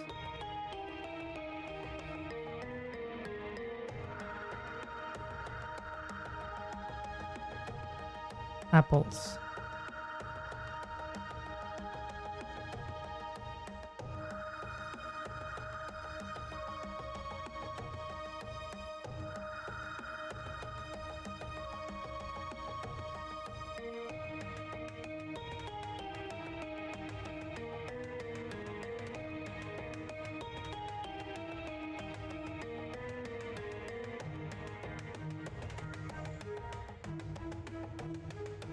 What is this?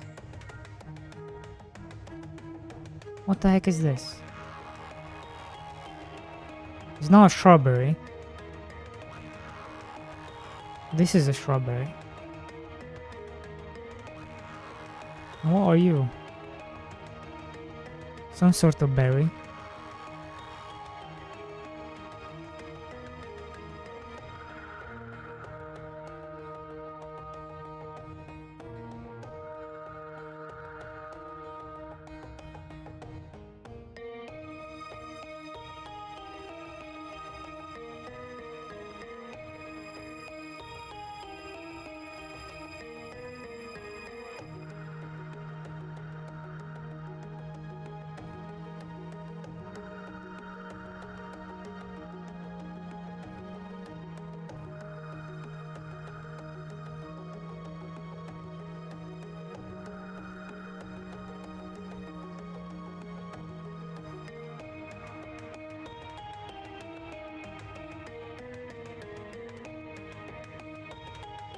Hmm.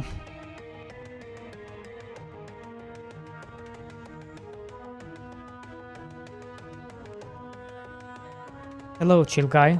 I am chill.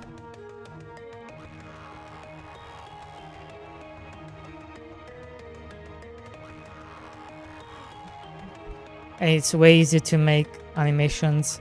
Right, these are, but in our case, having everything separated actually hurts the game.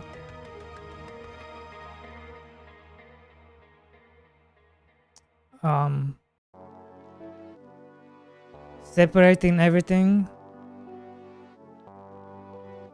you'll have to draw call all the separations, which hurts performance massively.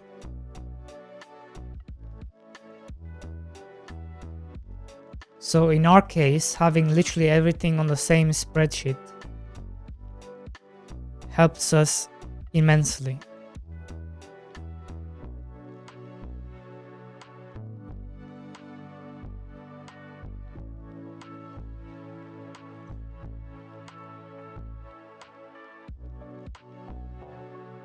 At least for our type of game, right? I don't know what type of game you're making.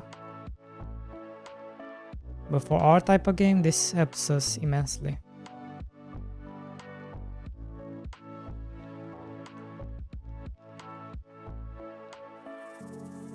I'm just disappointed there isn't...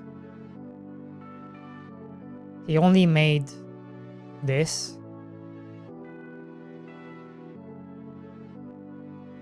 No, he only made...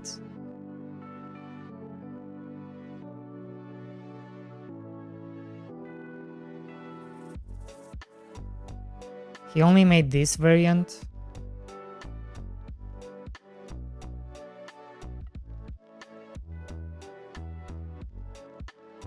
Which is a bit disappointing.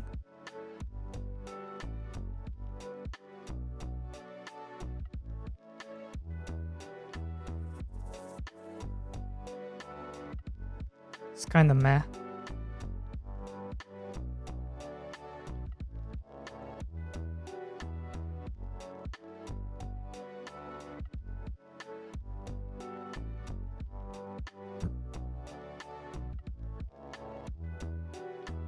It's kind of very meh, if you ask me. I wish he made all the variants. Hello Osva, thank you for...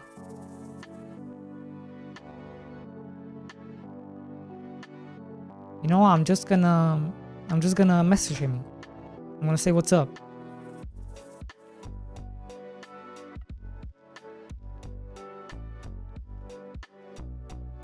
I'm just gonna message him. Be like, bro,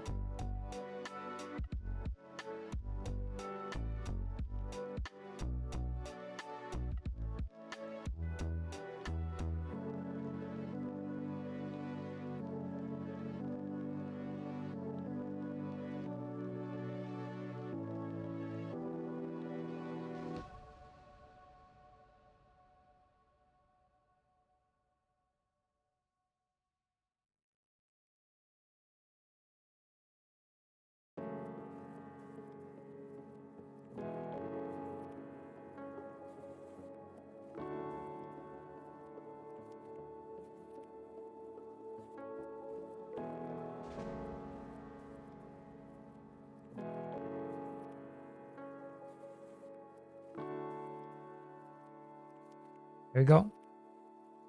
Hello, Pimsta.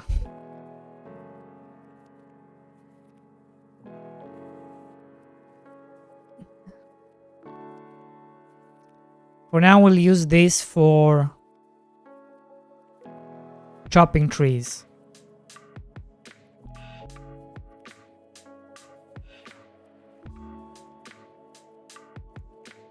Which will give us this.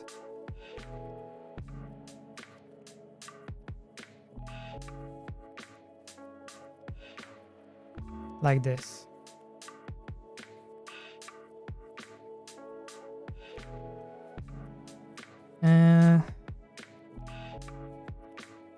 I think that's it. I'm just gonna move you guys up a bit.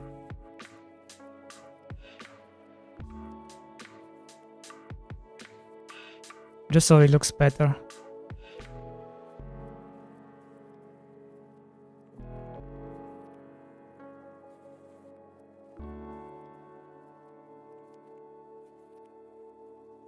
Oh wait, still doesn't add up. Never mind. It's not gonna look better.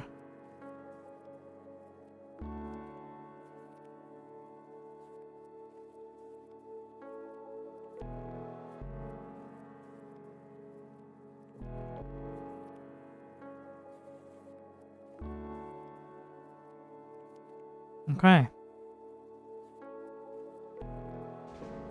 There we go. We have stuff to work with.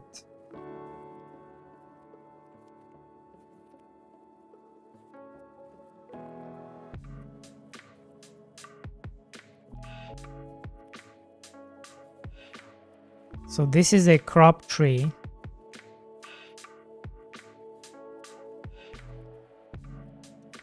A plantable tree.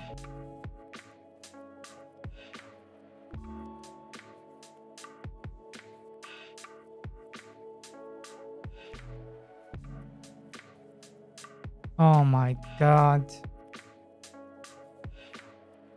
I have to know where the frame is. Great.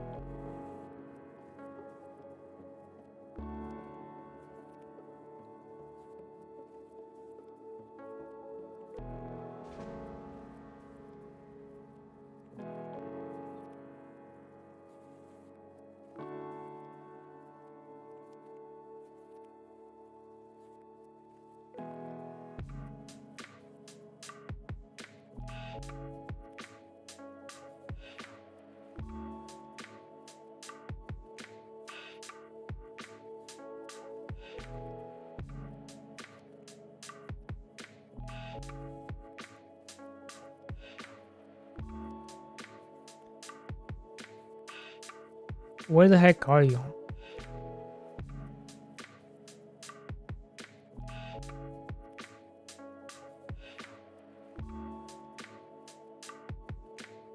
And then you have this issue as well. Wait, is this gonna mess up with the wheat? No. Cool. So where are you?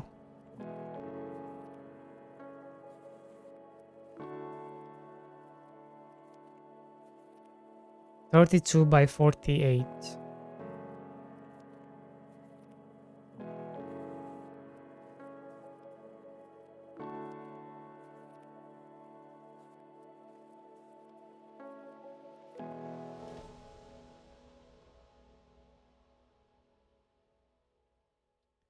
Which means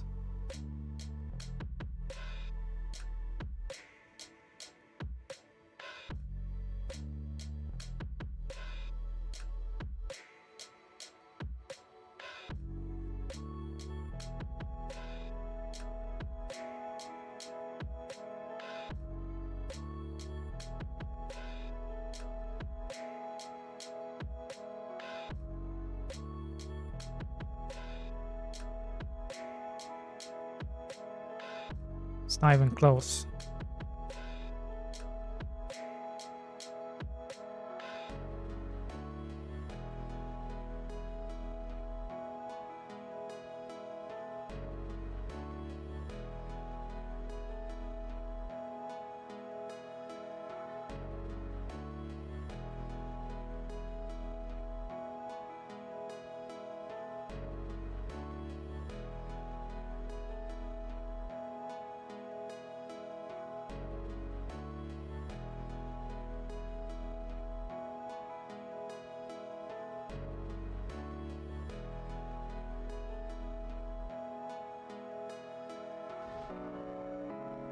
Okay.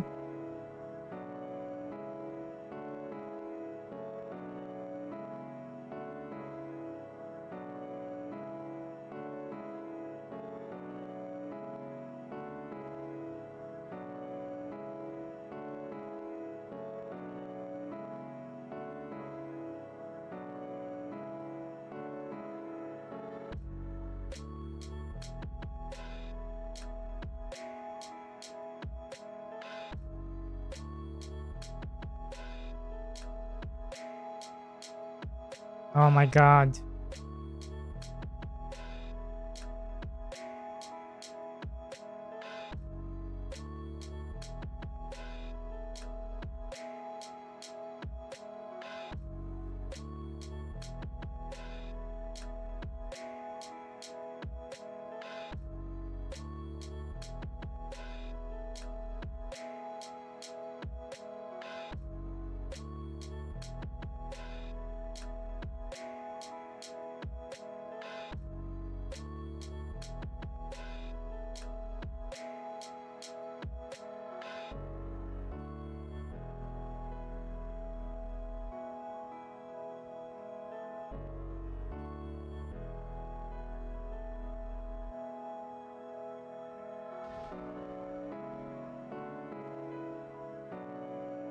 Something is wrong. And not in a good way.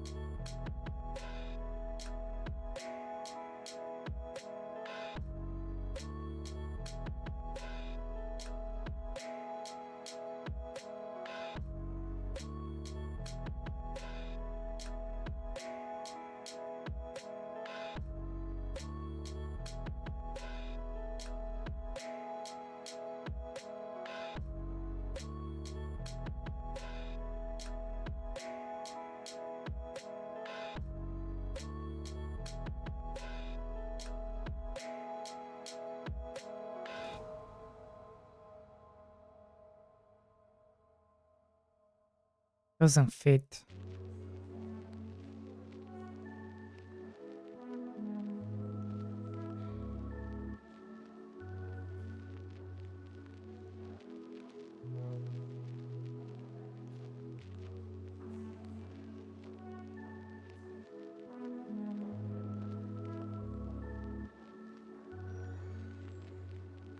That's why it doesn't fit.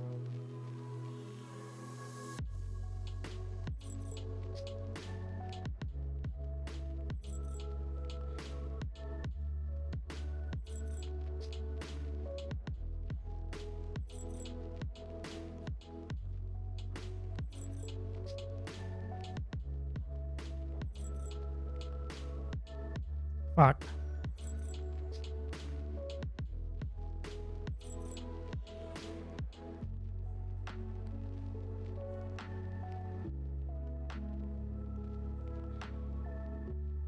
It used to be like this.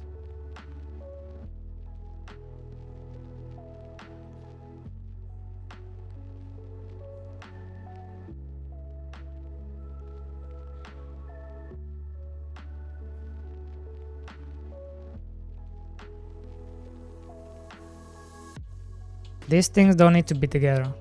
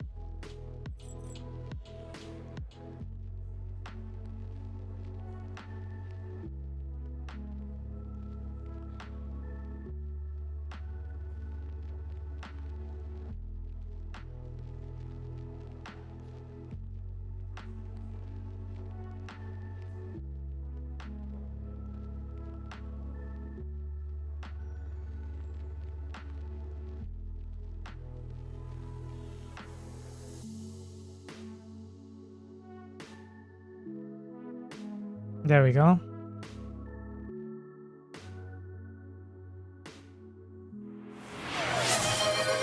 Hey, Ginger.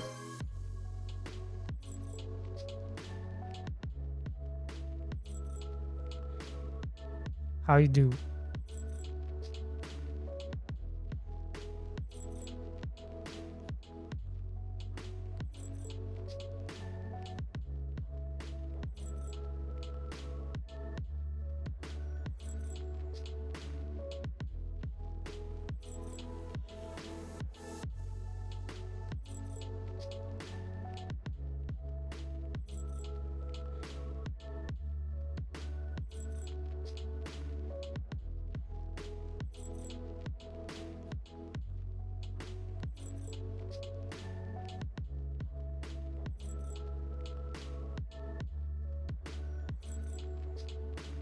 First after 4 hours? Yes. You will always be the first. There's nobody here but you.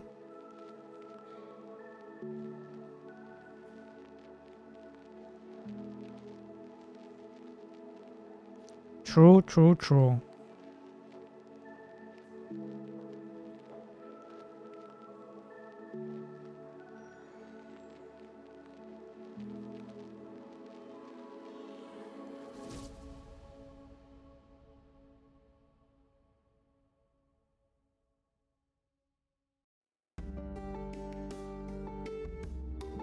How is still not good?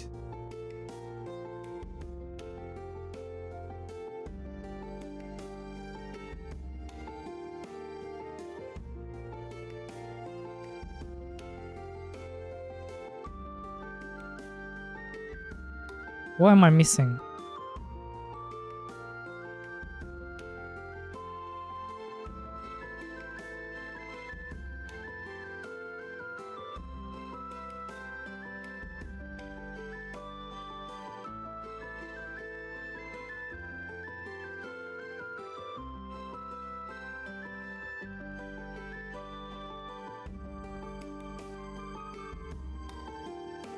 What am I missing here?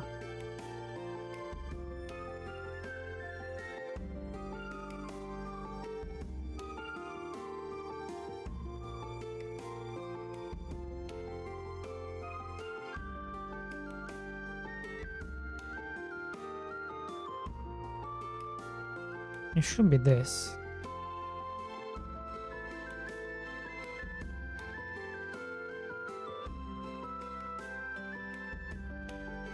It's not.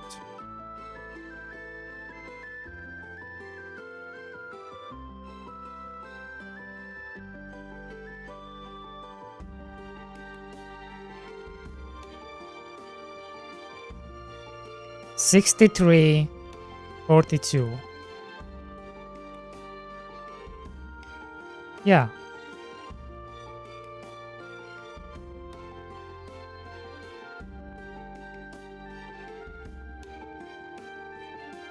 You're just not playing ball.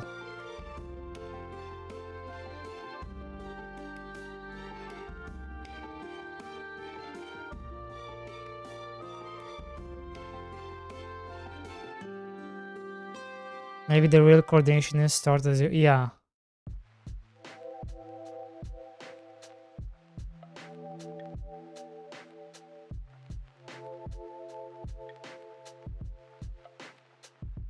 Aiming low. What? I don't get it. 63.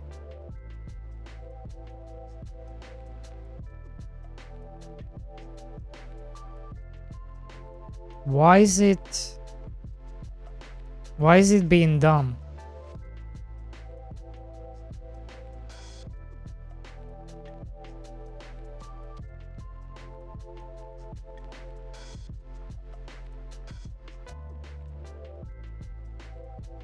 What's this?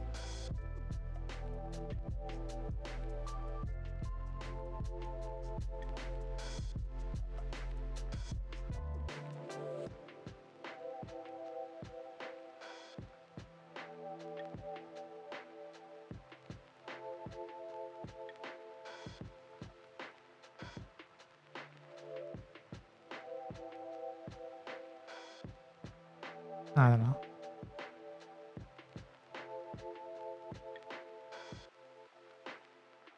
Why is this not working properly?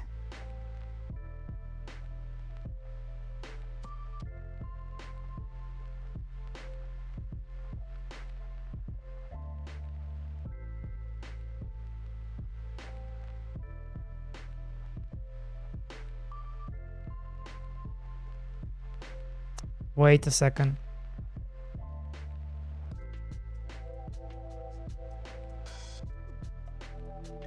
We are missing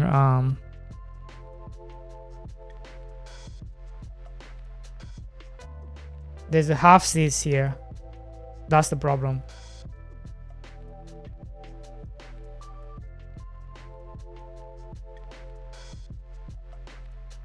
So because there's a half-seas, and that is the only problem, right?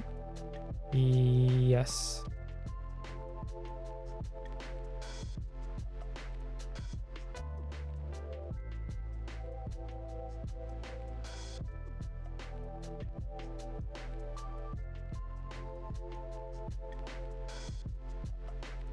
And so this is messing us up. Okay, so this is what's messing us up.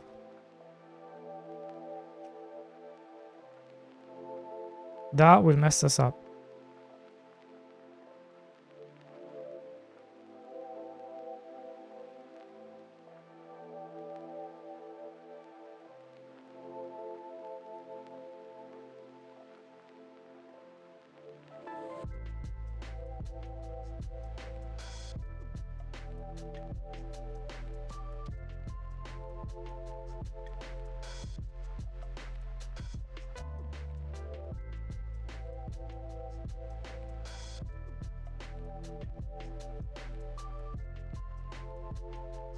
Yes, but I don't want to add. I don't want to add this extra one.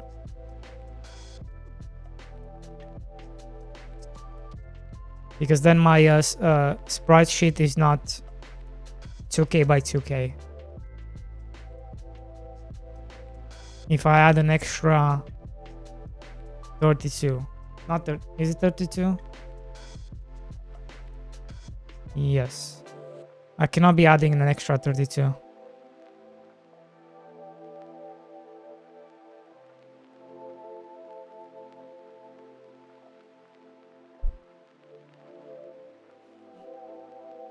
That's the problem. So how do I fix it without adding an extra 32?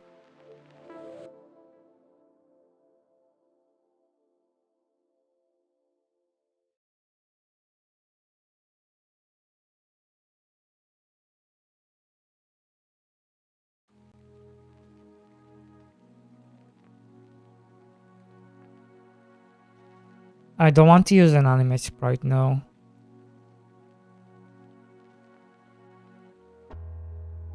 It doesn't because...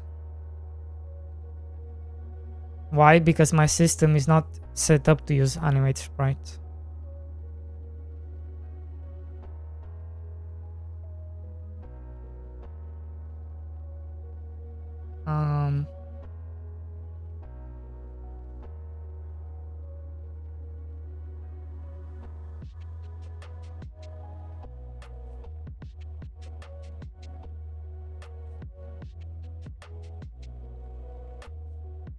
Can you do like 0.5? Nope.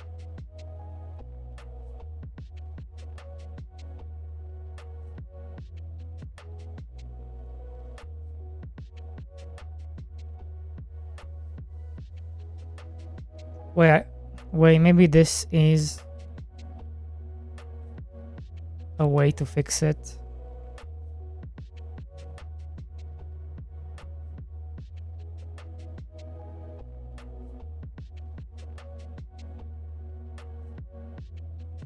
Is by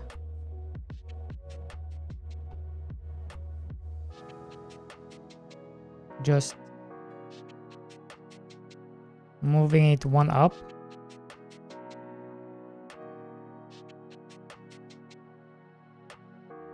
How about this? now.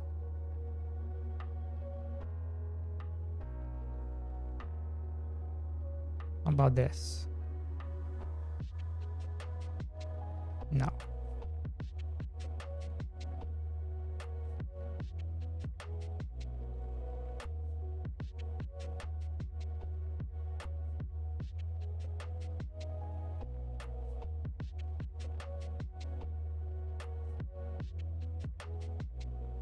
Okay.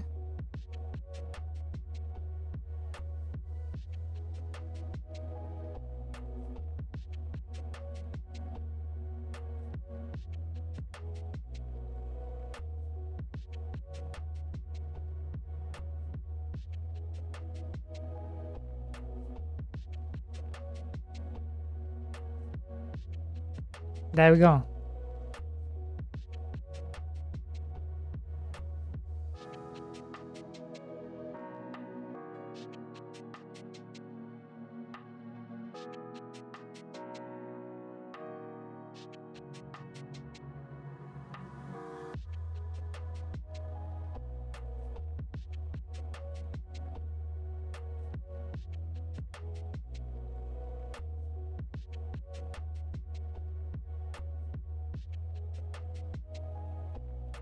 It's just sprite today.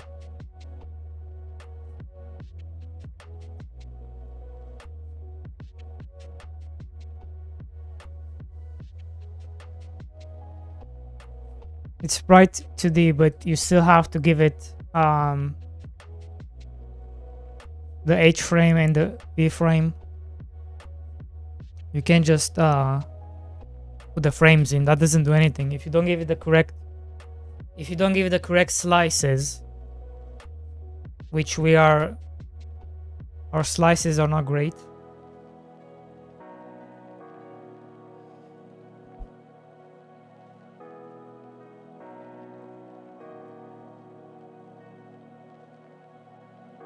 So it's not gonna do anything.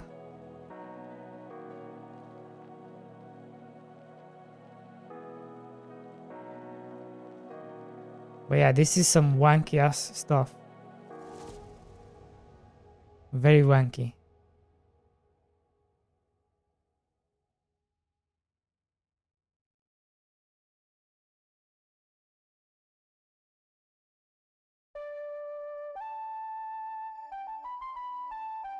I'm not animating, I'm just changing frame.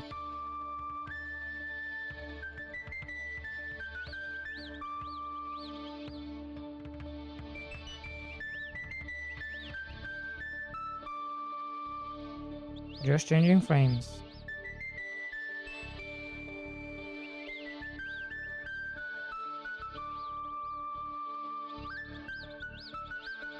You want to use animated sprite to diff if you want to animate stuff. Same shit, I guess. Guess you're right.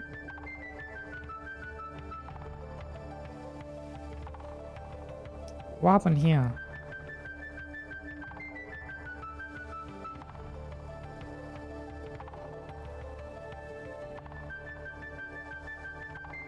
Yeah, this is so scuffed.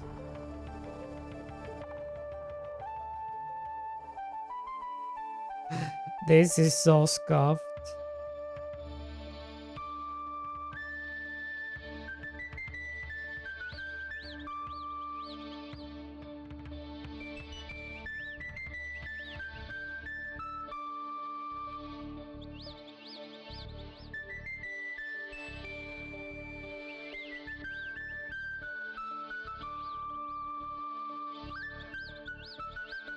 No. No. Fuck.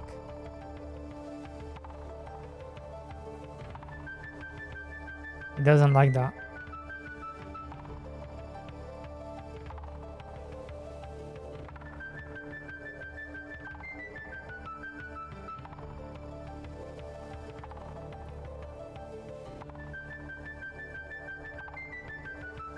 It doesn't like that one bit.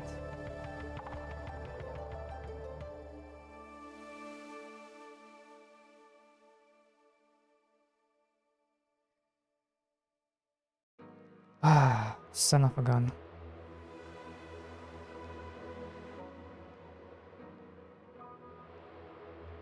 We are gonna figure this out. Even if it takes us 10,000 years.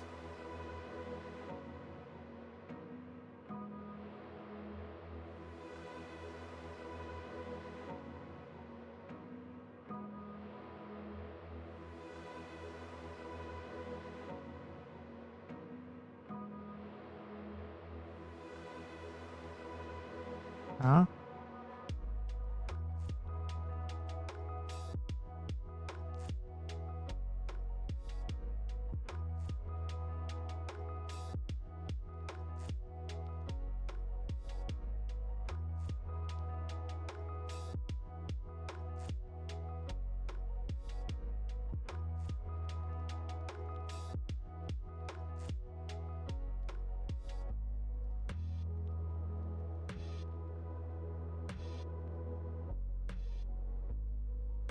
It's cut.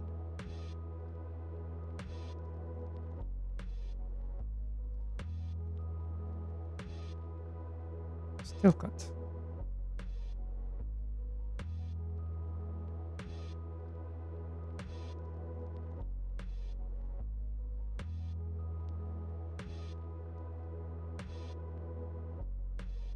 What? What happened?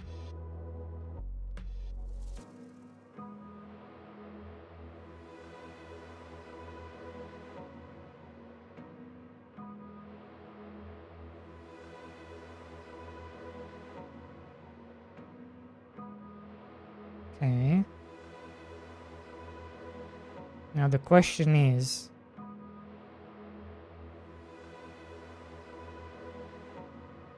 if I do the same thing with this one,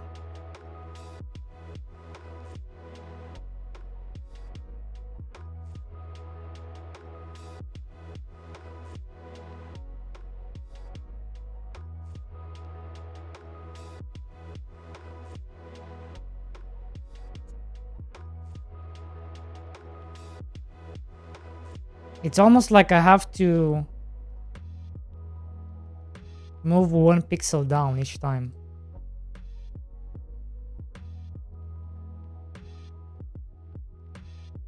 I think that's the scuffness.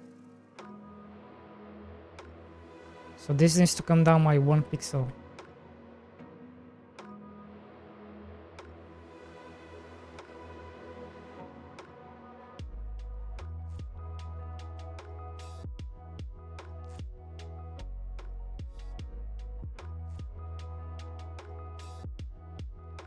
Two pixels?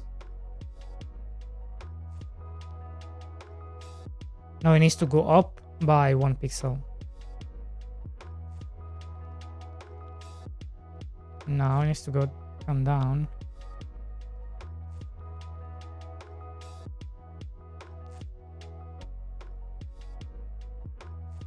Why is this so scuffed?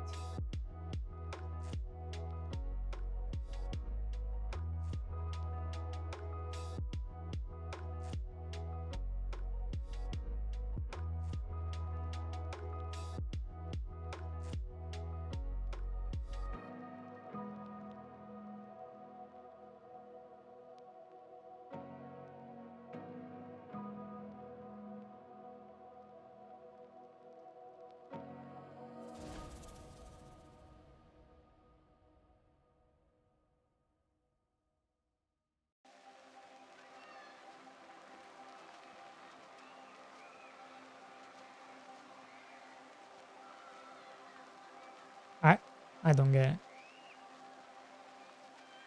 Like 9 months ago or something.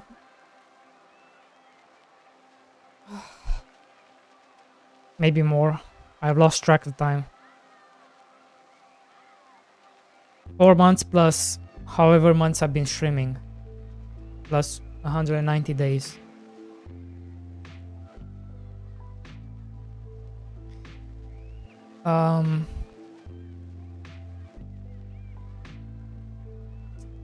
Okay, I'm not happy with this. So we're not gonna use this. Okay, how far back can we go?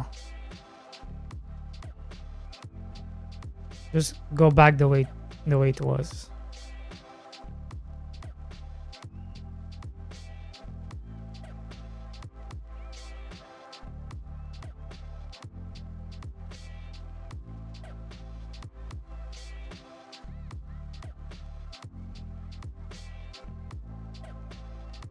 I think we'll just have to use a different system for trees. So we cannot use this. We have to make a new system just for trees.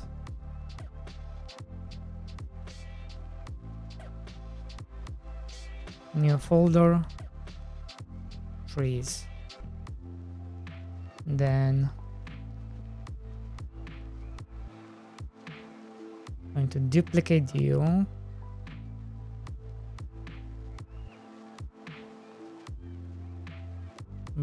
Base crop tree. I'm gonna move you into trees. Gonna open you up. Tree crop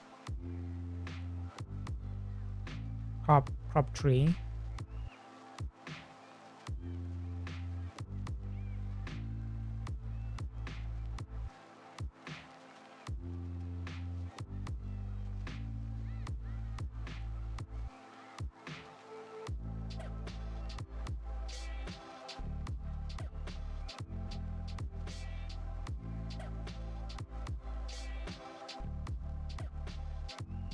What's up, Fanboy Milker?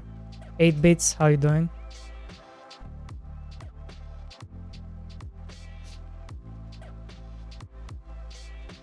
Okay.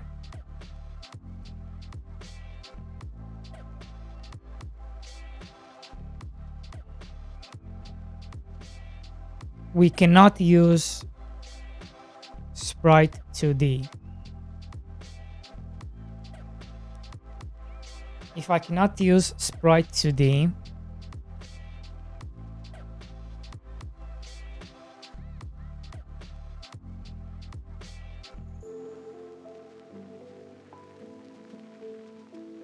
I'll just use Atlas.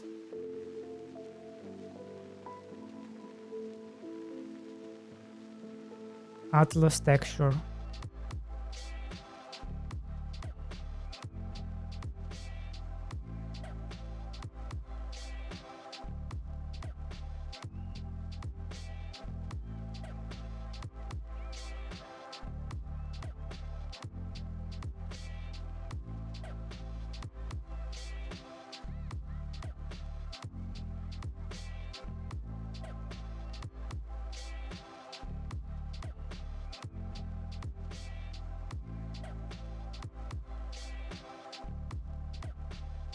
This is not gonna mess up with other stuff, right? Shouldn't.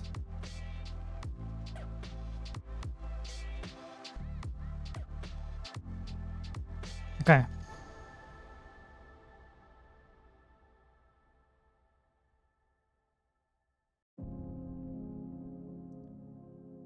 So now we have this. So we're going to use Atlas texture. Now how do I change the region?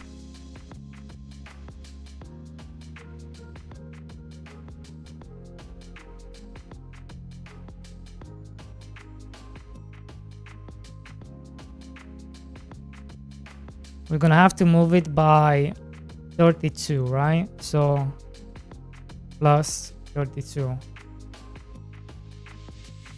plus 32. Okay, so we need the region X plus 32, and that's how we're gonna change the state of the crop. Okay, and this might be a better solution than using a sprite frame. We might be using Atlas and using Atlas region coordinations. Maybe that's a better idea.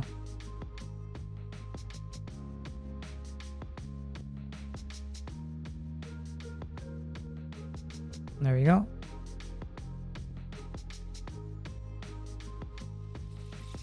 Region X. Yes. There we go. Nix gave us the solution. He's on it.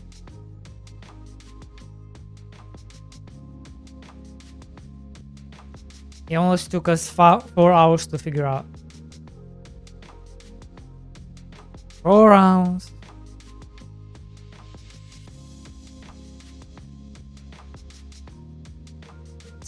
Seven days.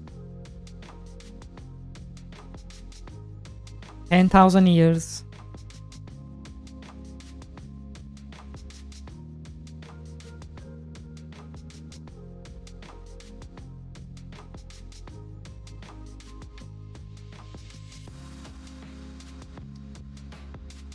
Okay.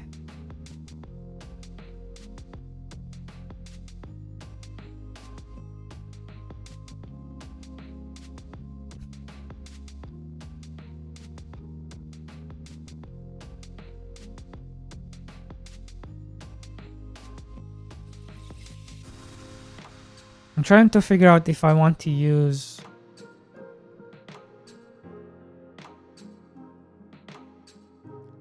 well, I definitely cannot use this.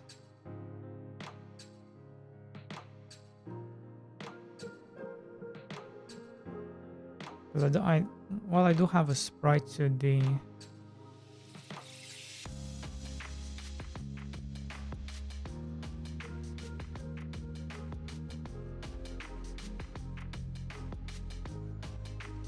Maybe I should try to use this. And just say, okay, what kind of crop are you? And if you're this type of crop, do this stuff.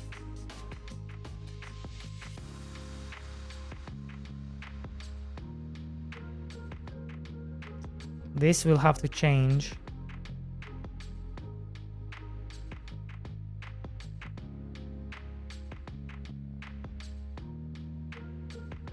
To work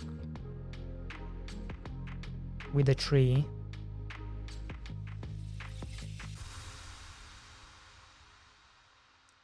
I think that's all I need.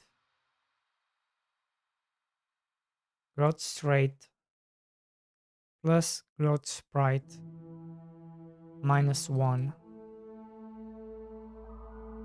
Frame. The current frame it's on.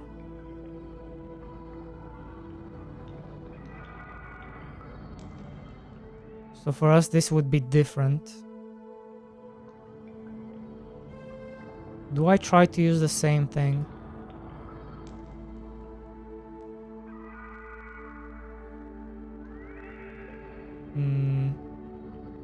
No, because then the farmer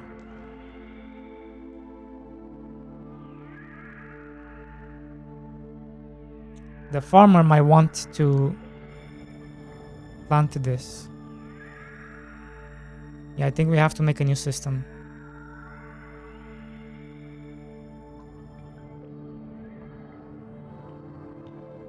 And maybe by making the growth cycle in code, we can get rid of another node. And then maybe we can do the same system for the crops. So if we start from scratch, make this new system for the trees, it's gonna benefit the crops as well. An eternity true.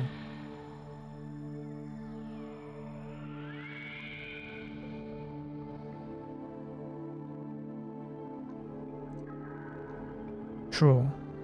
I'm just gonna copy this over though. And then we're gonna attach in a script. I'm gonna call this crop tree.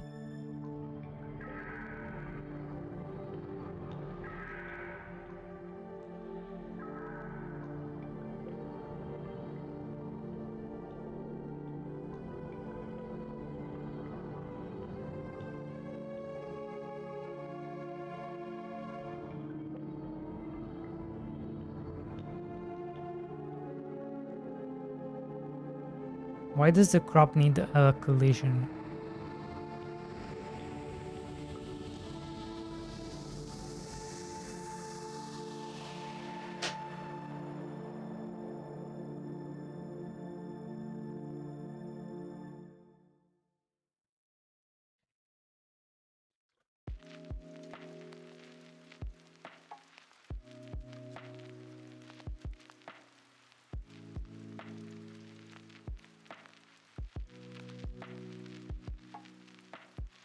Too many questions. Let's keep going.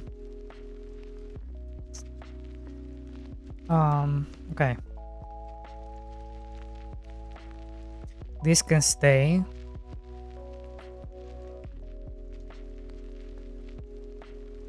The tool type.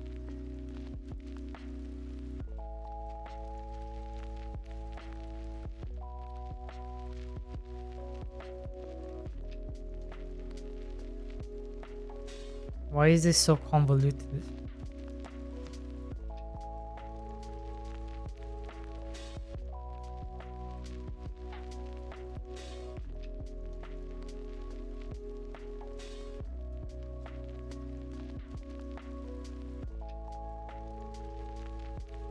What am I using this for?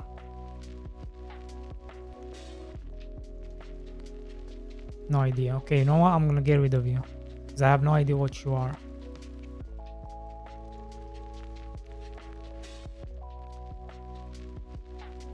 What's crop data?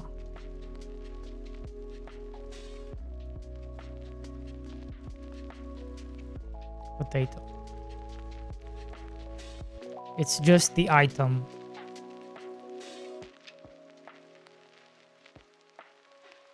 Why do I need this? Don't know. We're gonna remove it for now. Or why do I need this?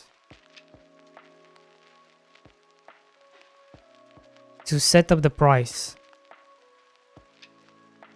Oh, okay, to set up the data. Okay. How long it takes to harvest. Okay, that makes sense. I know it does make sense. Okay, but because we only have like three trees, I'm just gonna code it. I'm just gonna code this in, so we don't need any of this.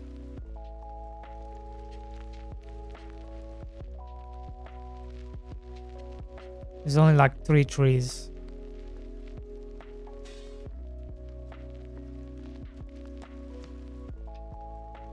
You know?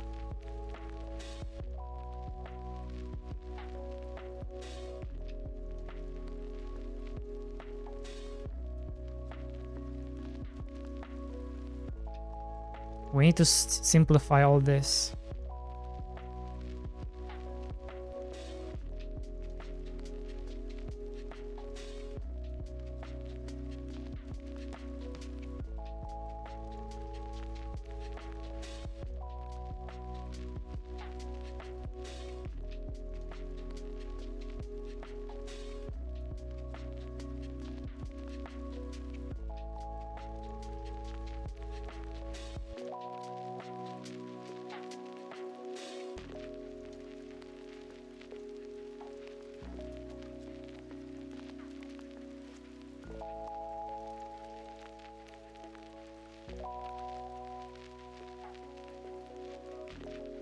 Oh god, this is gonna be so much work.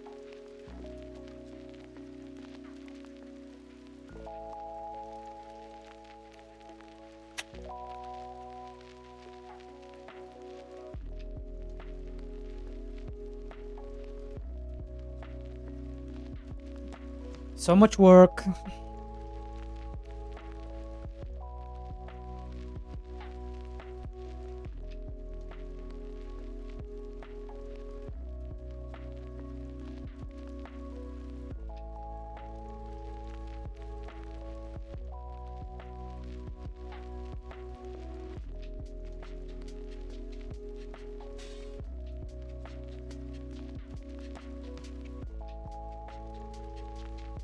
But we do have to do this.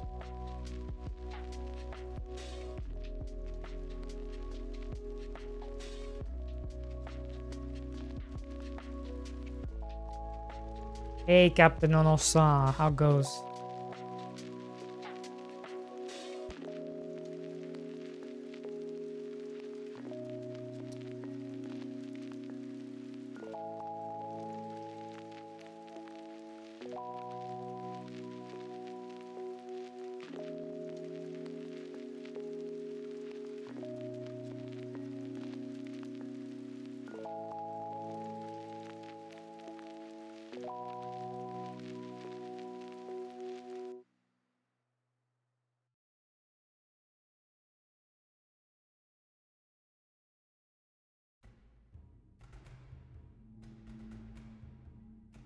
You know, if I could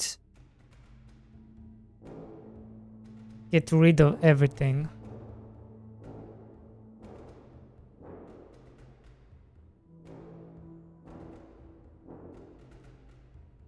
I still need a collision. Because otherwise, how am I going to detect? How am I going to detect what this is without collision? I need to be at least being able to detect what this is. Made a simulation game over the last 2 weeks. It was a lot harder than I thought it would be. Give me some respect towards Mr. Farmboy. Thank you. You got something to show?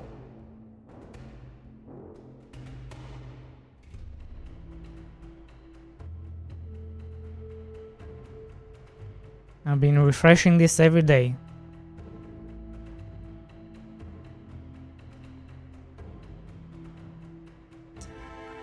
Okay, let's see. Oh yeah, I've seen this. I don't need sound, right?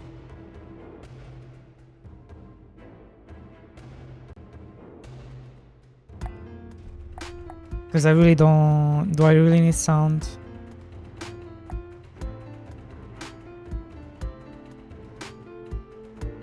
Oh wait, you can hear it actually. Never mind, I don't need to set up anything.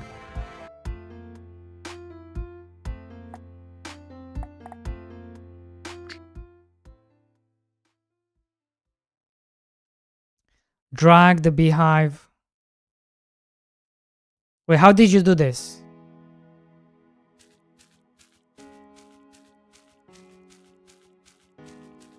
Why am I moving? Oh. Let's wait for the honey's bees to collect pollen. Ooh. It's open source so I can see.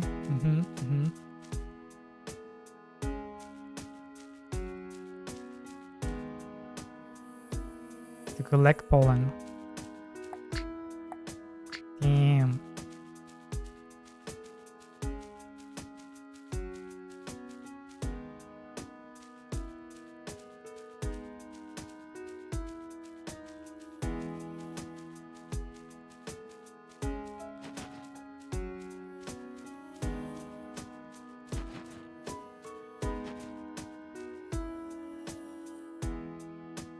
Population?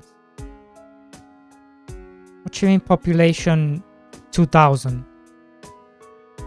Are you crazy?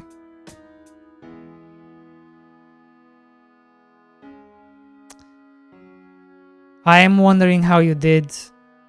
Oh, you know what? Never mind. Because you can put it on the road. Never mind. I was hoping you messed with tiles and stuff.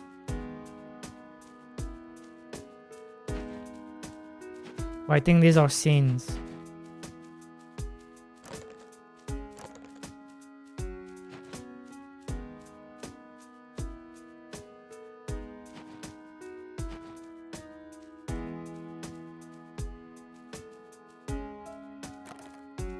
Never mind. Take honey.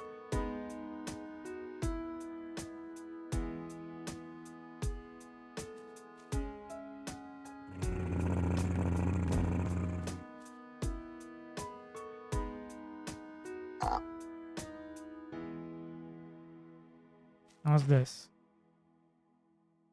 It's honey.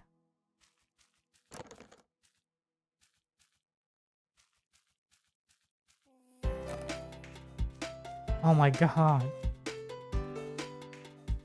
Yeah, no tile maps here. Gotcha. Wait, you didn't use any tile maps? Just scenes? That's interesting. Even the terrain is not tile map. Just uses like a texture. It's like a full-on texture.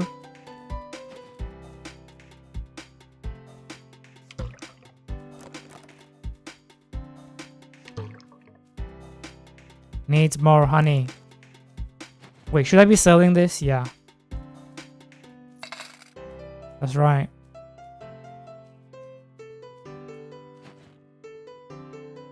The average group built this wall by hand, placed every brush, every flower, every road.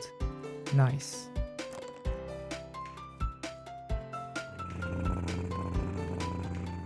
I'm gonna make another one. You know what? Ship it.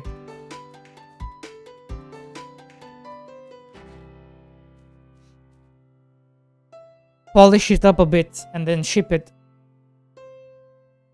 $1.50.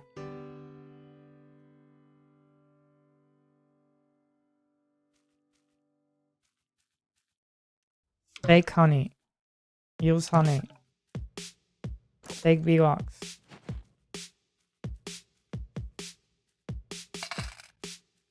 Yeah, put this on Steam.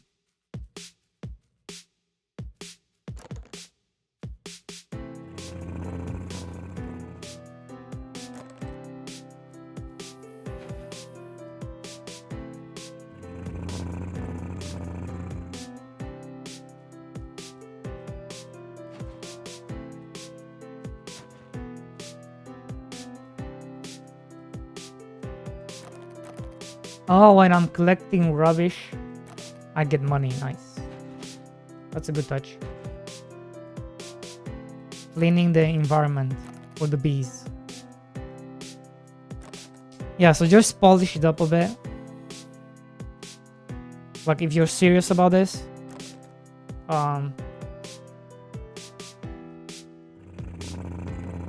Take honey. Use honey. Take honey. Can I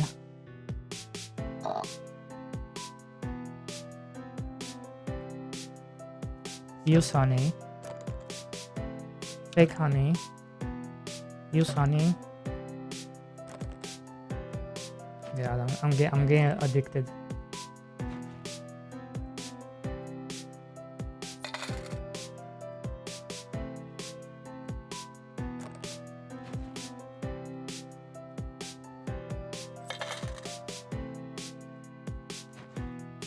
Yeah, you just need to polish a bit the... I would say the only thing that needs work is like when I take one of these, I don't know, how did I do it? It was kind of moving like when I had this selected. I don't know why I did. Somehow it bugs out. Huh. I guess it doesn't do it anymore.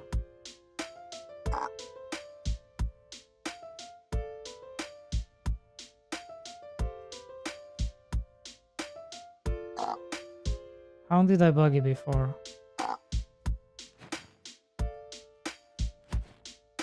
Basically, I would have a building selected and then my character would move while it was selected like this instead of not moving.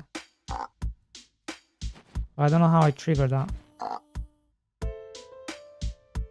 don't know. I guess it works.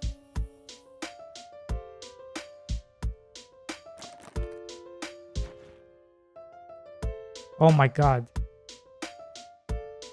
Wait, how do I pick this up? Oh, I have something in my hand.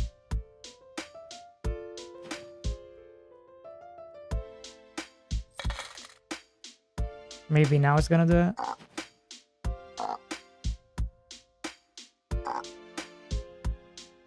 No.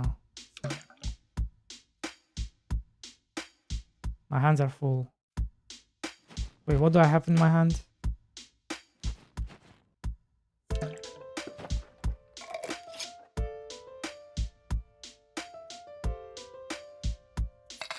Holy. 1,000.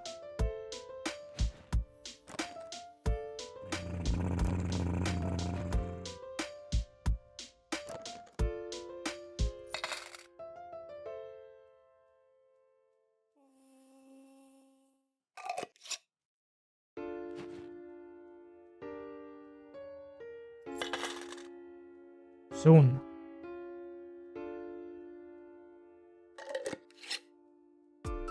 Beer unlocked.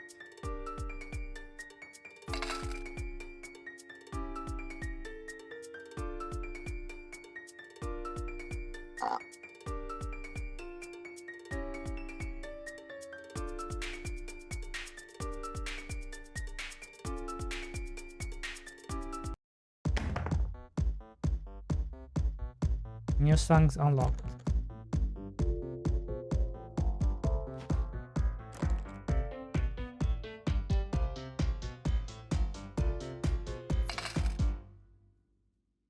Oh no, I sold the honeycomb. God damn it. It's the wrong thing.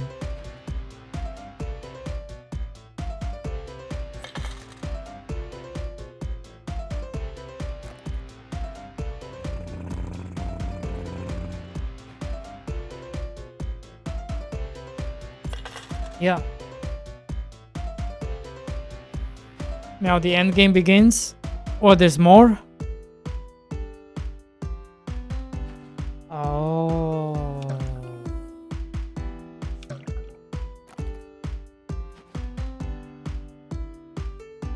Oh.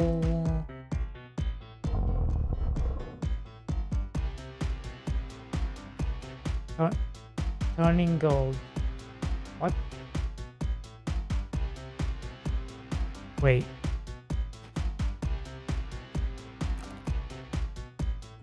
Wait.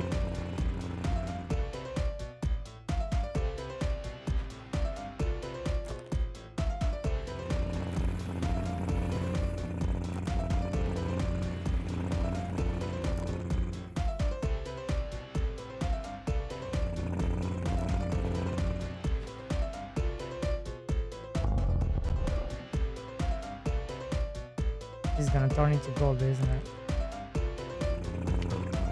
Does she like this? Oh yeah, he does.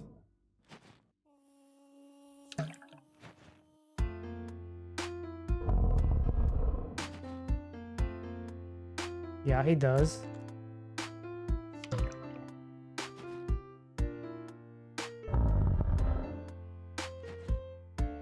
Epic goalie.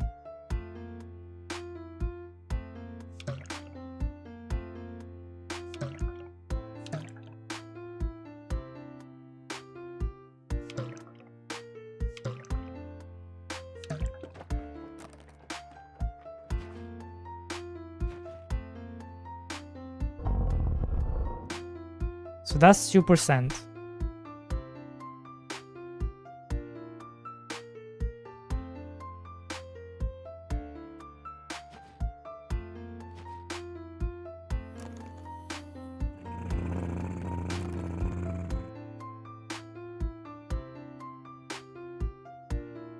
Why can't I?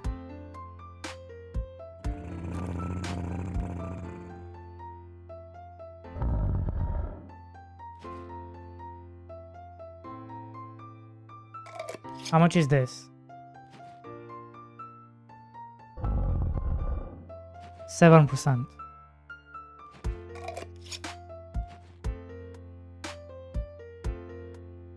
Oh my god, he is turning gold.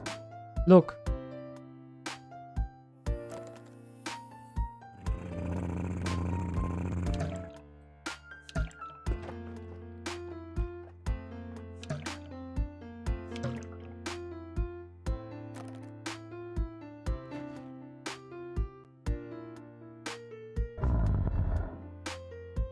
Solid math skills.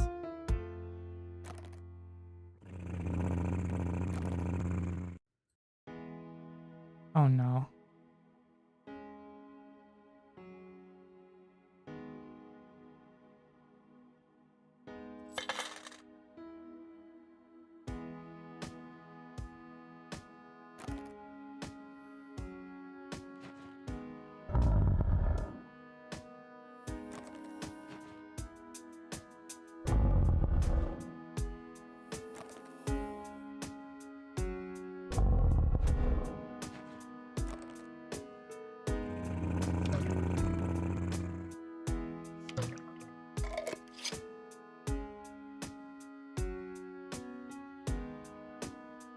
Ads? What ads? Go ads?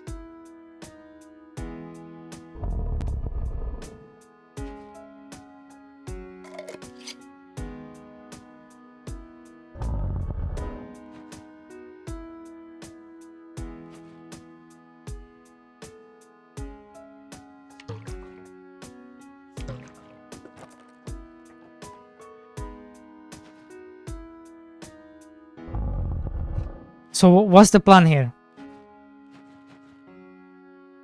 Talk to me, what's the plan?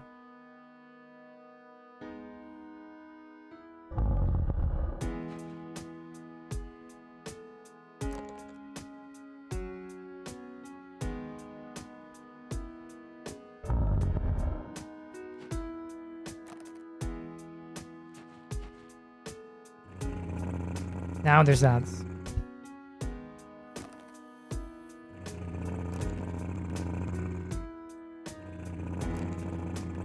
Now there's ads.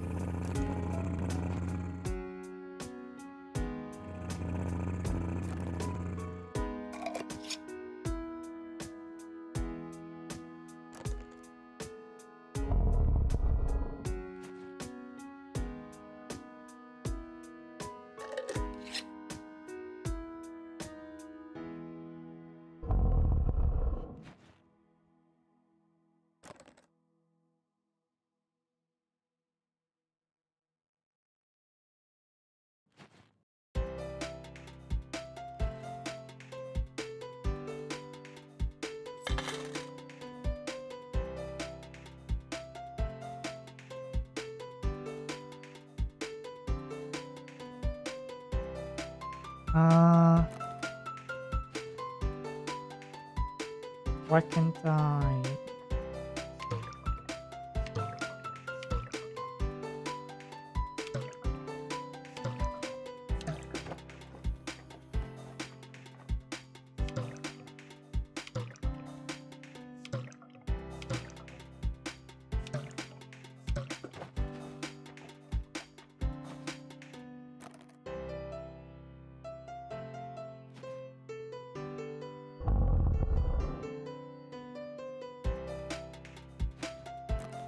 No, I'm gonna complete it.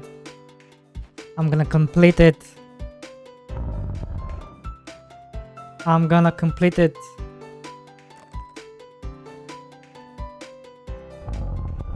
I'm gonna complete it, that's the goal.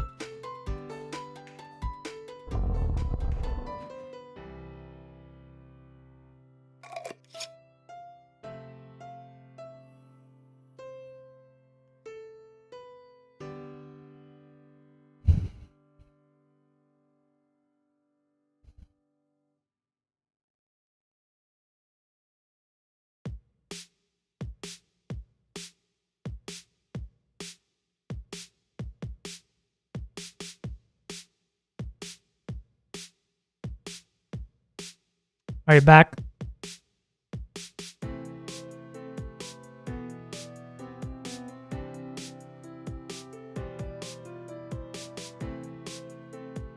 Are we back?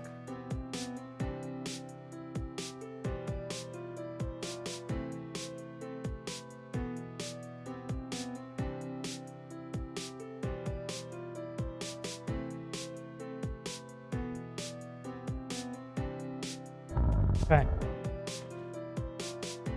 Are you ready?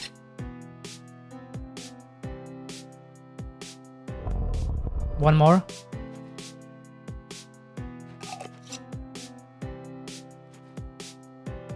Are you ready?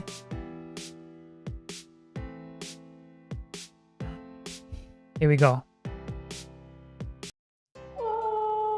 The forest and the bear's protection, all litter has been removed. Thank you for playing. Okay.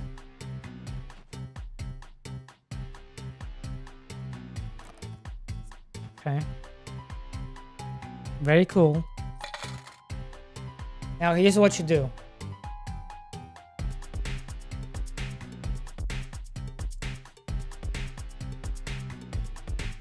Here. I'm going to write you a check for $20,000 for free.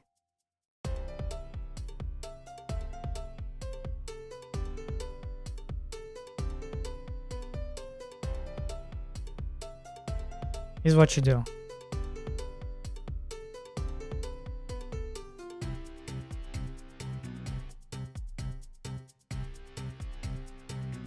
Oh no, wait. How much is...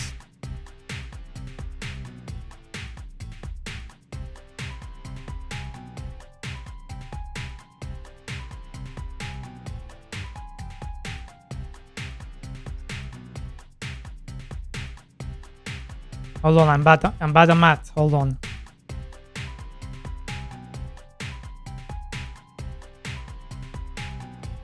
Even that's not good. You put the game for $350.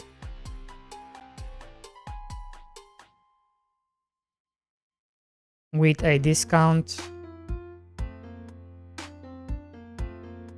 With a 40% discount on launch.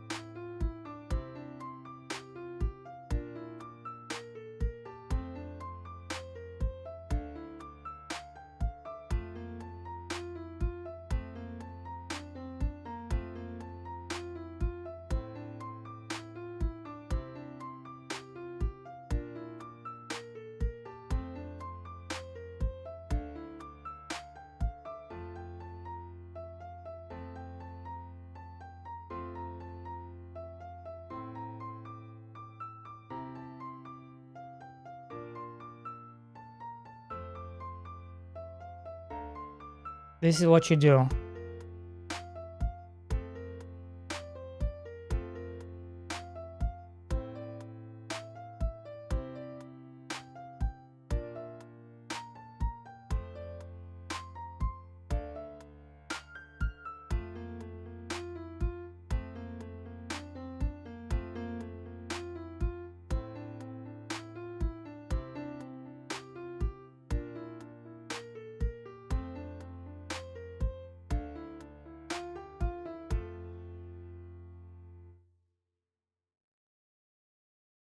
There you go. There.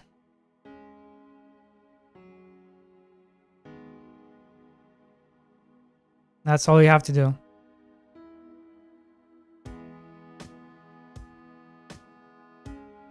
You make sure people know exactly what the game is.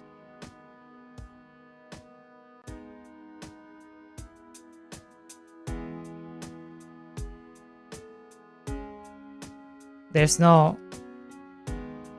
A person should know exactly what the game is in the about section, like to the teeth. It's a 1 to 2 hour game. It's cute.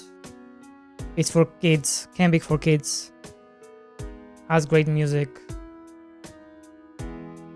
And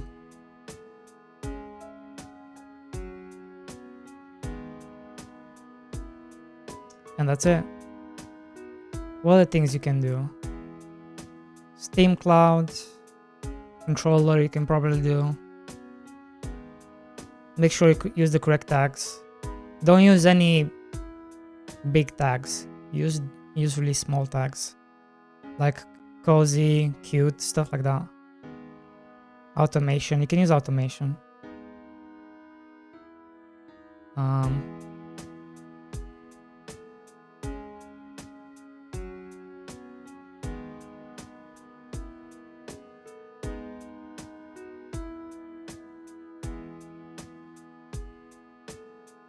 I don't know, what else can you do? That's it.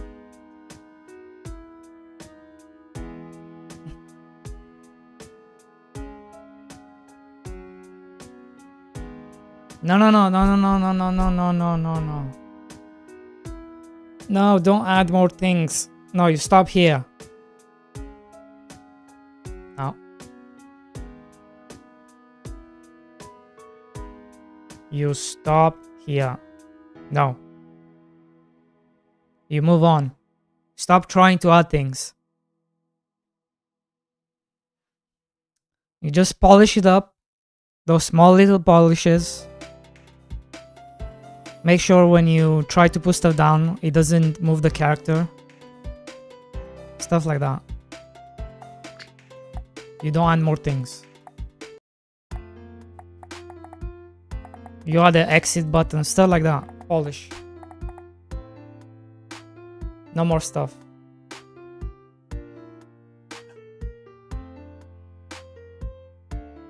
Right?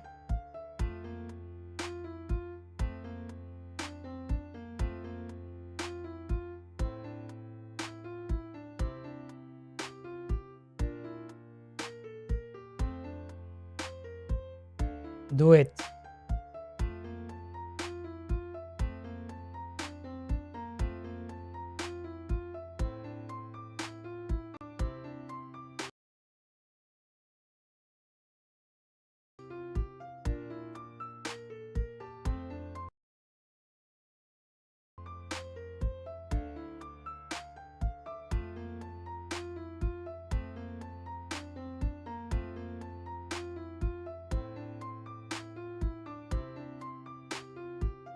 Cool.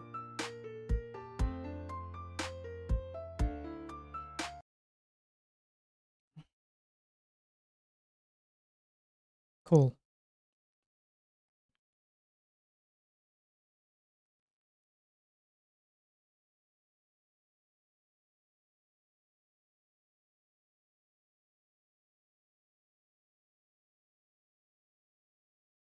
And when this ends, when the discount ends,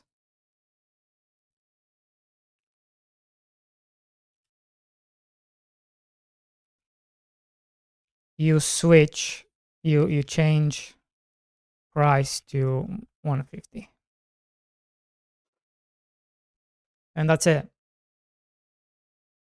Done.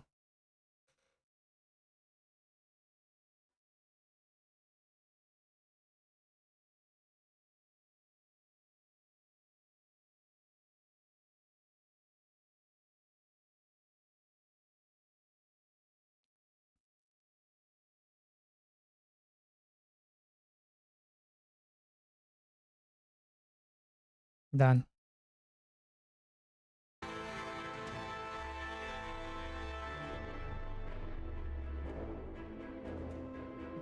Done.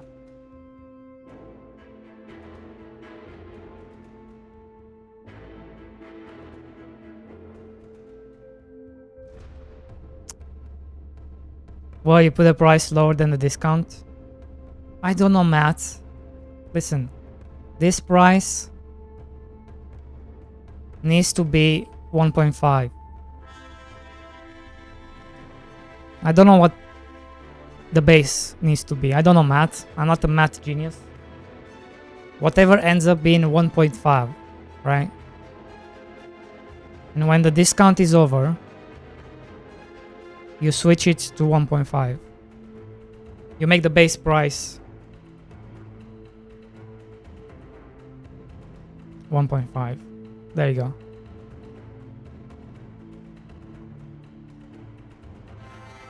Oh my god.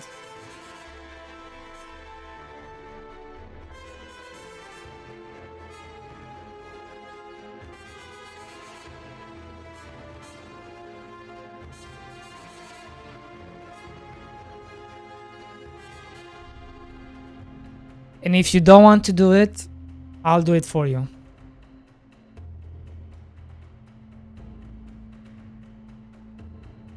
Just let me know. I'll do it for you. Mr. Debay, sure, why not? Sure, why not? And he'll take out the money for you too. Sure. Why not?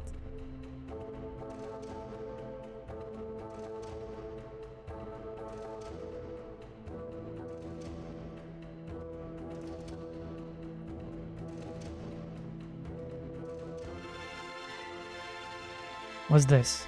Steam tests. Bro, I'm not gonna watch an hour for 40 minutes of this.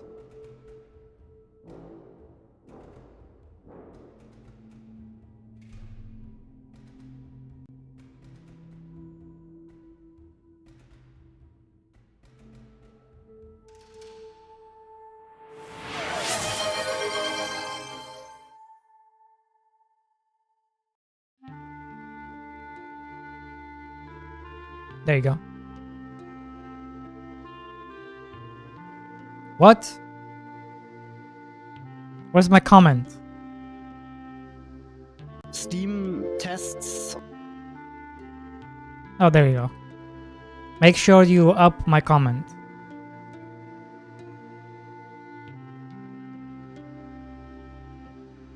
Steam tests all games, like Steam gives all games a relatively fair shot. So can I convert as many people as quickly as possible to reinforce the signals to the algo that, like, hey, this is something that you want to drive more and more and more and more to? Do you want to know the controversial thing? This is a conversation with Corey Darby, an indie game business strategist who reached out to me with some interesting data. I was indeed intrigued by the data, but also by Corey's personality, because together with a business partner, he developed a successful incremental game with just 400 hours of time investment. Tomorrow you can try my old first each game and say the same. Sure, I can do it now. That is wild. 35,000 copies sold, and it's over $100,000 it's made. Might be controversial because I've had other people say, like, well, is that sleazy? Is that deceptive to the consumer? But may not want to hear it. I think a lot of the industry is going to shift from this purely passion, creativity, and more to this capitalist business driven. I guess I am the evil corporate capitalist. But it's always been like this.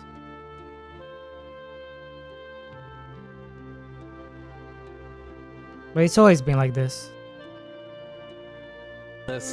Who sees the divide and then, like, I am going to be on the right side of the haves. The interview I recorded with him is controversial. It's gonna spark some discussions, and it's gonna...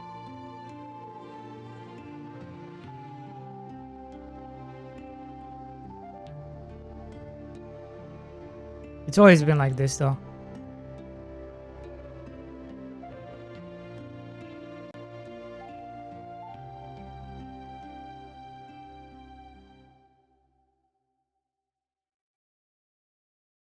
Yeah, I'll watch it. I'll watch it tonight.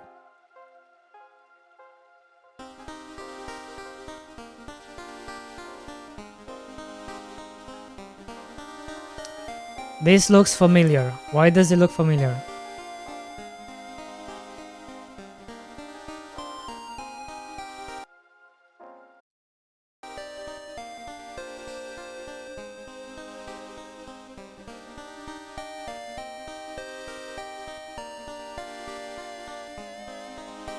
Where am I shooting?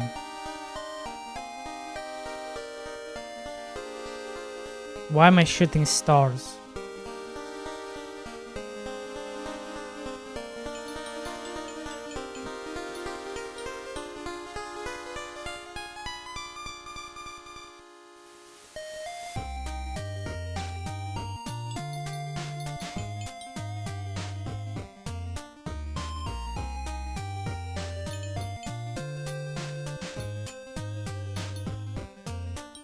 I know why I'm shooting stars.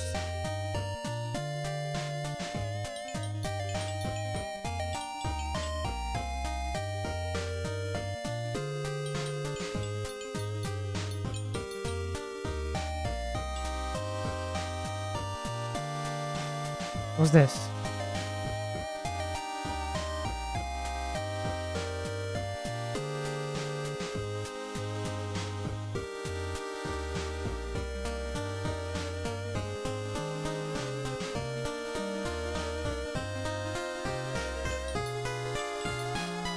This is Tower Wizard.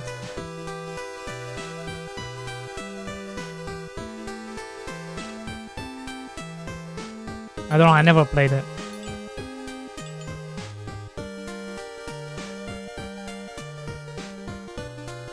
What's this? Increases revenue by mhm.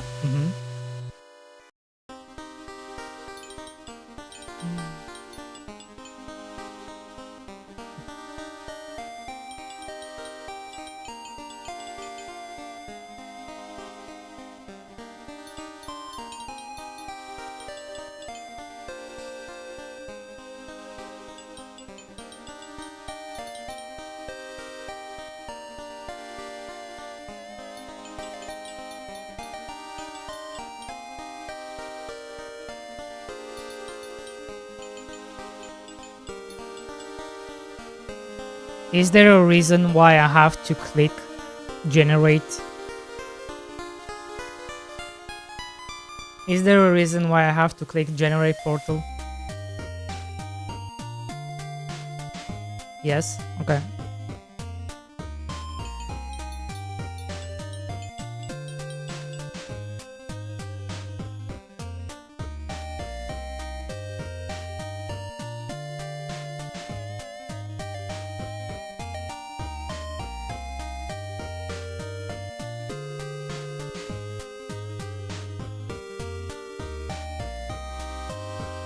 So why wouldn't that just happen? What I'm saying is, nothing is happening. Nothing is happening. Nothing is happening. There's no value in having this generate portal, because you will always have a total of however many you're gonna have.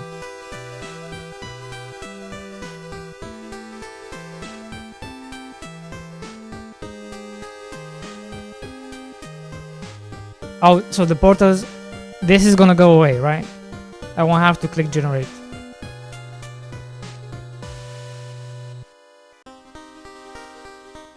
No, that's not what I'm saying. I'm saying is, okay, if this thing goes away anyway, then that's okay, I guess.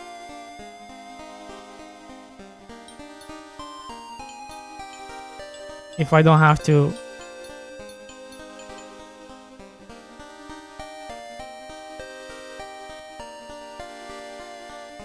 You probably can just get rid of it, to be honest.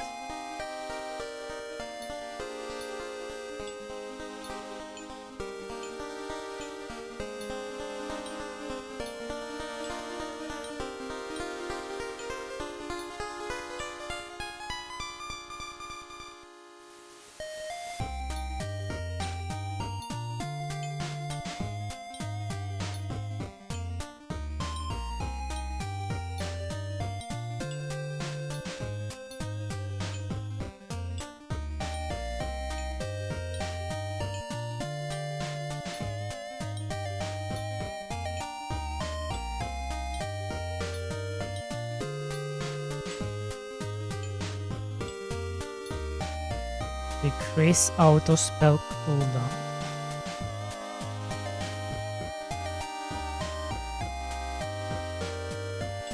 Okay.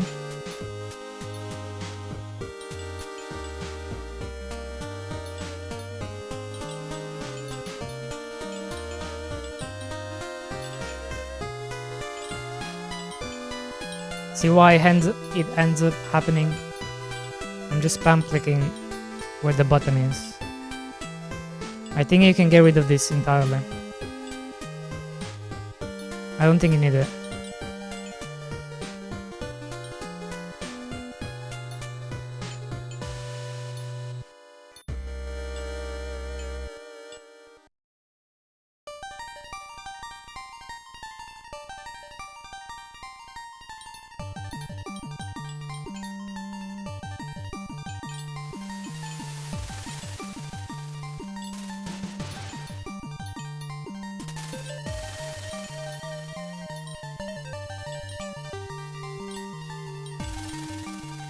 Did I miss an unlock?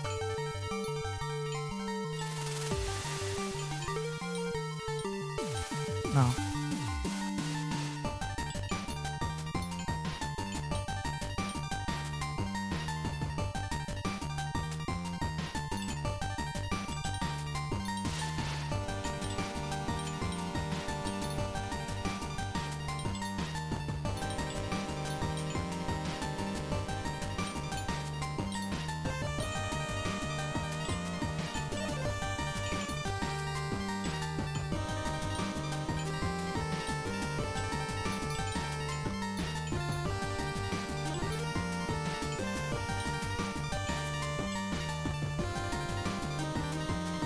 Oh, it increases the orb health.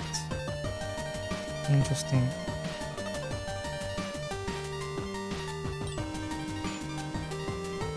That's very interesting.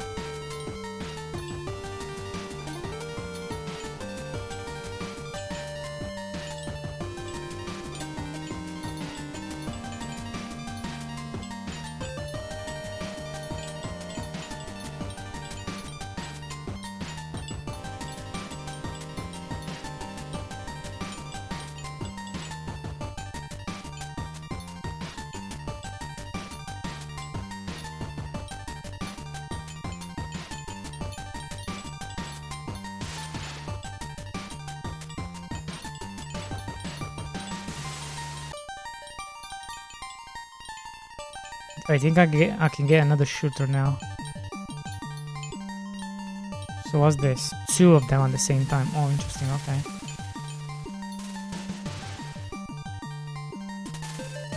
Okay, when can I get rid of this clicking?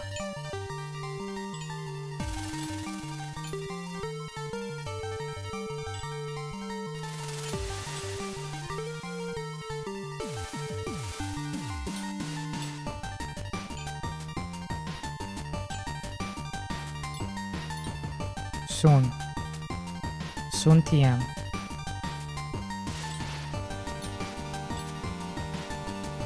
Why am I on game 2? 3. What's this? Okay.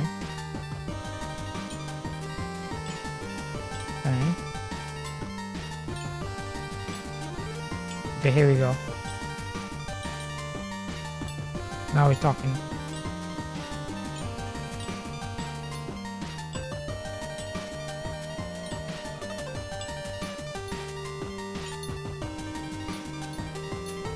Now we're talking.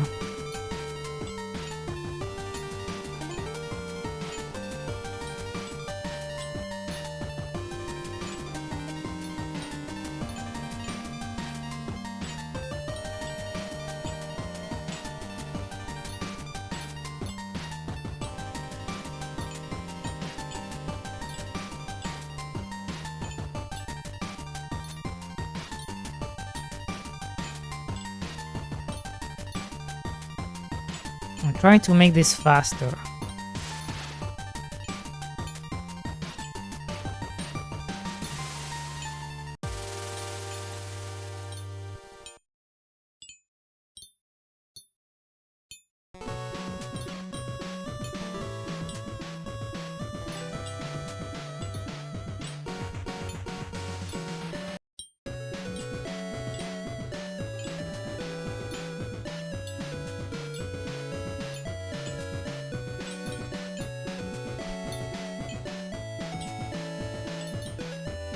Like it's auto sync, yes.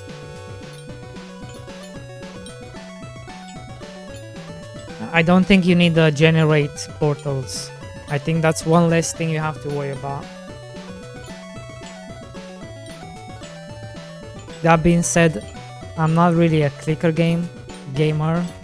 This clicking hurts my... I have really bad, what you call it? I forgot the name. Arthritis? No, maybe I don't know, something. Increase max portal at the same time. What? Increase max portables. Holy shit, I'm making money now.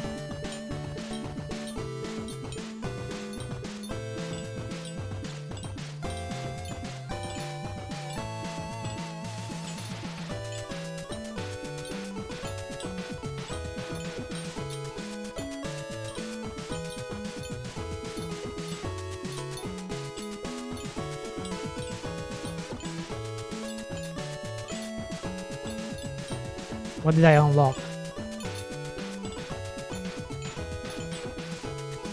I didn't unlock anything.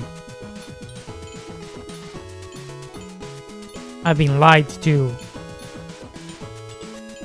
There's nothing new.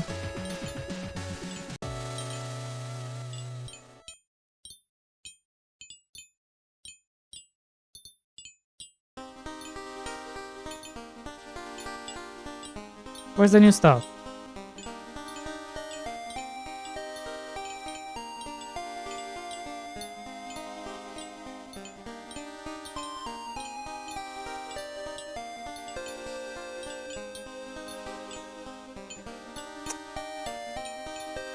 No, that's where you're wrong. You don't make more stuff.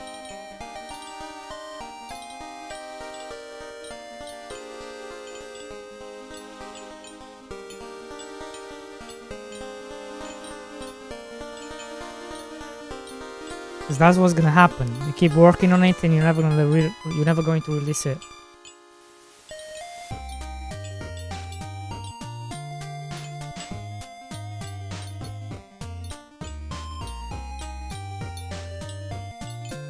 Okay.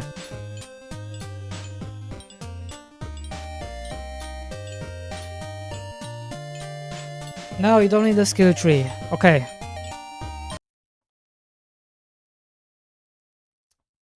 Okay. Here's your 20k. Yeah, the same thing. The same thing.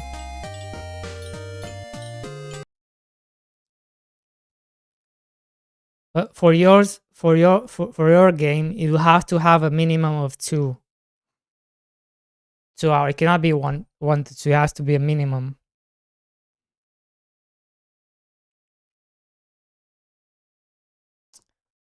Because we expect a bit more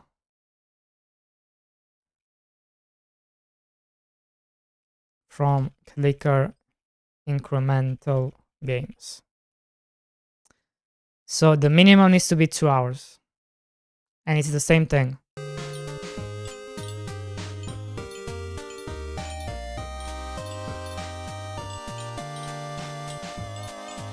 Now what do I want?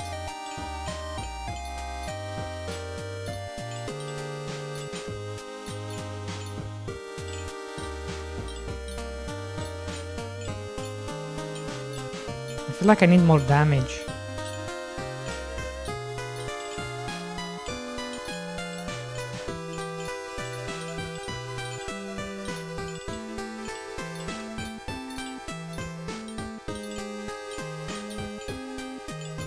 Oh, this is also good. 3 instead of 1. Oh, did I get to the end? I didn't get any more upgrades though. I was lied to.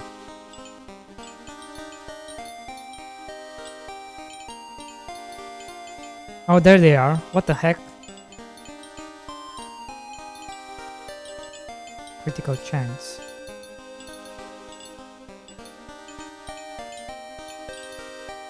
I feel like it'd be stupid not to.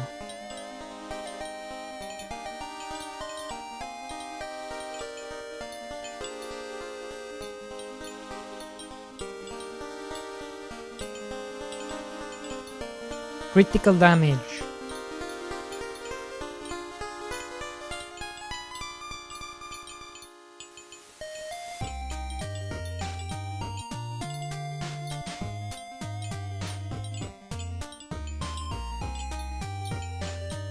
Looks like I'm killing pretty fast.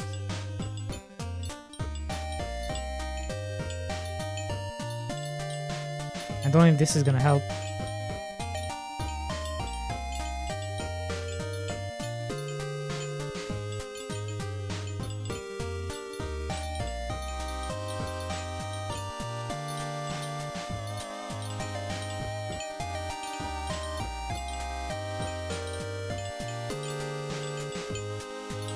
Down is 2, far apart. I think I'm just gonna go for mana transfer.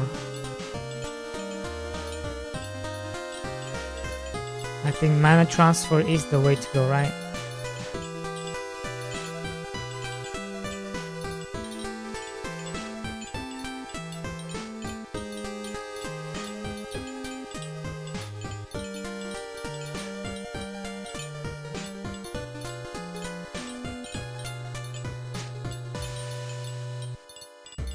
Here's what you do.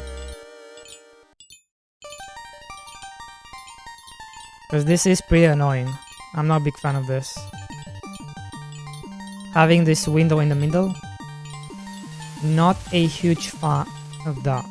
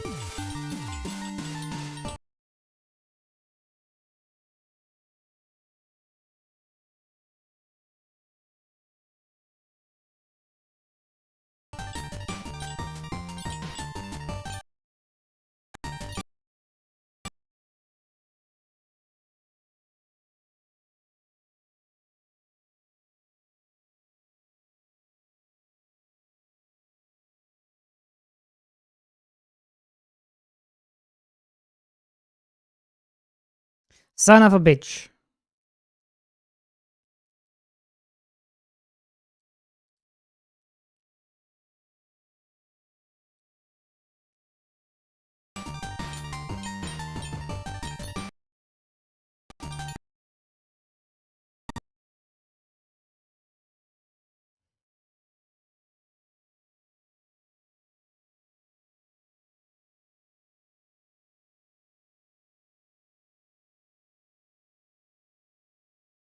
This is what you do. That looks right. You have way too much space, empty space. And you have all this on the screen. So this is like its own thing. Its own thing on the screen. It's not part of the game window. The game window is this. Right, you move all this. You move all this information at the top here. Even this can go over there.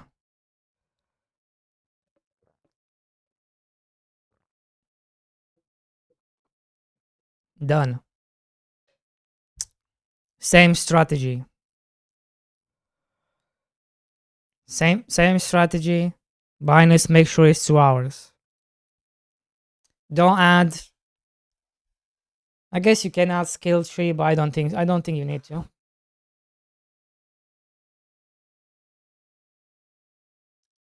Just add funny stuff that changes the way.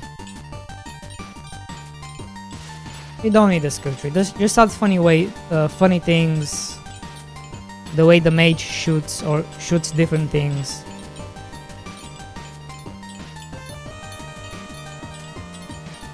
You don't need to make it too complicated. Same strategy and done.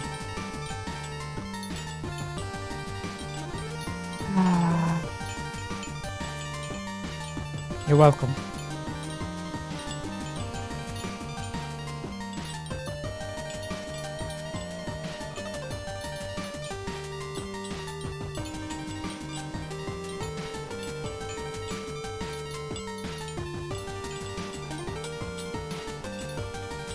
And actually, you'll probably make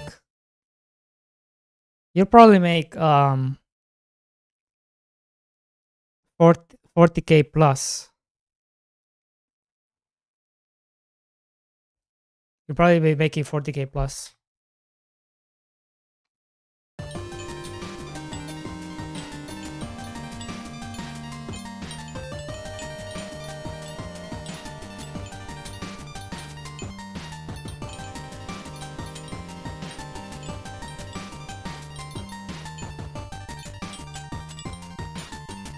Pretty optimistic, but okay.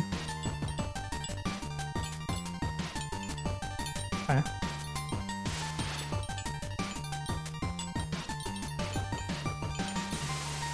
It's true. 'Cause I remember Tornity told me, oh yeah, you're gonna make sock house money, don't worry. Even more.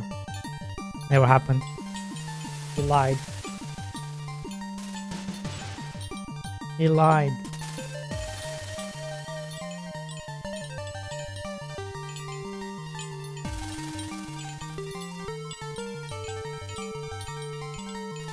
Oh yeah, the average group. I forgot to ask you how's your game doing? Who said what? Tornity.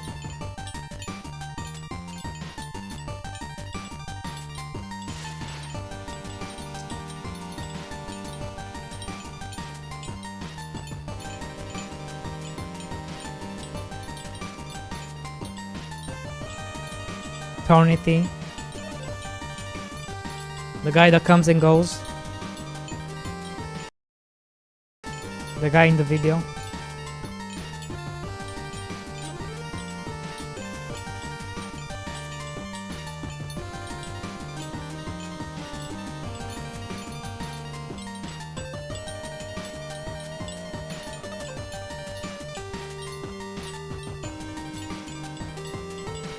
Yeah. Isn't your game free?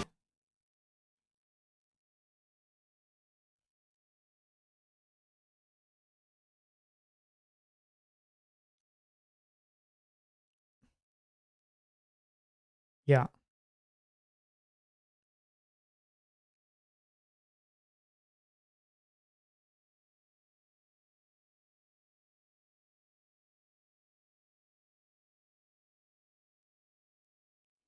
Any reason why you didn't sell this?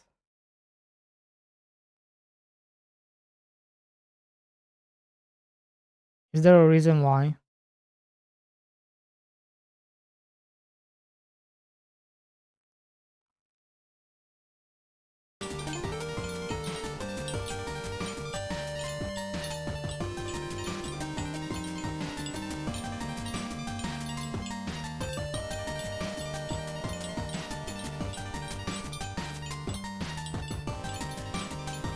Here's the problem with DLC. I'm not saying it's not a good idea. This is just my opinion. But when you see something like a DLC, even without looking at it,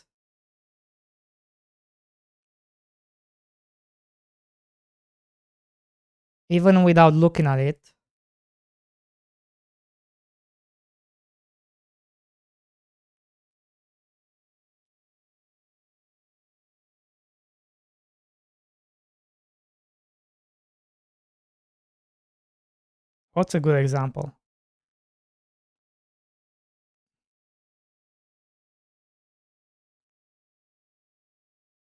Like even without looking at it, people get the ick. Right? That's the problem. Like it's better to have just a game, add to cart. They don't have to look for DLCs. Even as soon as they see like, oh, there's something in here, DLC stuff,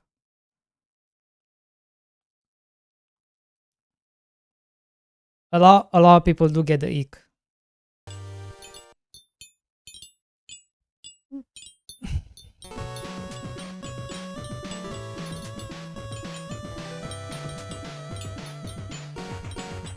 Imposter syndrome. You're an imposter. Wait, you are an imposter. Hold on.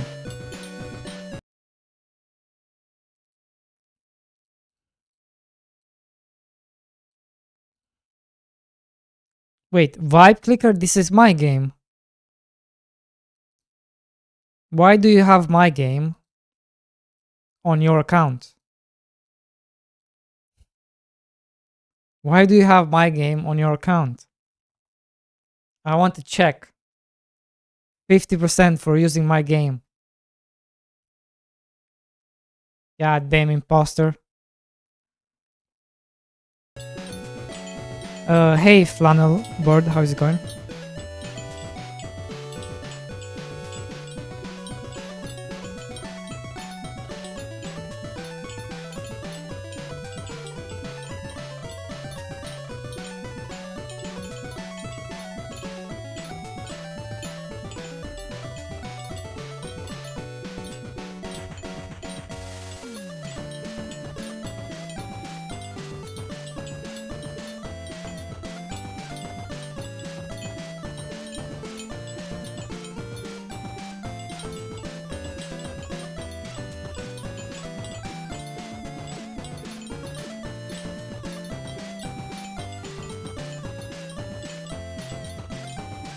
What is this game? Looks like Tower Wizard, but it's not. Very Barry Bob 2. What the heck is Barry Bob?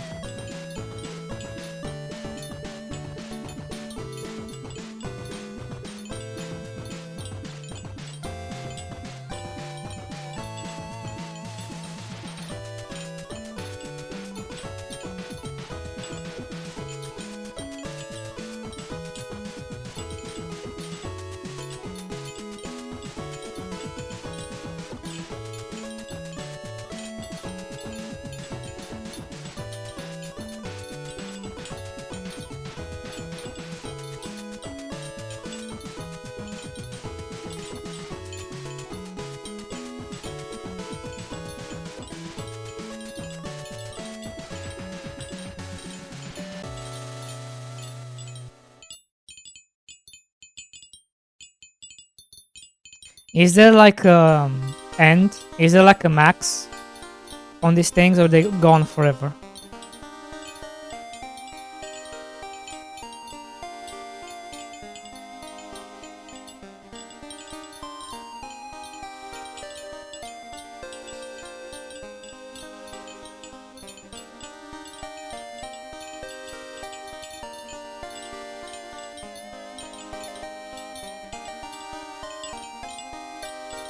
Not all? Okay.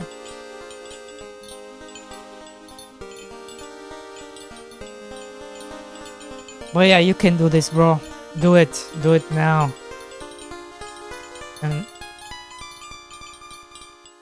I mean, I can help you as well if you want with the Steam stuff. You also need a trailer. Trailer for this will be very important. I don't want you to make a... I wonder if you can do it without a trail. I don't think you need prestige or anything like that. I think you can stretch it out to 2 hours without prestige. I wonder if that's possible.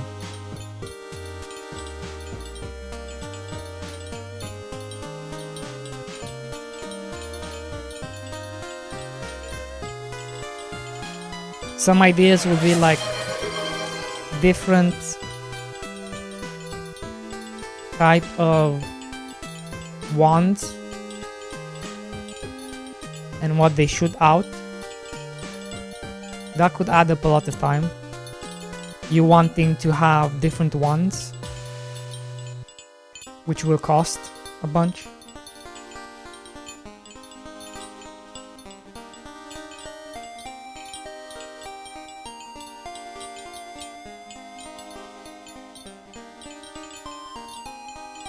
Quarantine in the background says get back to work. Hey, who cares what that guy says? He's not a real viewer. We don't listen to him.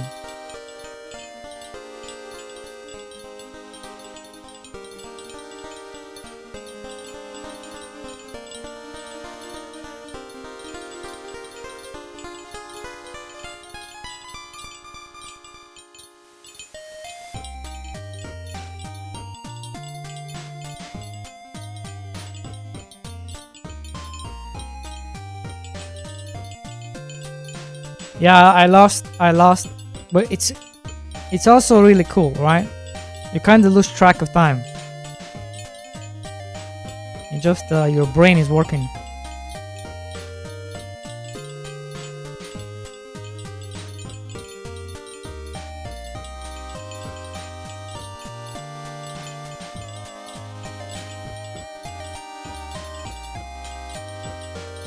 Okay, that's it. That's it. Enough, enough, enough.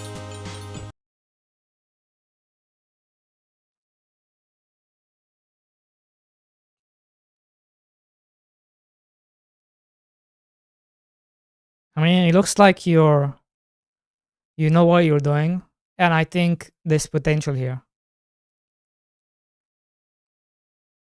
So yeah, let me know. Let me know, and I can help.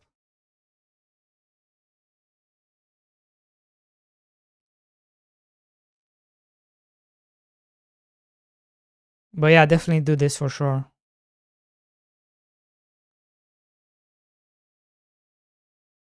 Like, this is a must.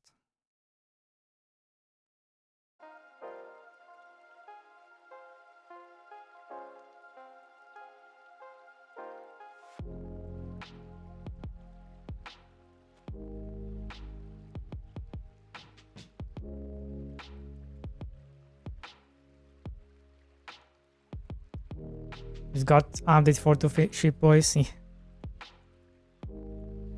True.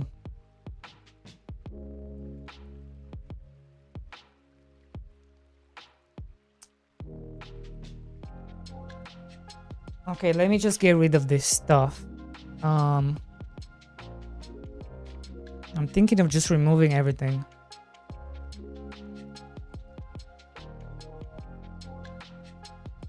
Just start fresh.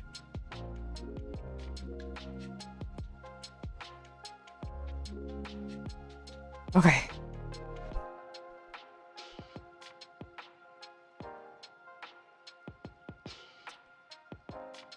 We have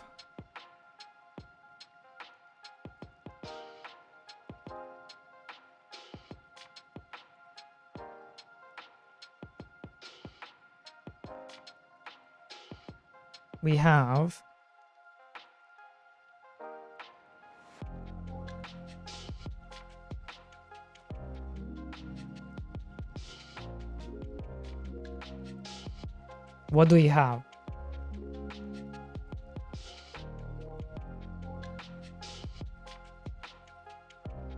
We have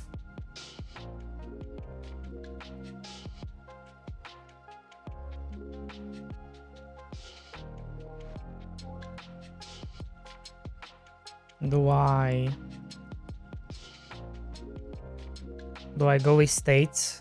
I guess we have to go with states.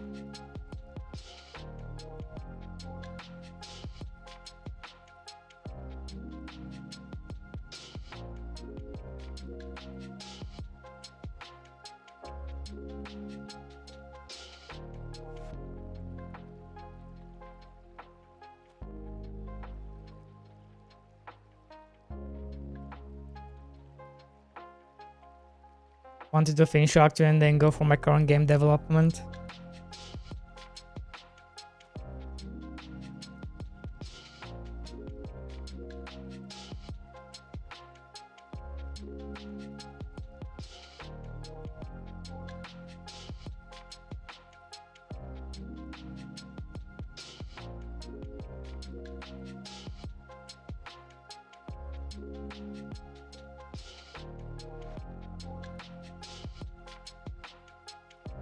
What are the states of don't even know. What's this called?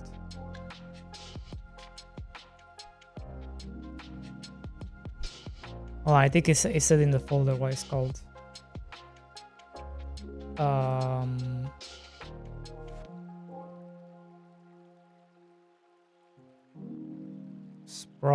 Spross?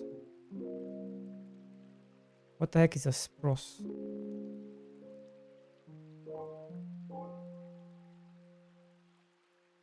Not spross, hold on. That's just the tree type. Sprout, phase 1. Yeah, that's I'm trying to name the phases.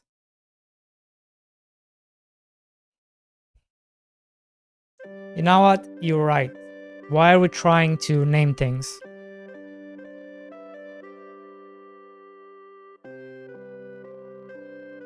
Fuck it.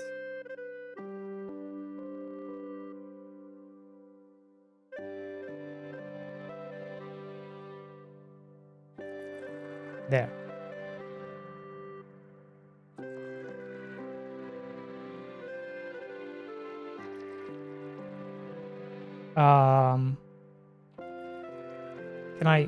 Can I?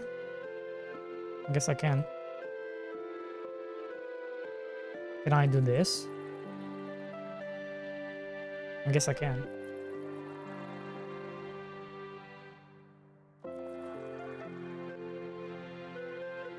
Why you need an enum here? I need it for stuff.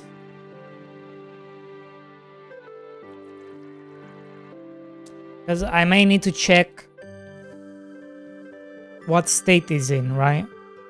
Is it ready to be harvested? Is it just a sprout? Blah blah blah.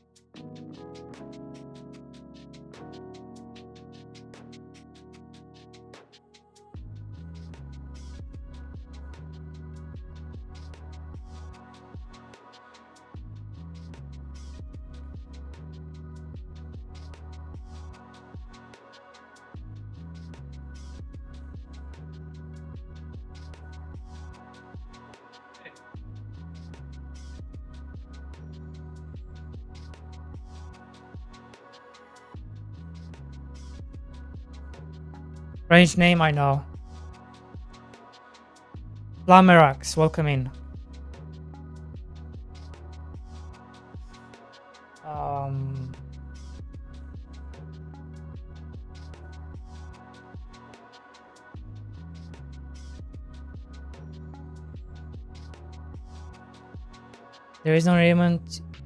There's no reason to name the states with some strange.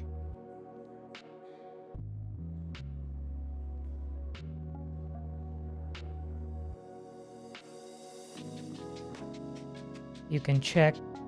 You can just check. Is the first or the last of Enum?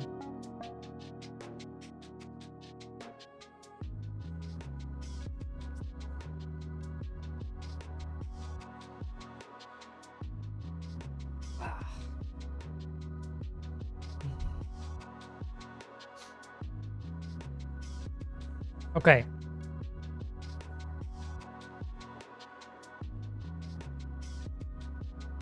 What do I need to do? I also need to save the texture.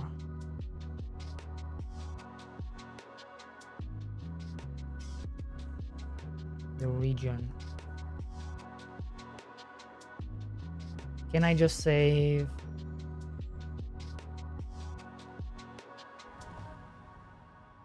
Funk ready. Right. To the region.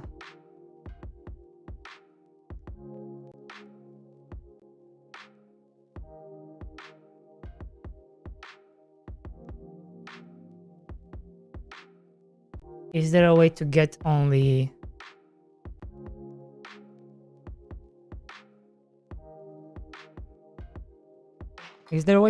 the X?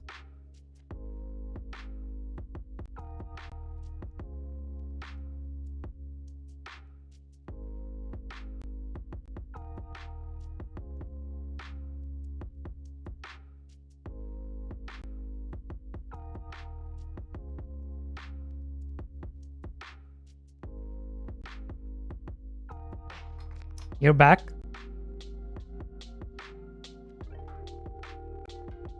Yeah, I'm not too sure what you mean.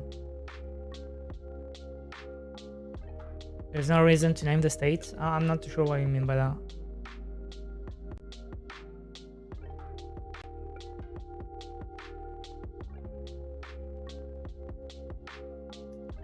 Region.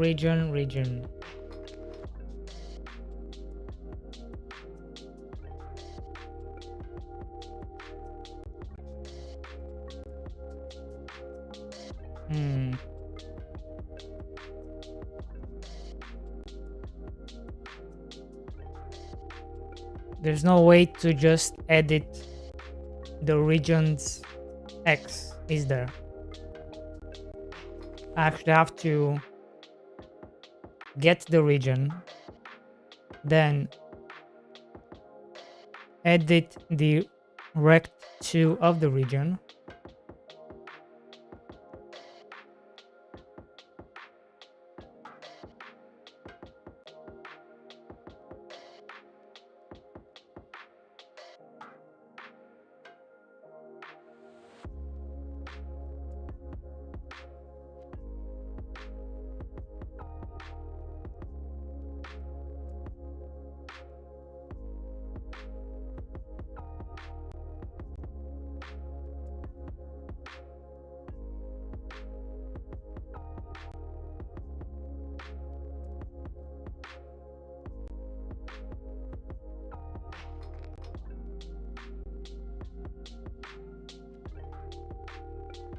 yeah.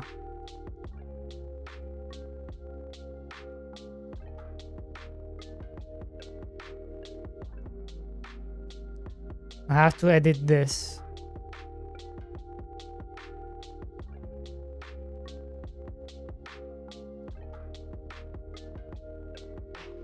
Because I need to edit this too. Or just this. I just need the X.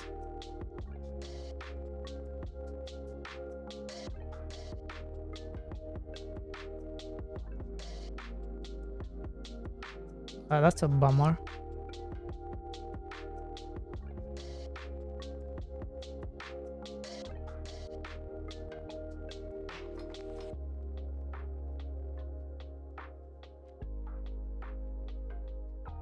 Well, I guess that's how I have to do it.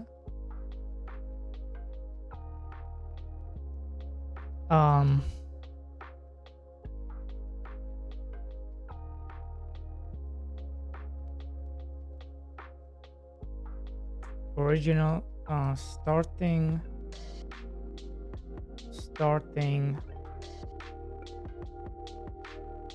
atlas chords equal to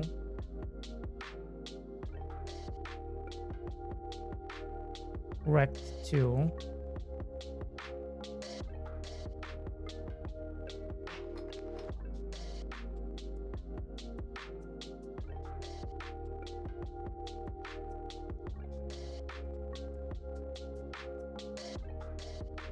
sprite to the get rect. They should give me the rect.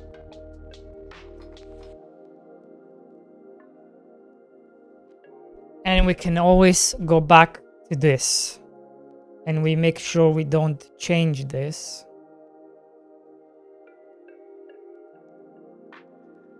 Current atlas chords rect2.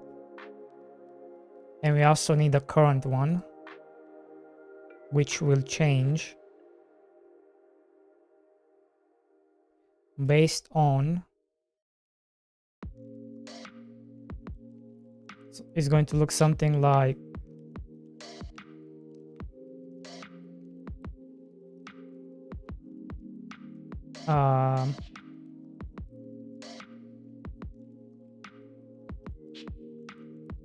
rect2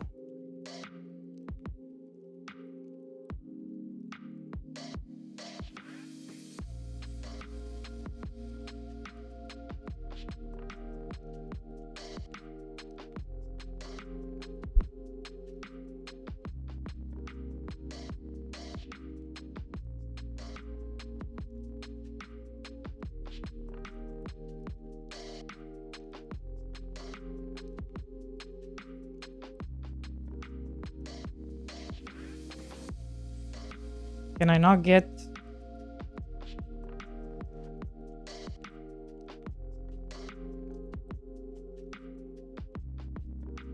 what?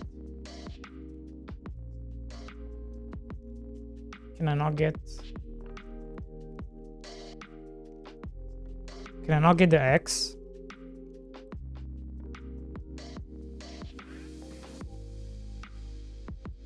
Of this?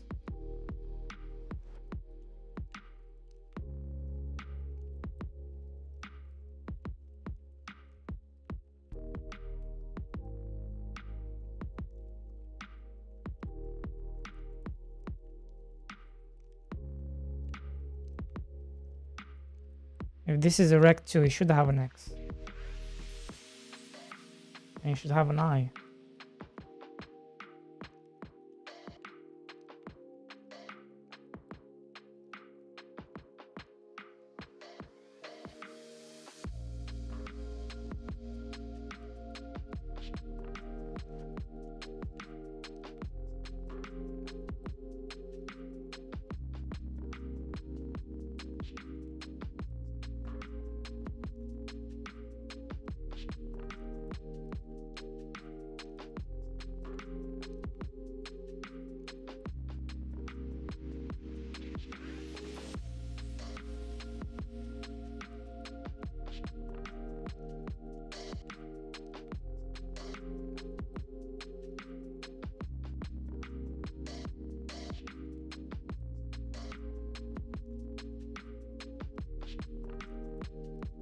What's this?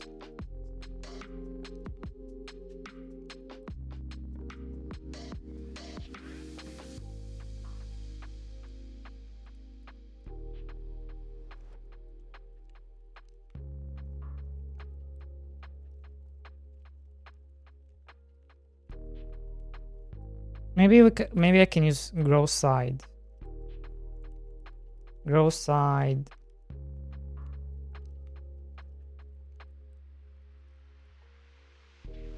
Right.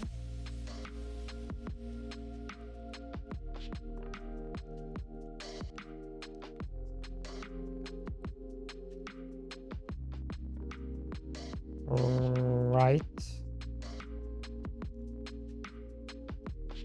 Oh, it's an int. Son of a gun.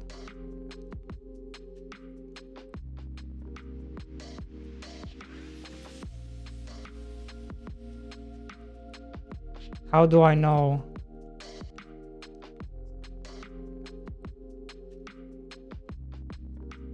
I'm guessing 0.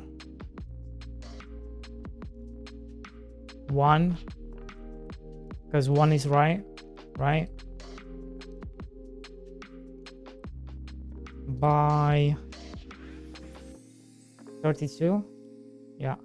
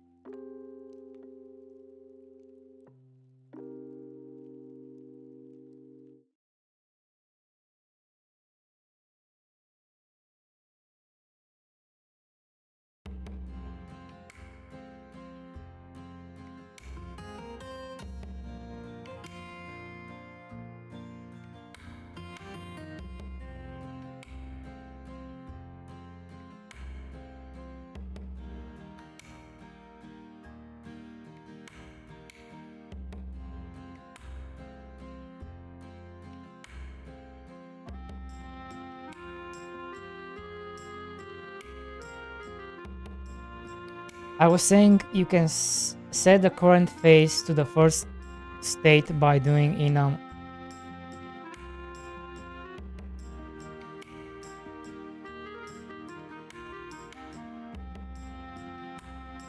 Son of a gun.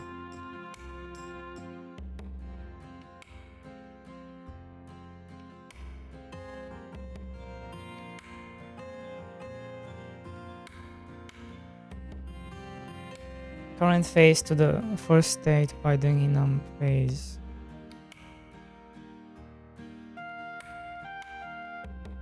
But there's no difference.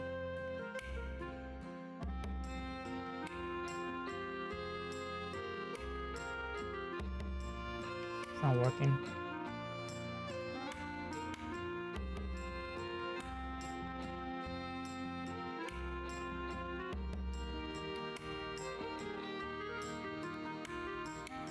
There's no difference.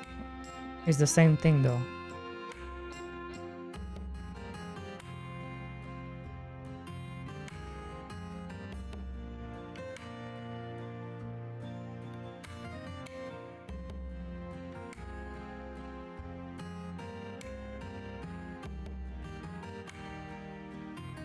Why am I complicating like that?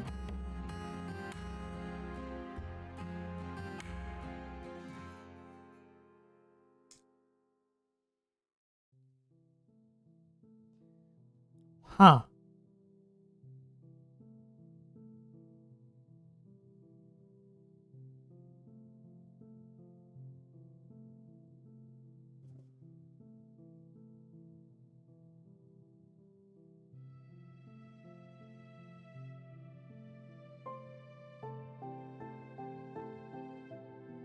Yeah, it's overkill. Don't worry. We're gonna make it better.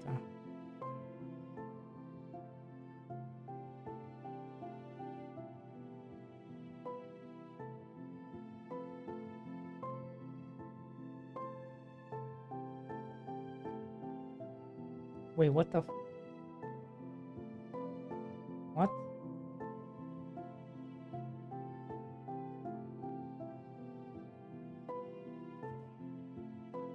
What's this?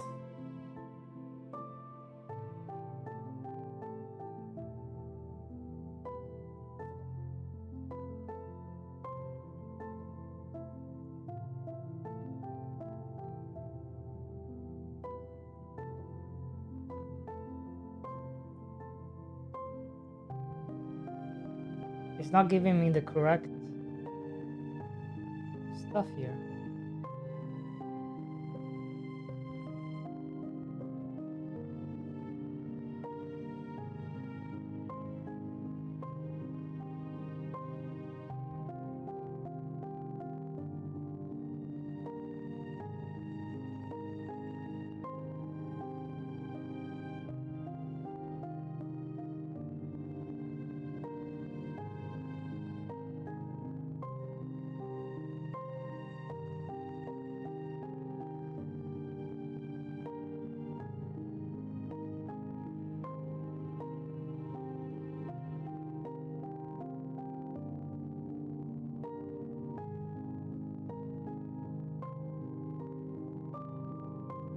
Wait.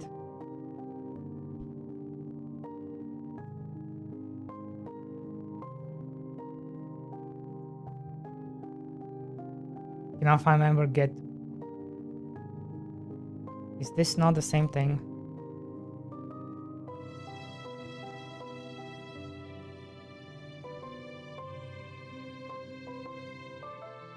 Yes, it is. Okay. I think I was getting the wrong thing.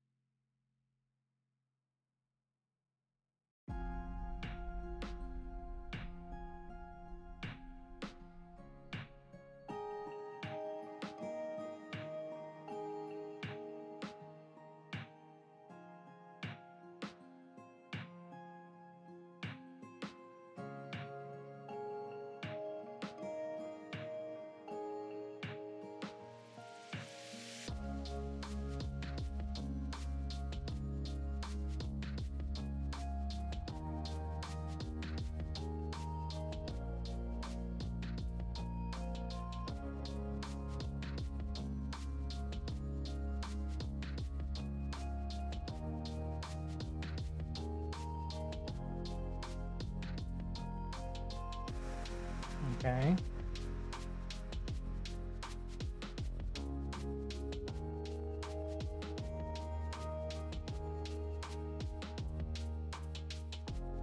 Maybe this needs to be minus 32.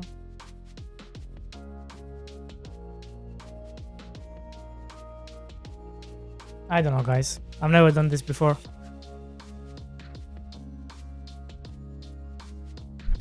Where's my where's my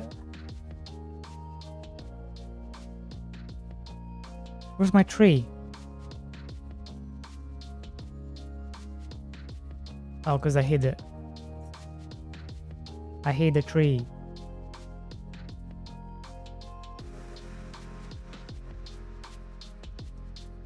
I'm not sure.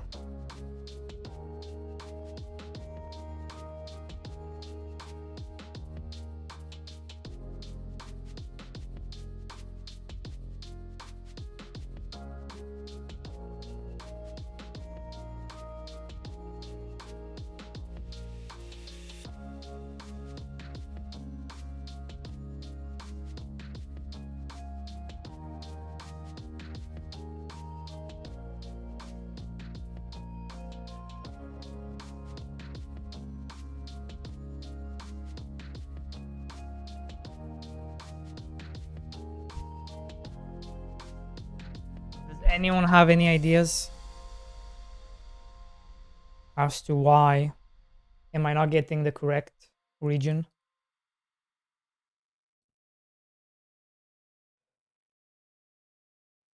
Ah, wait. I think I'm a dumbass. I think I be dumbass. I don't know what's going on.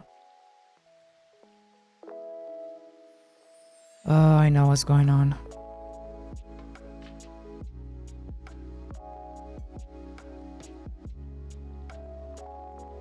No, don't worry about it. That's not what I'm doing. You're worrying about the stuff that doesn't matter.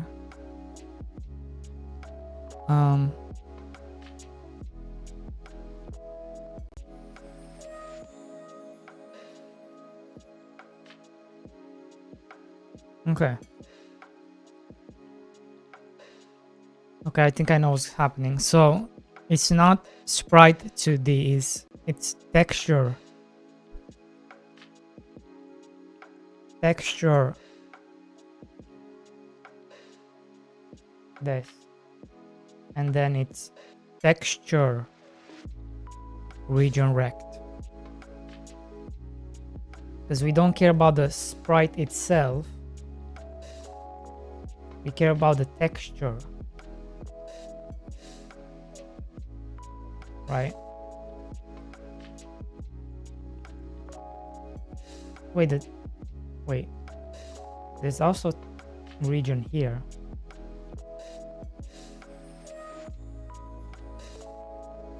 What is this? I don't know. But now it should work.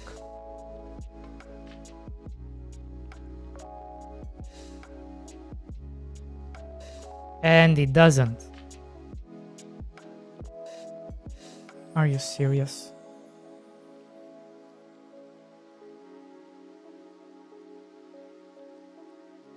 How do I get to you?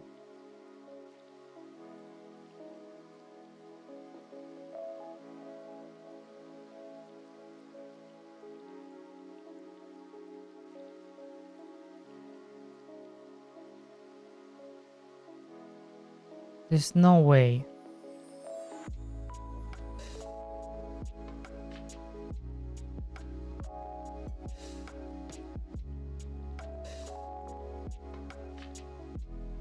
There's no way I have to get the image, right? And then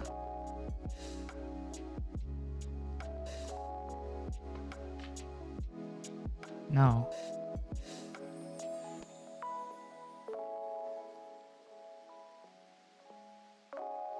Texture atlas.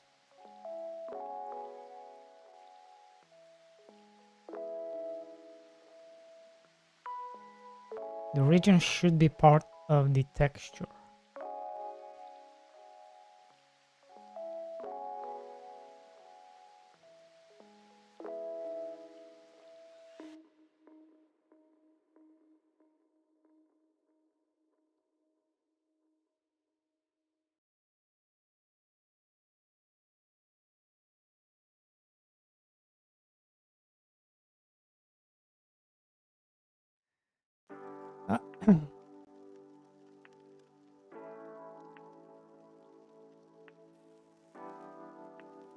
That's what I'm trying to get.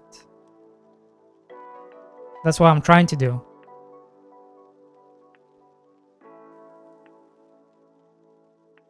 No, I'm trying to get these coordinations. But the game makes it I don't know why it's so hard to get the coordinations of the region.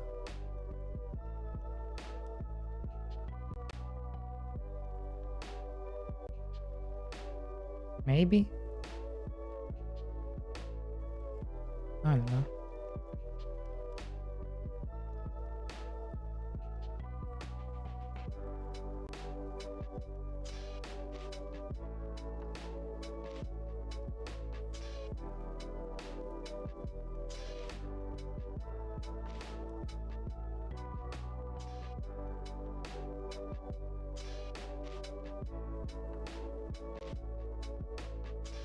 Looks like nothing happens. And that's a start.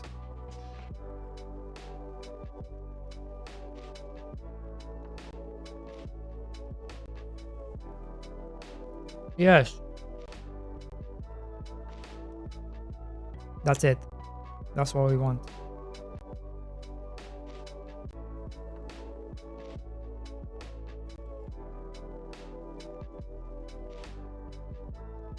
And now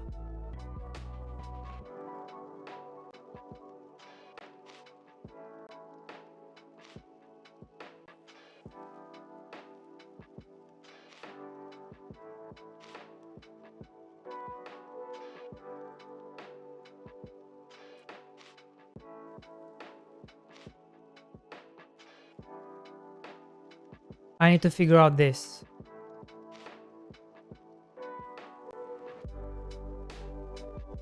Side constant, side left, side top, okay. Side right. So side right is 2. And it's an enum.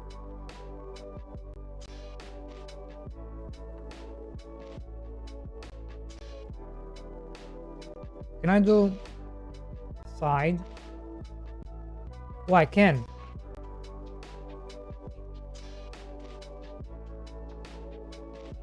Side right.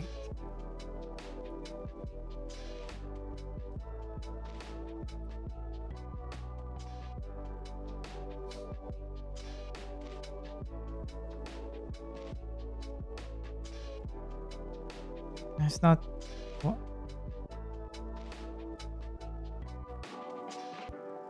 Maybe that's not what you need to do.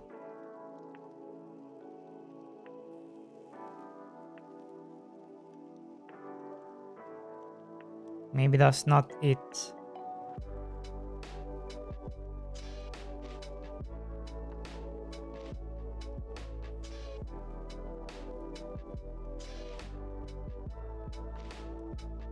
Maybe that's not how I change the X. I just want to change the X.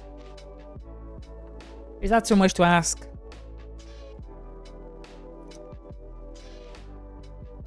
Grow 4. Grow 2. What? Grow individual. Oh my god.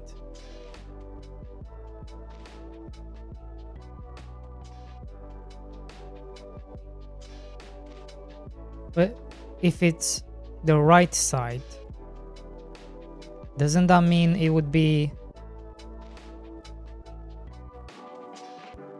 Oh, I need the left side.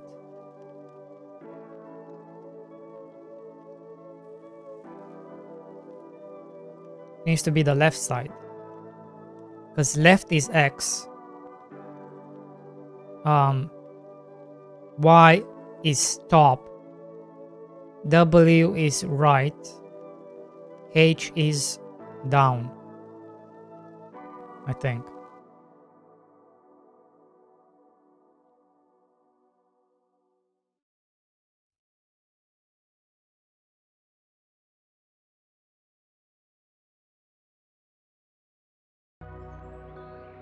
Nope. Okay. Now I'm getting annoyed.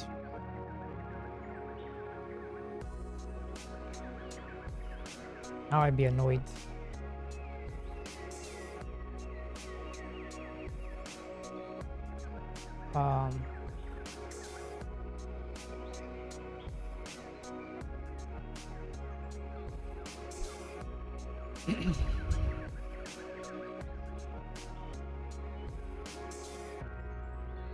P. So I just need the position. Size. That's the size. So position.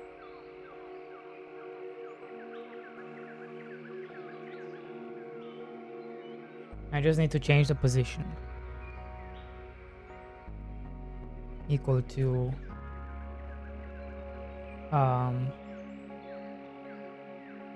vector 2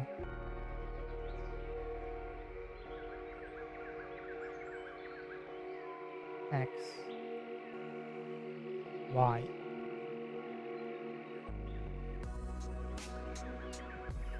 plus 32. But this is so overkill. Isn't there a simpler way to do this?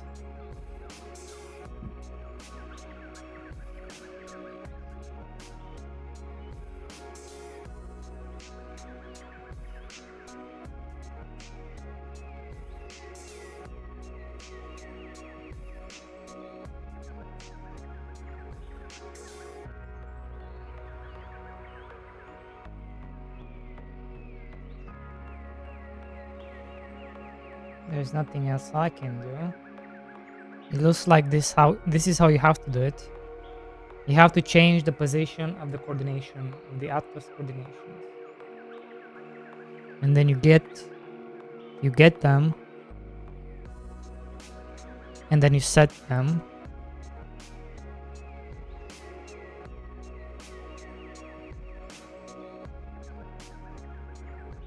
And then you set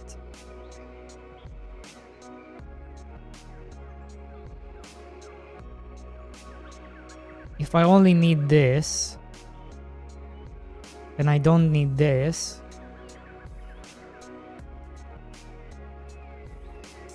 I can have this as vector 2, vector 2,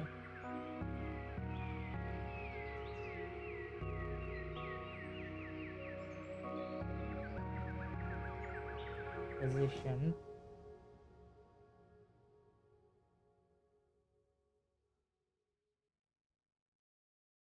and then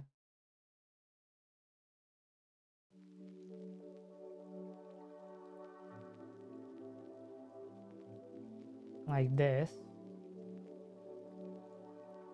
and then I can just do position equal current atlas coordination, because we only care about the position. We don't care about the size.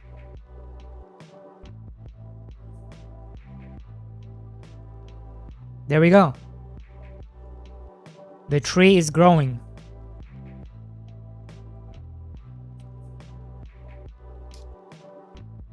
Right? So this is kind of the growth of the tree.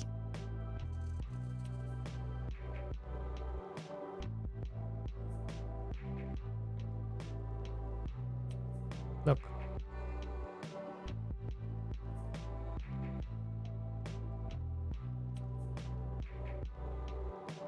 There you go. It grows.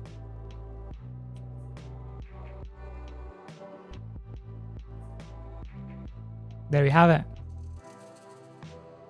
And then, if you want to set it back,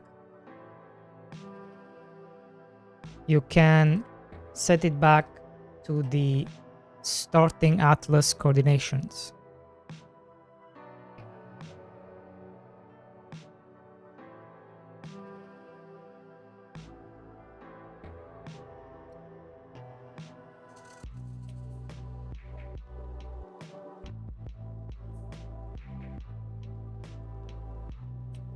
And then it goes back, it becomes small again.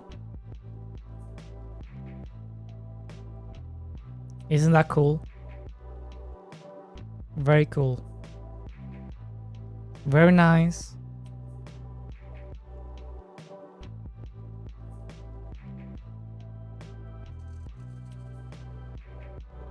I guess it's not too bad. You know? And this is what we're working with.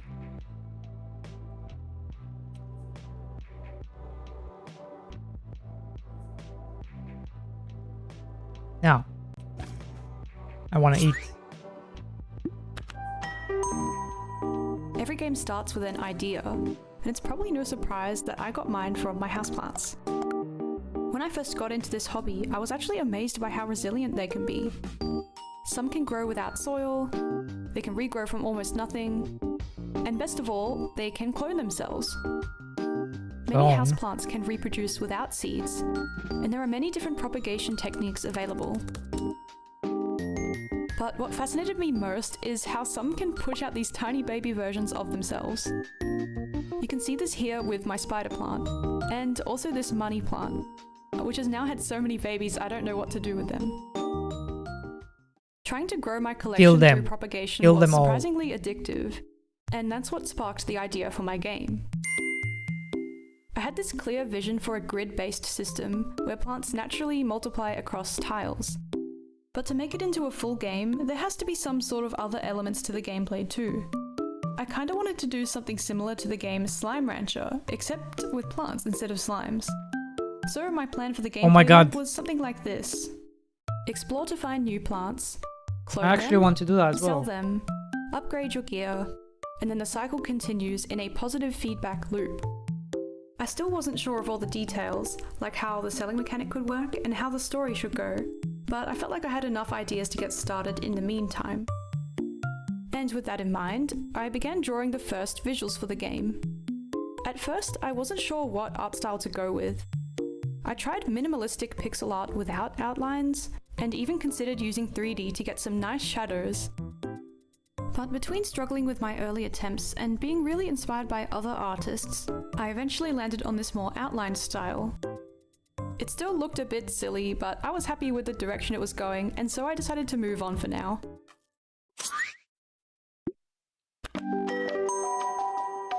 My next priority was to make interacting with the plants feel as satisfying as possible, and that included making the plants gently bounce as you walk through them. But as is often the case with game development, my first attempt achieved the exact opposite of what I was going for. Eventually though, I figured It's because the reason this happens is because the shade, the sprite or whatever she's using is not unique. It needs to be unique per node.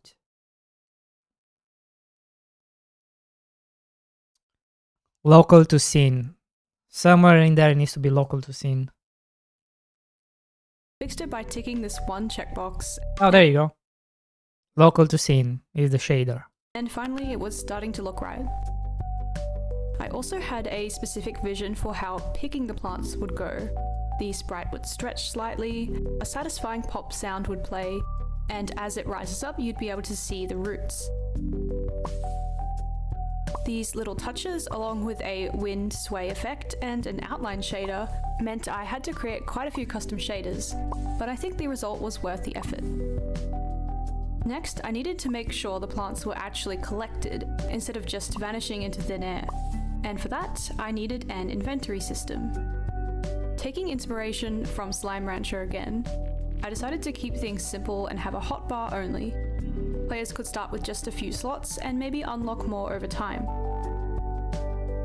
I kind of dreaded adding the hotbar because in my previous game, I redid the UI over and over trying to improve its design.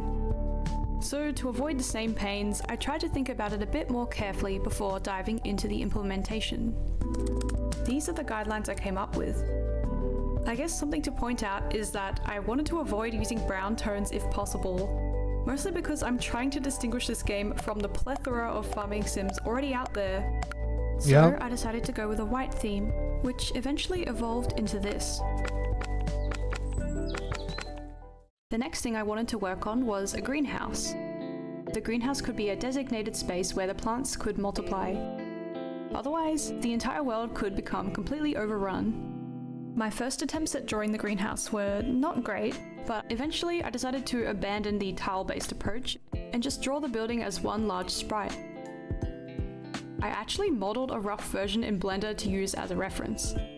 Probably won't be doing this again as it took a long time, but it was pretty helpful when I was starting out. While all that was happening, I also began setting up a new scene for the interior of the greenhouse, where the plant propagation would actually happen. But having two separate scenes introduced a new challenge. The player's inventory kept resetting when switching between them. And that's because switching scenes in Godot deletes everything in the current one. Luckily, Godot has a built-in solution for this: autoloads. After I made a new autoload to store the game's data, I was able to save and load the hotbar contents from it. Now that it's possible to bring plants into the greenhouse, I was keen to start making them spread over time. But not before getting quite sidetracked by adding a bed. Just like in Stardew Valley, sleeping in bed will skip to the next day. In saying that though, I don't plan to have a mandatory 2 AM bedtime, and sleeping will probably just be optional. With that now out of my system, I could finally work on the plant cloning mechanic. The idea was simple. Once every 24 hours, all fully grown plants check for empty tiles next to them, and if there's space, it might spawn a baby plant. Each plant has 3 growth stages, so it takes around 4 days to produce a full clone. I'm not sure if this will feel too slow or too fast when in-game, but I can always tweak the growth speed later if needed. And that pretty much wraps up the second month of development. The next month, I couldn't resist spending some time improving the visuals. First up was the grass. I added this hand-drawn texture to the grass tiles, and it instantly made the world feel so much more alive. I actually already made a video diving into the technical side of how I did this, so feel free to check that out if you're curious. I also updated the player sprite, added some boundary cliffs, Are we and still on month most 2? importantly, made some trees. There's no way we're still on month 2. The player is going to be spending a lot of time exploring the jungle to find plants, so they're going to be seeing a lot of trees. This meant I really wanted to get them looking good, but I really struggled with drawing them. It didn't help that I didn't have my iPad or a drawing tablet at the time, so I was stuck drawing every single leaf with a mouse. I went through so many iterations, looking at different tutorials and reference photos each time. But finally, I somehow managed to scrap together this one, and I was pretty happy with it. Weirdly enough, after all this, I actually now prefer using a mouse to draw pixel art. Being able to flip between drawing and testing is super convenient, and all the keyboard shortcuts really speed things up too. Anyway, next I created a new scene and wrote some code to randomly spawn in the trees. One of my favorite tricks is using Perl and noise to generate these natural looking clusters. I also wrote some code to spawn in these small patches of more valuable plants that the player can collect. My plan was to have the player explore a network of forest areas, each connected by entry and exit points. The deeper you go, the better plants you'll find. But I was having a lot of difficulty getting the network to generate how I wanted, and even worse, exploring it didn't feel very fun. I found myself just racing to find the exits instead of looking for plants like I had originally envisioned. This whole exploration system will definitely need a rework at some point, but I was feeling a bit down about it, so I decided to tackle some other things in the meantime. So next I moved on to creating the player's home. As much as I personally wouldn't mind sleeping in a greenhouse, it probably makes more sense to give the player a designated home for that. This was my first design, and initially I was quite happy with it. Bro, the art is so But good. as I started thinking more and more about the overall setting of the game, I thought a simpler, rustic cottage would fit better with the vibe I'm going for. And as for the interior, I kept it pretty simple with just a bed and a dresser for now. By the way, I also updated it so that the plants can spread outside of the greenhouse, but only if they're on soil. Next, it was time to fix some bugs. There was this strange issue where every now and then, plants would become really, really bouncy. Sometimes they got so bouncy that they flew off the screen entirely, only to slowly spiral back down in a rather mesmerizing fashion.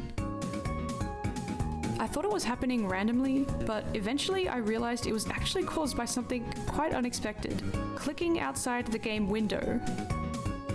The What? plant bounce is controlled by a damped sine wave in a shader, with elapsed time along the x-axis. Since large values were being generated, they must have been coming from here instead of here. But in order for that to be possible, the elapsed time must somehow be negative. Long story short, the built-in shader time seemed to be giving some funky values because I managed to fix this bug by ditching that completely and passing in the time manually from the CPU instead. Unfortunately, this then caused major performance issues, but luckily after a bit of a refactor, it all worked out in the end.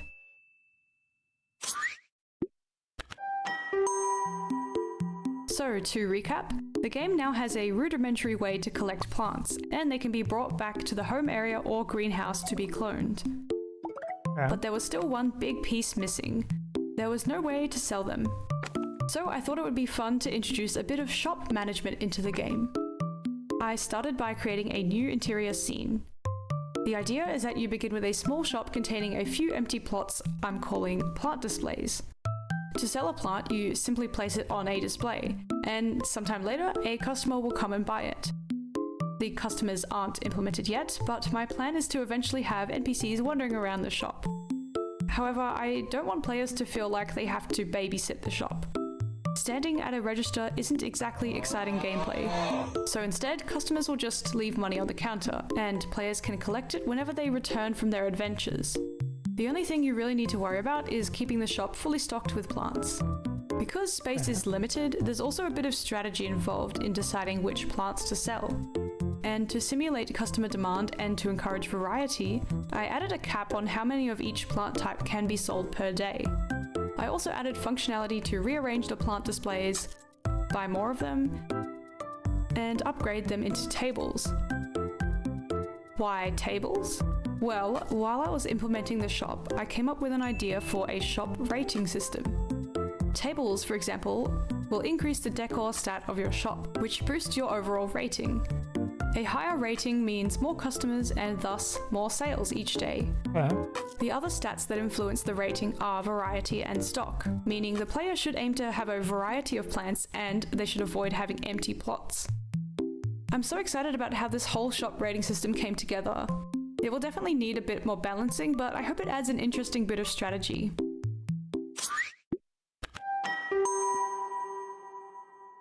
No farming sim is complete without a watering can, so that's what I added next.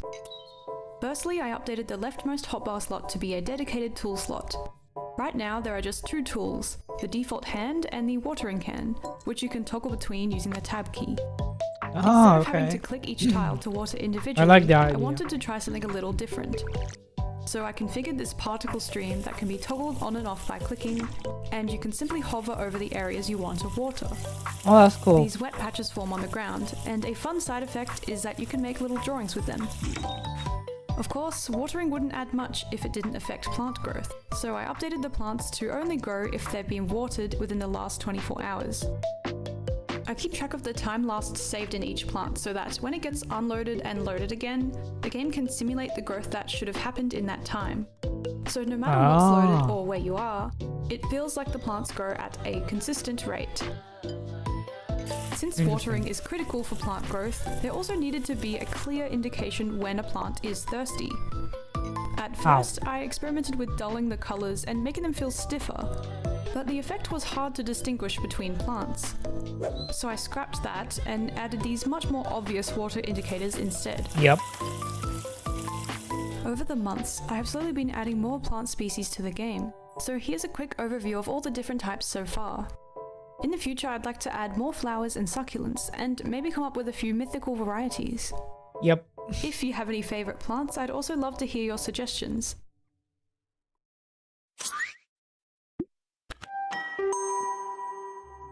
I knew I wanted the first section of Wilderness to be a rainforest, but right now it didn't look like one at all.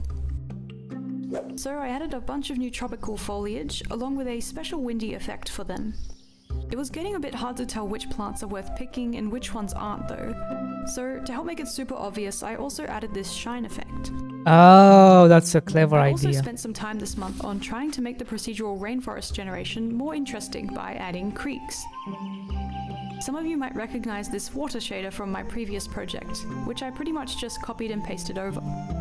I love how these creeks turned out, and I have some exciting ideas for them down the line. But unfortunately, I still didn't love the procedural network idea as a whole. Anyway, now I want to talk about the shop again. At this point, the interior was mostly there, but it had no exterior. The question was, where do I put the shop so that NPCs can walk in and out? It didn't really make sense to put it in the player's backyard, and it didn't make sense to put it in the forest either. So that's when I realized I might have to create a town of some sort. Well, maybe an entire town was a bit too ambitious, so perhaps just a street would do. Here's my initial design for the shop, but I'll probably revisit it later to add more signs and things. To the south graphics of are the good. street, I plan to add a community garden. And to the north, there's a river, a campsite, and then this path that leads to the wilderness. I was hesitant to add a town at first, but I think this small layout is manageable, and I'm excited to add more kinds of shops down the line. Month 7. Now it's time for one of my absolute favourite features in video games. The character customization system will heavily overlap with generating NPCs, so my plan was to knock out both these features at once. First, I separated the player sprite into multiple layers. This includes the skin, clothes, eyes and hair, with animations for each. Then I had heaps of fun coming up with different designs. I especially love these different eye options. They add so much performance. character. also want to mention that for the long hair, I separated it further into a The front performance. layer and a back layer, with several options for the front and several options for the back. This results in a huge number of possible hairstyles without too much effort on my part. Next, it was time to tie it all together in a user interface, which again took me a while to settle on this design. Very Now cool. that the character customization was ready, all the sprites and data structures I just made can be used to make the NPCs. C#. First, I got them spawning in random spots, and then I added some pathfinding. It was very easy to do this thanks to Godot's A-star pathfinding functionality. Wait. The NPCs, What? and then I added some pathfinding. Yeah. It was very easy to do this thanks to Godot's A-star grid. New A-star grid to the region. New rect range.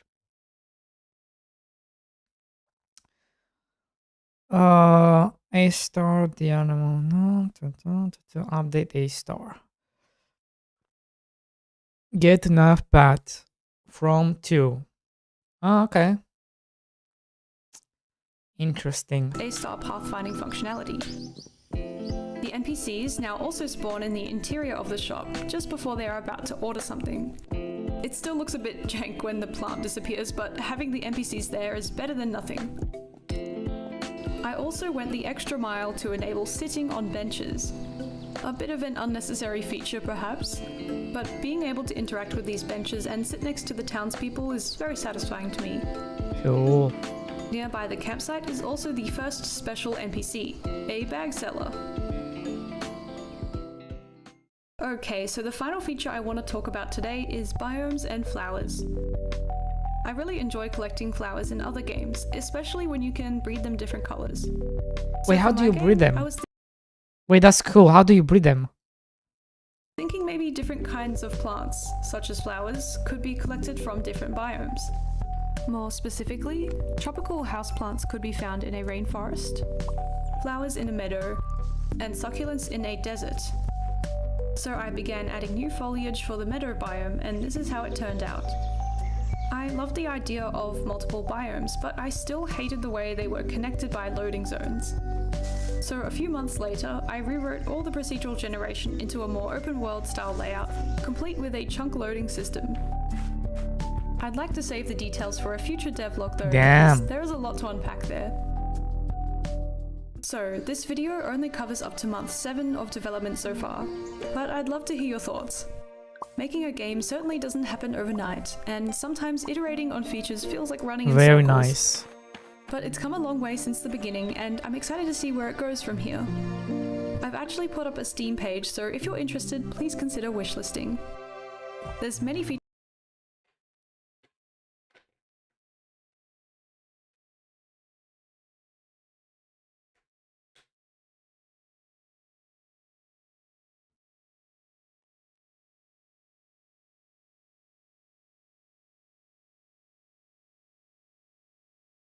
Make sure you wishlist. Did I wishlist? Plant tails. There you go.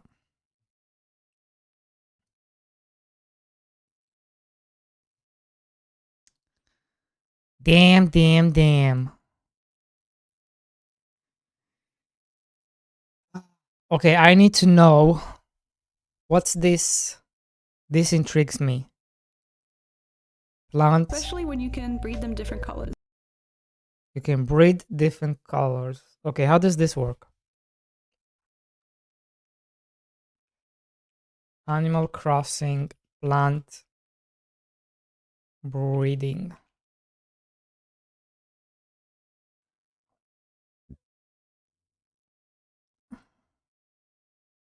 Plant 2 flowers of the same species adjacent to each other, either direction or diagonally,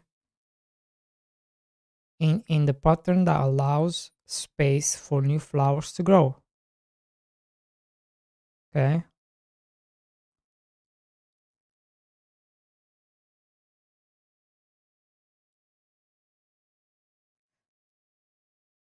A new flower has a 5% chance to appear.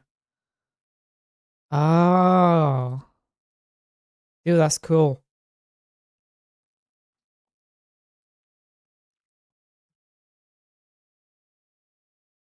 That's an interesting system.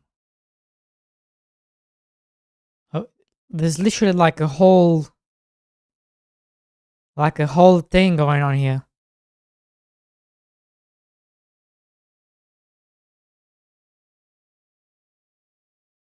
Literally. There's like a whole thing. Okay. What about crops? Is that a thing? Or is it just flowers? Yeah, it's just flowers.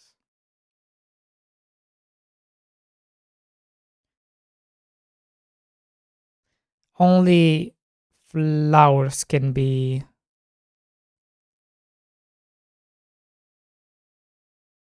Damn.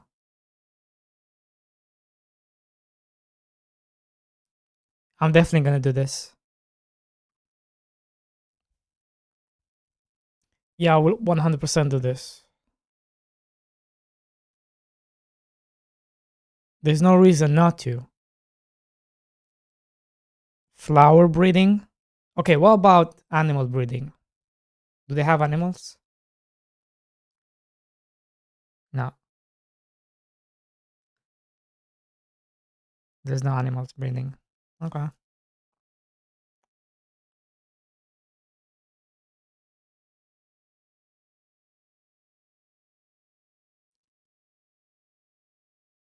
Okay. There are plant breeding though. That's cool. I mean flower breeding.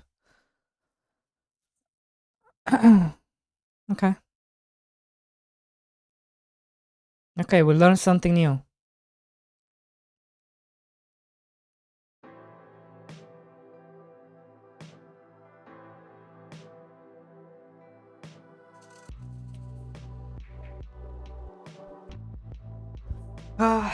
All right.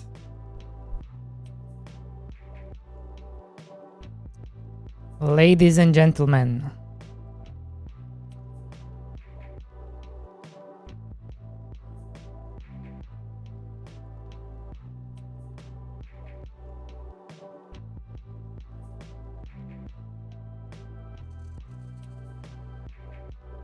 It's time to raid out.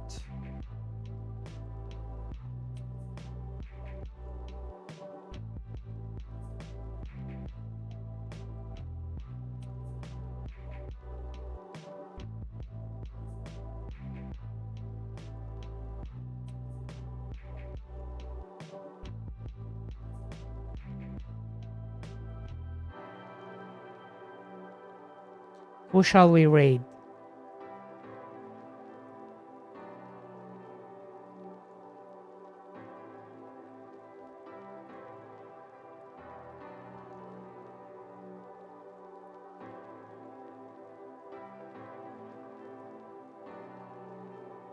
Who shall we raid?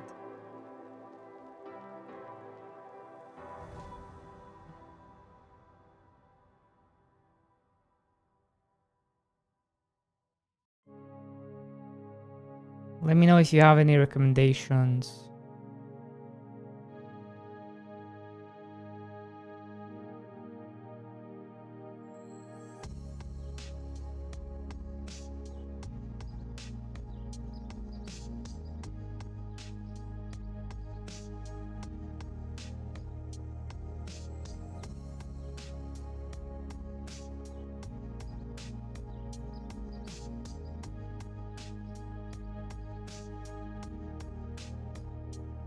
Um,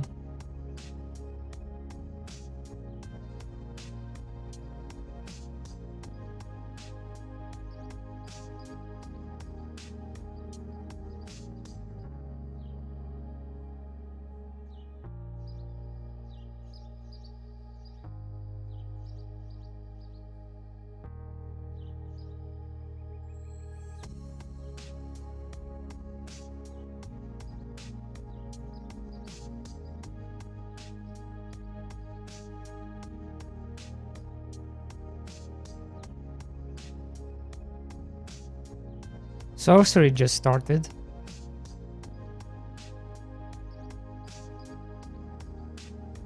Raid.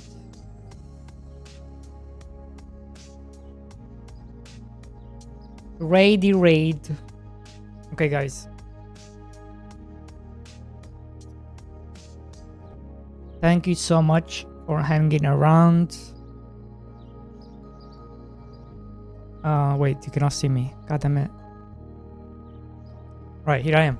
Thank you so much for hanging out. We shall continue tomorrow. 9 a.m. My time. I don't know when that is for you, but my time. And yeah, enjoy the rest of your day. See you tomorrow.